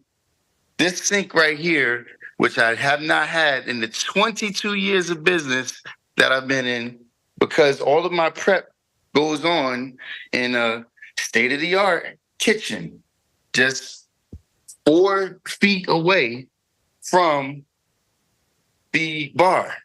But I was cited because this paper towel dispenser was empty. By the way, right after COVID, in which I was not open for about 2 years. Another item on the list was this refrigerator door didn't open properly. As you can see, it opens properly.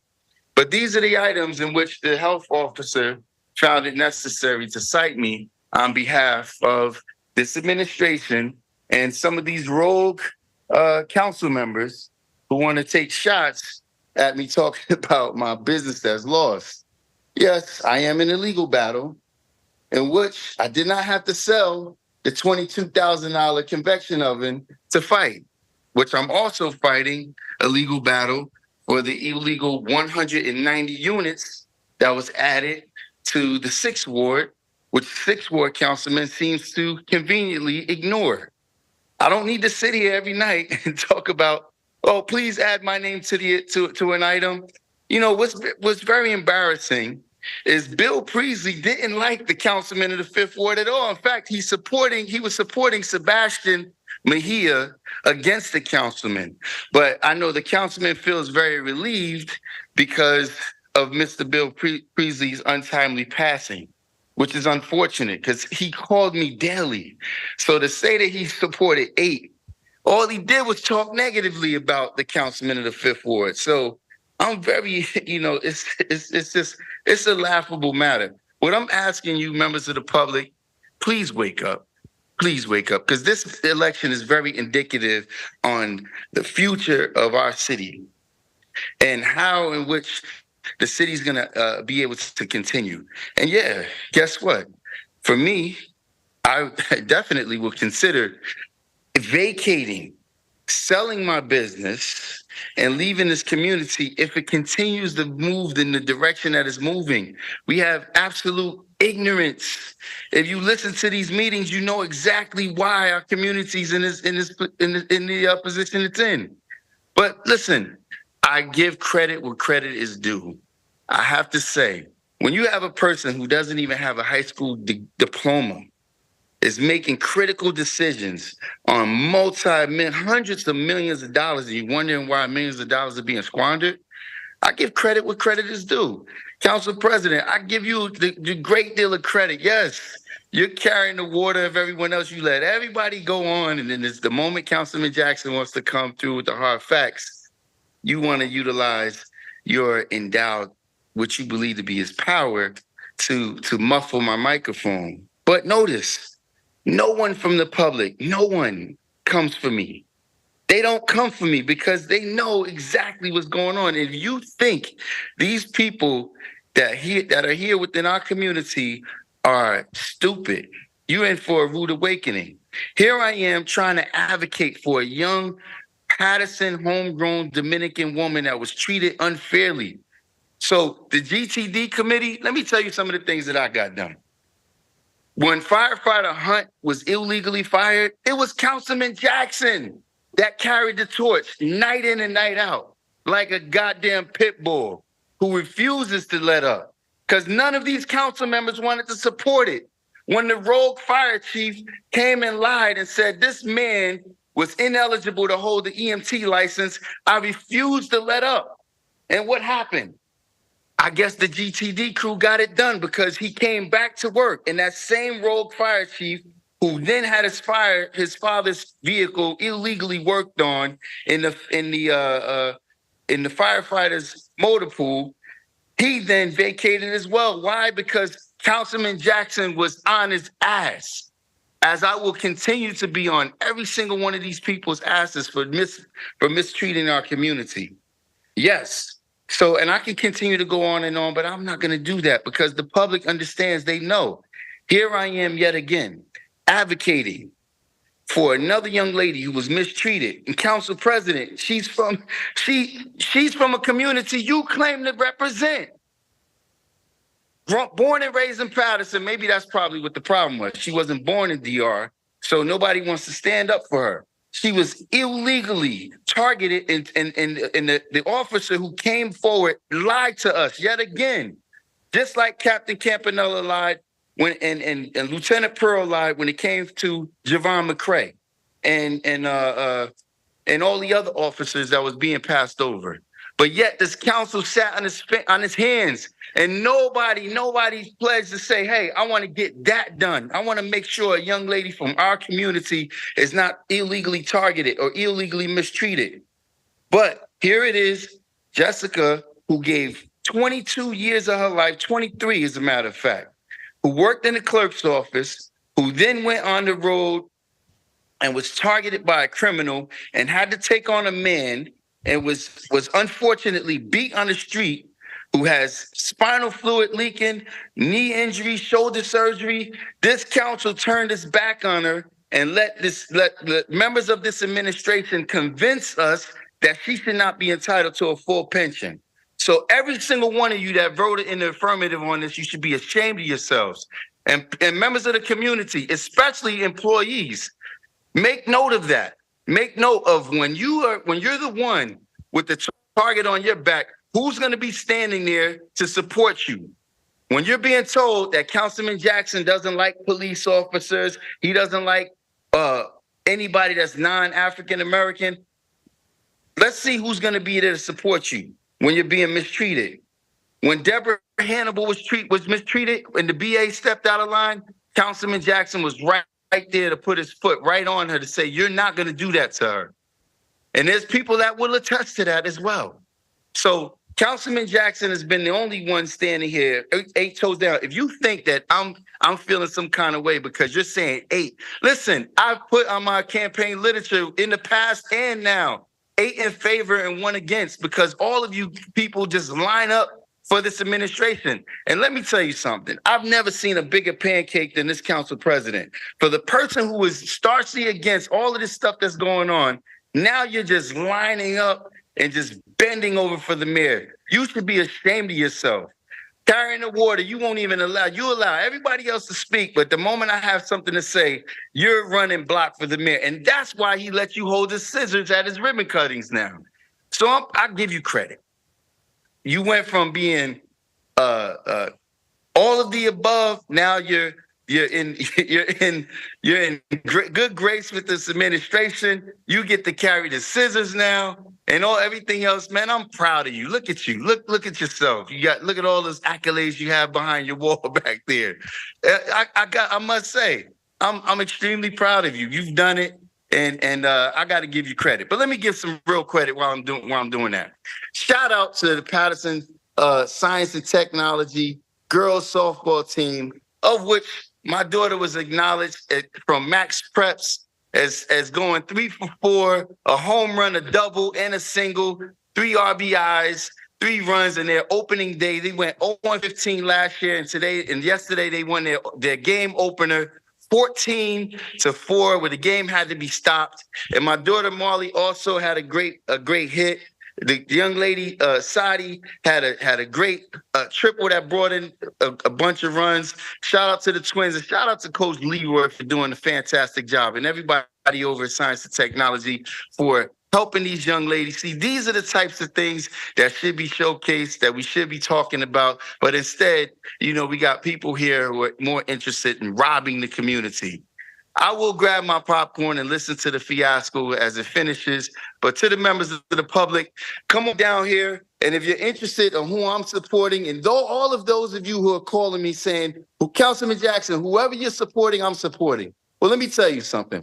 I'm supporting Frank Filippelli in the 2nd Ward because Frank Filippelli is true and real. He is the real deal over in the 2nd Ward.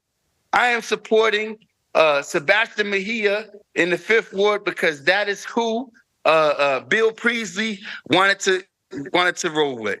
And yes, I'm skipping over to the 6th, and I'm going to support my man Abed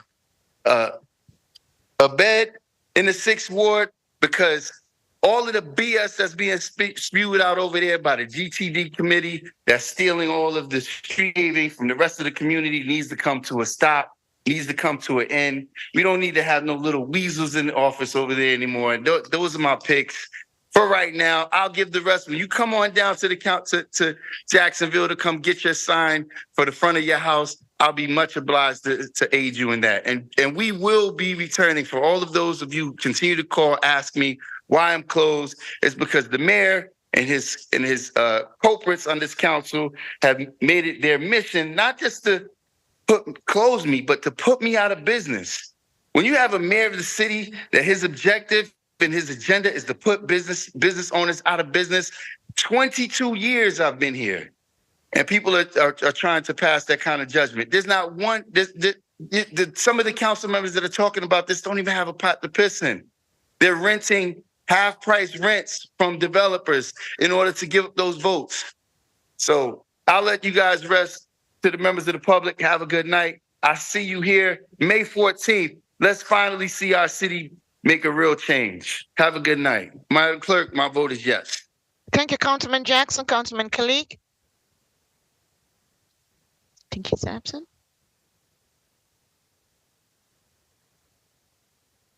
Councilwoman Mims? Thank you, Madam Clerk. So I am so excited. We're actually on spring break for all educators and our students. But I took a much needed break, but I knew tonight was really important to be a part of this council meeting, to come on and to do the work of the city. When it comes to coming to our city council meetings and working through the progression of or lack thereof, it's always a hard challenge because you're faced with the community and the things that are needed, which vary based on wards or just different circumstances. People are looking for different things. But it's also difficult when you're coming to a council meeting. Your goal is to come in to do the city's work. And then sometimes it's difficult because, number one, we're here for longer periods of time than we need to be. Two, you want, as me as a mom and a grandmother, you want your children to watch the meetings, but it's almost embarrassing to see what's happening in the meetings because people are being disparaged or defamed and so many other things. So I'm going to end it a little differently on tonight, to say to all of my council colleagues, I pray that you continue to do great things and you walk in health and success. I pray for our community, that our community will continue to unify. It is election time, and you can hear it and see it as we're going through all of the voting session on tonight and all the activity. And it's not going to stop. It's just going to increase until May 14th is over, and then it'll be another election and another election. But Paterson, let's continue building and not battling. There's so many people that are sick, have passed on, too many to even call on tonight. I want to shout out Ms. Margaret Johnson. I want to shout out Rodney Addison for going in and taking up a lot of personal time to go in to do some of the cleaning and household and all of those things, in addition to Ms. Orgy Bell. But I have to shout out Rodney Addison, and I hope he's watching, because I want to say I appreciate you from the phone call that we had and all the stuff that you did that no one will ever talk about and probably don't even know about. But I want to say it publicly to you. I've said it privately, but I want to say publicly to you, thank you for what you did sacrificially for Ms. Margaret Johnson and for others in the community that we don't know about. But specifically for her, she was a matriarch of our community. I believe she was one of the oldest living individuals in our community. And even the committees that honored her, she was with us on the parade and on our floats and all different things. So let's continue praying for those that are sick and shut in. To Ms. Ronterry White, I have you on my prayers. And to all the issues going on with the senseless violence, those that were killed and or shot and or stabbed or whatever the issues are, let's keep praying for one another, because love is better than hate. Madam Clerk, thank you for all you do. Secretaries, Madam BA, Corporation Counsel, and everybody else that's on the call, Ryan and team. It's time to go to bed so I can go to sleep next to my grandbaby. Paterson, let's keep doing the work. My vote is yes, Madam Clerk. Thank you, Dr. Mims. Councilman Udin. Thank you, Madam Clerk. Thank you, Paterson, those who joined us, those who are watching us live. And this is workshop session. Definitely we did not vote, but you had an opportunity to see us live. And I think, I think it would be better if we could go to the live for every single meetings. So let's see what happens in the future. Again, Paterson, as you, many of you are concerned about picking up trash and other items, you can have an app downloaded. Since everyone these days have an Android phone or smartphone, you can have an app called Recycle Coach. If you have that, it's all the recycle notifications, trash collection, including leaves, all the notification. You can see whatever zip code you can use. So I think that's the one option you can use to make sure that you get notification of all the trash collections, and also street cleaning comes to this app as well. And use Paterson Plus when you want to address something, whether potholes, missing signage, or street lights. Use Paterson Plus app, and where we can, and everyone can see your notification, your concern, and that's how I think we can address many things that we may not be able to address on time. Again, as a viewer consumer at large, I always try to respond to you all, and you can call me anytime on my cell phone number, 973-582-8195, from any part of the city of Paterson. And again, to sit down with you every Sunday, I go to different parts of the city. Just keep eyes on my Facebook page at where I'm meeting my constituents and addressing your concern. Thank you, Paterson. Election season. I'm not seasonal. I'm always out there. Regardless, I'm not up for election, but I hope that whatever result comes in on May 14th election, that it brings positive change to the city of Paterson. With that being said, my vote is yes to close the public portion. Thank you, Councilman Udine. Councilman Velez. Thank you, Madam Clerk. It's a long night. I thought we was going to finish early, but it's not. Councilwoman Marissa Davila forgot to mention also the $4.9 million that we received to improve Westside Park and other surrounding area from the second ward. That's also a goal for the second ward councilman. I just want to say this, I'm running a clean election, and to use somebody that work a lot in the community like Bill Priestley, to attack me, that show you how low a person could go. This person, Bill Priestley, passed away Saturday. The family is mourning, and he used his name to try to attack me. I know the relation that I have with my seniors in 20th Avenue, Governor Towers. So I'm not worried about his opinion. I'm worried about the work I've been doing, and when the seniors request for me, I'm there. Not in election time only, always. And the residents of the Governor Tower could see and attest. I look for a bus shelter for them. I put a new light so they could press the button and cross. Clear the corners for safety, pedestrian safety in the area, and more work is going to get done in the area for our seniors in the Fifth Ward. Last time I checked the books, I have a headquarters, 436 on Main Street. Everyone is welcome to come. In front of the headquarters and the bathroom, on the top of the bathroom, there's a nice, beautiful CO that says that's the headquarters. I don't know how people could operate headquarters from a restaurant. That's another violation of the ordinance. So, hey, if that's leadership, I don't know. But nobody closed restaurant. And I have to say this loud and clear. Nobody closed restaurant in the city of Paterson. No mayor, no council. If the restaurant is closed, go to the federal court and find out why. Talk to the landlord of that place and you find out why.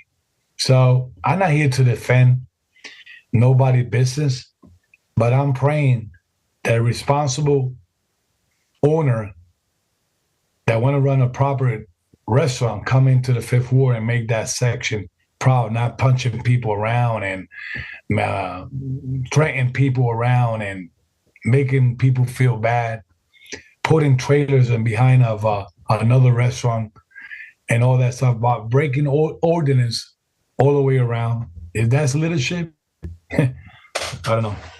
But it is what it is. I just want to say to those individuals that have been damaging my signs around, thank you, because the people call me back and they say they're going to vote for me. Sign don't vote, people vote.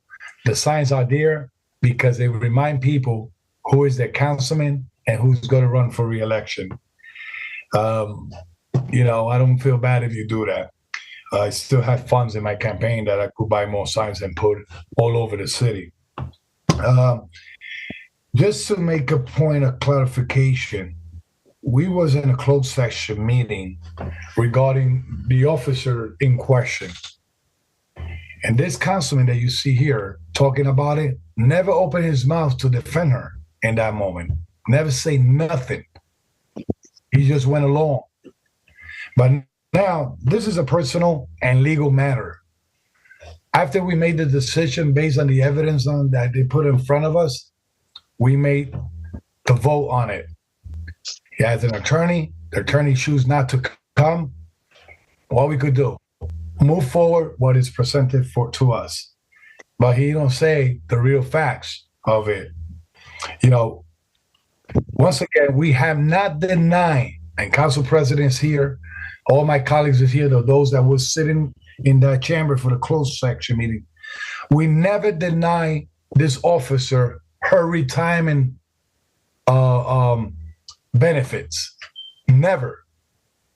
Matter of fact, she could go to civil service and fight for her retirement benefit.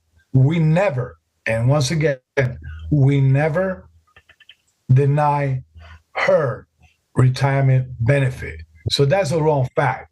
I wish that people could open what we discussed there, and when you see what we discussed there, and some of them, those individuals that want to be attorney now in this council, you know, it's going to be a shame what they try to do, divide the community and try to put more community in the rebel side. So election is around the corner, like everybody knows.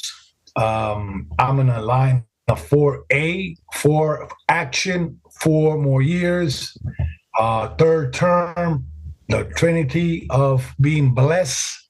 So, and I got to continue working. When I knock those doors out there, they know who they're gonna vote in back again in office. Councilman Louis Velez. I have done my job, and I'm gonna continue doing my job. Madam BA, you know, I commend you. You know, having 6 years taking beat heat without facts, you know. And it's sad what people have to hear out there. I never saw a council meeting this way, that the profanity, the language is a low level.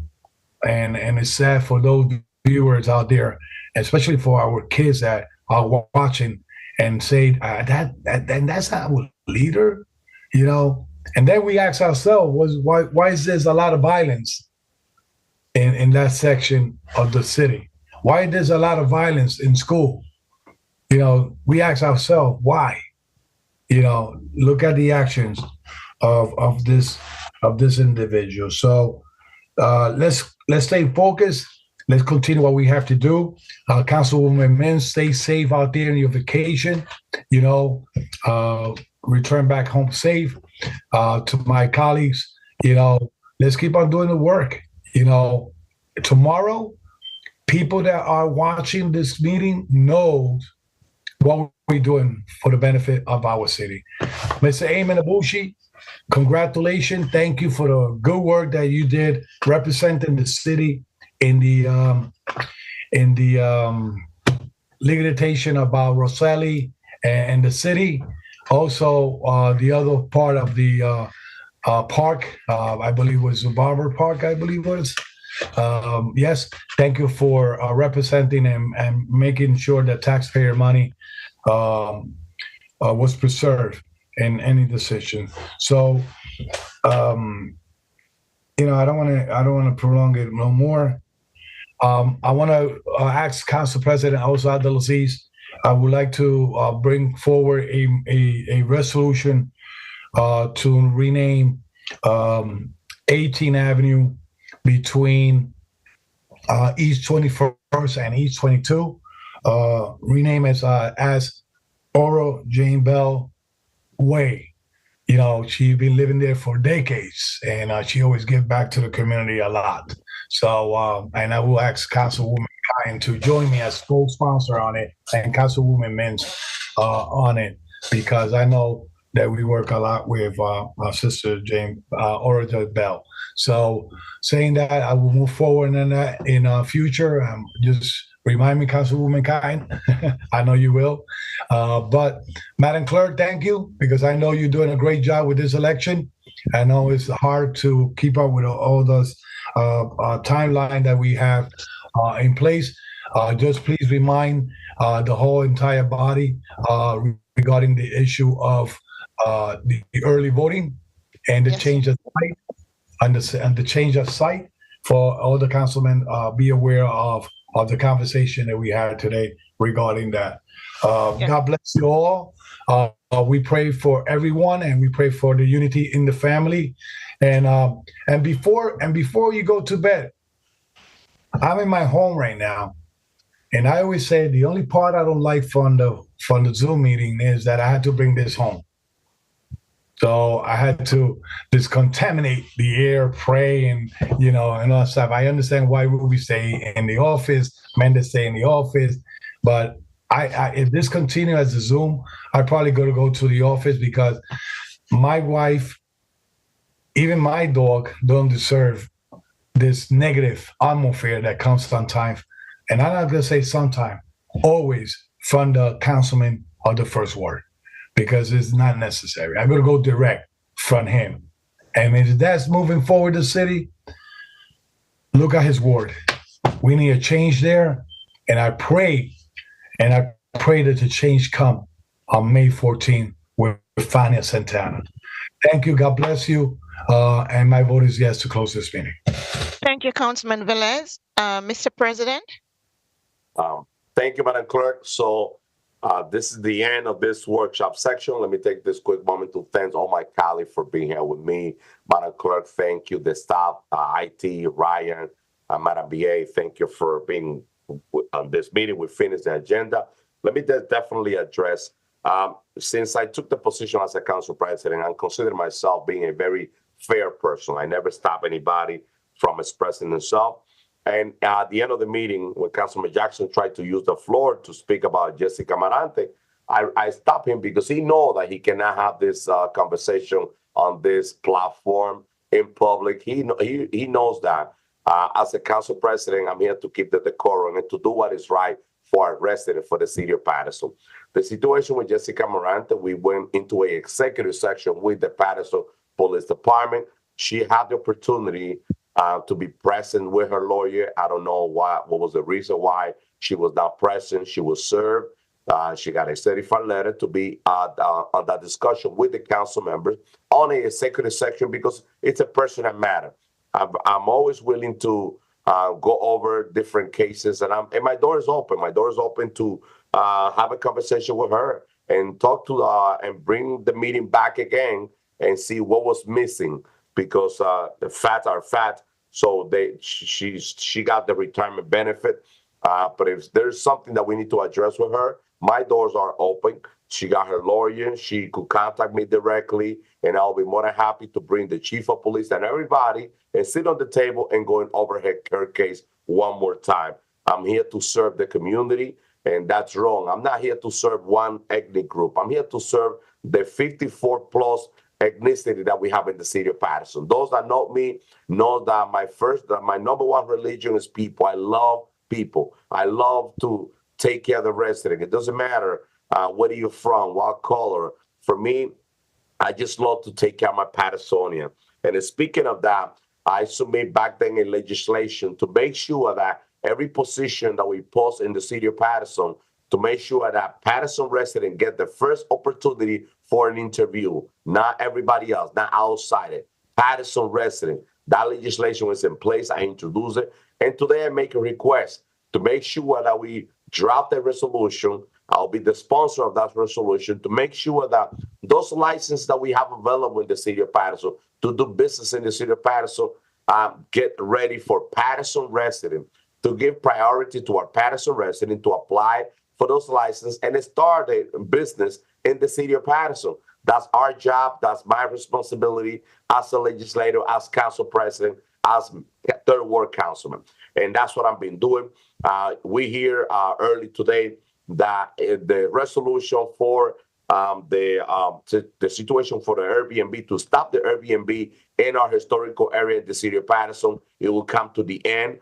Next Tuesday, we're ready to vote on second reading on this legislation to stop those people that buying those property and turning those property into business in the third ward, disrupting the community, affecting the quality of life of our residents. And the reason why I dropped this legislation, I mean, talk is cheap. It's easy to talk. This problem has been going on for over 10, 15 years, and we know a few locations.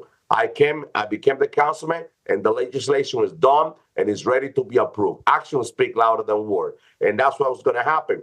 Right after we approve this legislation next week, God willing, with the great support of all my council colleagues, Director Gilmore will be ready to go after those locations that we already know where they are, and the people that disrupting the quality of life of our resident on the third ward. So, resident of the third ward, your councilman is ready to approve this legislation to stop the situation with the Airbnb and the quality of life problem that we have in the third ward. So that's what I'm going to continue doing, serving the community. And as I mentioned before, we're not ready, but we got to work together to make things better in the city of Paterson.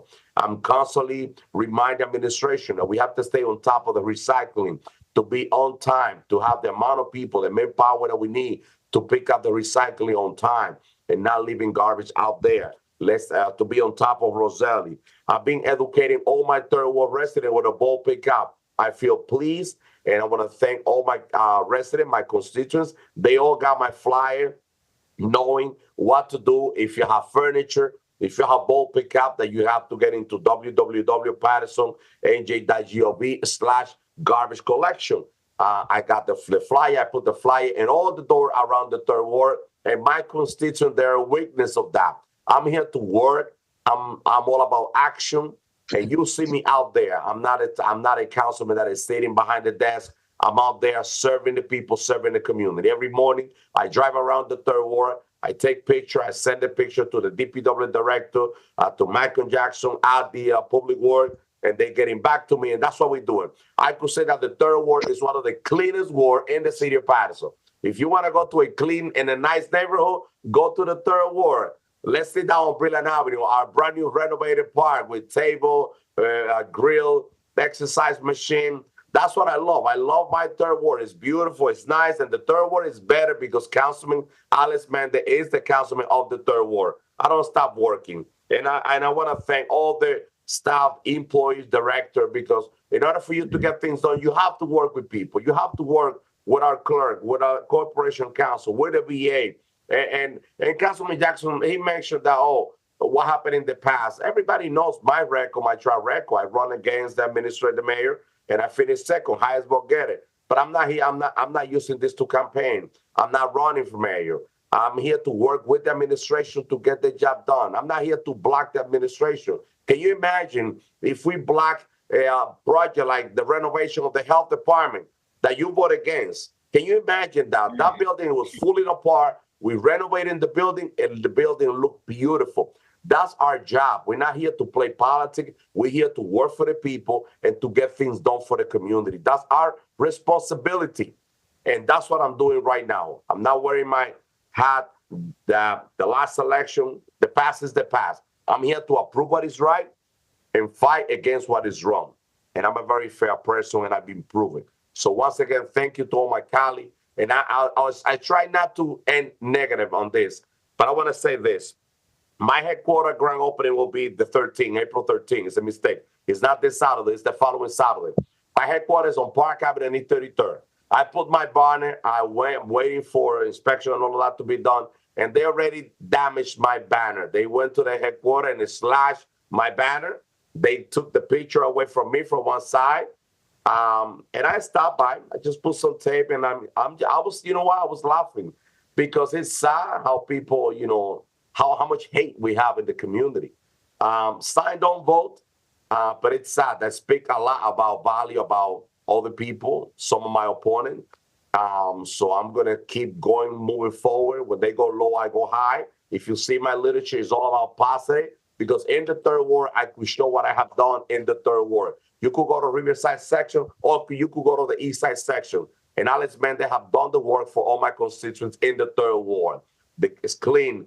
We're fixing the road. We're fixing all the park. Beautiful. Like Eastside Park, Amistad Park, Riverside Baseball Field. So it's a big. The difference is too big. It's day and night different since I became your councilman in the 3rd Ward. So my opponent or whoever's slashing my banner, you could keep doing that. I'm not paying attention to that. I got the support of the people ready. I'm opening my headquarters on the 13th of April. Paterson, thank you to all my 3rd Ward residents. I'm 1A on the ballots, Alex Mendez. I proved that I'm serving the community, and I already have my platform, my agenda ready for the next 4 years with all the rules that need to be fixed with everything. But I will do that for later. I will leave that for later. I'm all about working. May God continue blessing the city of Paterson. May God continue blessing the people that work in this great city. And there's enough hate out there.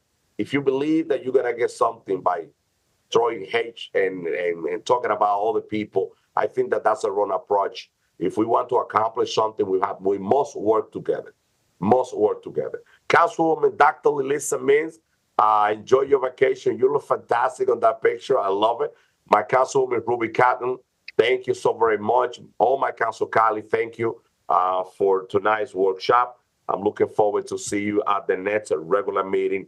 It might be virtual.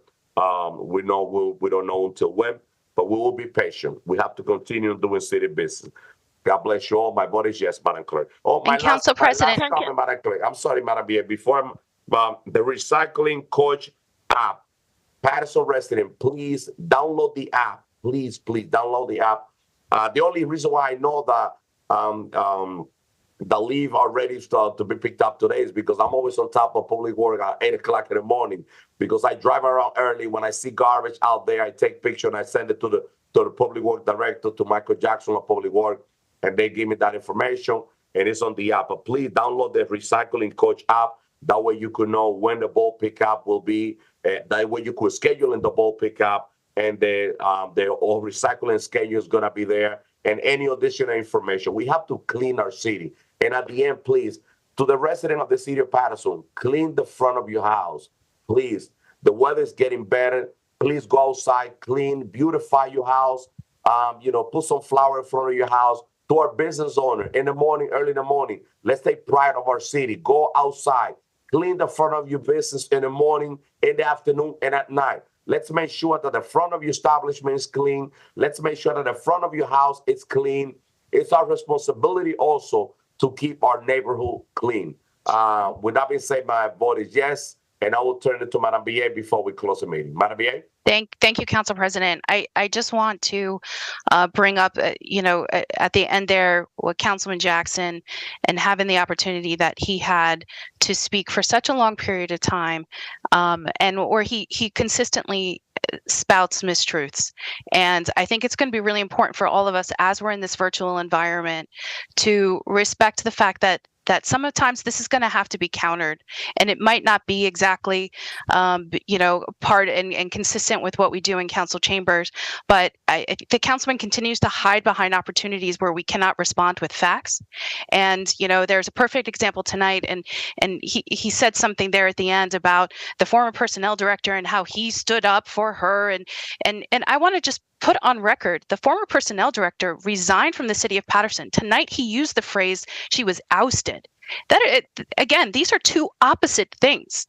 And this is not the first time. He used phrases like illegally targeted, illegal actions, doing illegal things. He said council members were stealing.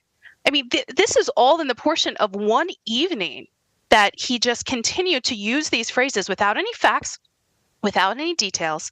And we need, as a collective body here, to be comfortable calling that out and being able to say when a lie is a lie and when a truth is a truth. And you can have an opinion on things, but there is somebody that the actions of a bully, the actions of a bully are the ones who just continue to say what they want and believe that they are untouchable and aren't called out by facts. And I appreciate the fact that you gave me this opportunity to even just correct a couple of those things that were said earlier this evening that are just wrong. And we need to be able to do that even in this environment, because the actions that that he's talking about, the mayor illegally targeting his business and trying to bankrupt his business, he's doing it perfectly well by himself. The mayor is not spending any of his time and effort on the councilman's business. So these are the type of things that become very dangerous. We see this on a national level when lies are allowed to spread and tumble and become big snowballs going down a hill. And I just want to make sure that when we're in this virtual environment, we're recognizing that and we're taking the time to stop and to say, no, that's not correct, Councilman. Because again, we're allowed to have different opinions about how things are done. But when we're using terminology like illegal and calling people illegal like he did tonight, and our current personnel director, he said something is doing illegal things. This is called slander. And we need to make sure that we're protecting the city against it. Thank you. Post her address that she posted on her resume. Council President. Post her address. Point of order. Everybody knows she's married to a council person. Point of order, Council President. Yes, Councilman. Madam BA, never interrupt. Everybody knows she's married to somebody in Perth Amboy. Councilman Jackson, you're completely out of line. You're completely out of line. It is not appropriate for you to be talking about this. Why is he muting me if I'm lying? I'm muting you because you don't have the floor. You like to disrespect so many people. I'm muting you because you don't have the floor. And she just try to correct me what I'm saying. No, listen. Let her post Nothing the that facts. is being done by our staff is Post the illegal. facts. You use terms like illegal. Please stop. Please stop. She's not a bona fide. That is not. It doesn't matter. That's That is not illegal. illegal. No, it is not. She's Please not stop. a bona fide resident. Please stop. Council President. You had a bona fide resident in that position. The person in the position left. The person in the position left. Let's call the Yes, Council President, before I close the meeting, I just... Madam Clerk, I would like to readdress my vote. No, it's not readdress, Madam Clerk. I'm closing the Madam meeting Clerk, right now. if she did not call for the vote, I'm not giving you the readdress floor. my vote. You know what, Council President? It's not of your authority. She's the parliamentarian. You don't even know the guidelines of your... Before I call the vote, Council President, I'd just like to bring awareness to the early voting dates. The County of Passaic is forging ahead with the early voting. And for the City of Paterson municipal election, the two locations for early voting will be the Paterson Fire Department at 300 McBride Avenue and the Heritage Center at Alexander Hamilton, 685 East 34th Street. Dates for early voting are Friday, May 10th, 2024 from 10 to 8 p.m., Saturday, May 11th, 2024 from 10 a.m. to 8 p.m., and on Sunday, May 12th, 2024 from 10 a.m. to 6 p.m. Again, the two locations will be the Paterson Fire Department at 300 McBride Avenue and the Heritage Center at Alexander Hamilton, 685 East 34th Street in Paterson. Mr. President, the votes for, I'm sorry? Go ahead. The votes for to adjourn the Municipal Council Workshop session are 8 yeses, 1 absent. The Municipal Council Workshop session of Tuesday, April 2nd, 2024 is hereby adjourned. Good night, everyone. Thank you, Madam Clerk. Paterson, God bless you all. And let me remind Paterson, this is what I'm proud. We finished our agenda, and this is our job. This is our job. Our job is not to bring chaos into the city of Paterson. It's our job, and it's very sad that we have to finish the meeting. It's very sad that I have to mute Councilman Jackson because he doesn't know how to respect, and he like to bring the quorum at any point in time. And I would recommend that Madam BA look for legal advice because he's bringing serious allegation against her. It's not acceptable. You got a lawyer sitting right there. Not acceptable, brother. I'm the only one getting muted, but this guy. Not acceptable, brother. It's very sad. So good night, Paterson. God bless you all. And in closing, Madam BA, Jessica Morante, this is the best example of the chaos that Councilman Jackson like to bring to the city. He knows that we cannot have this discussion here in this platform. He already knows. but then he used that as a You tactic. said you was bringing it back up for That's a vote. correct. You already. You said you were bringing it back up for a vote. No one said that, Councilman Jackson. You said that. Council President, So he was bringing it back forward for a good night, vote. Paterson. Let's pray for our city. You're a Let's clown, continue man. You moving don't this even city support forward. your Thank you, people. Madam VA. Good You don't night. even support. Good night. Thank you.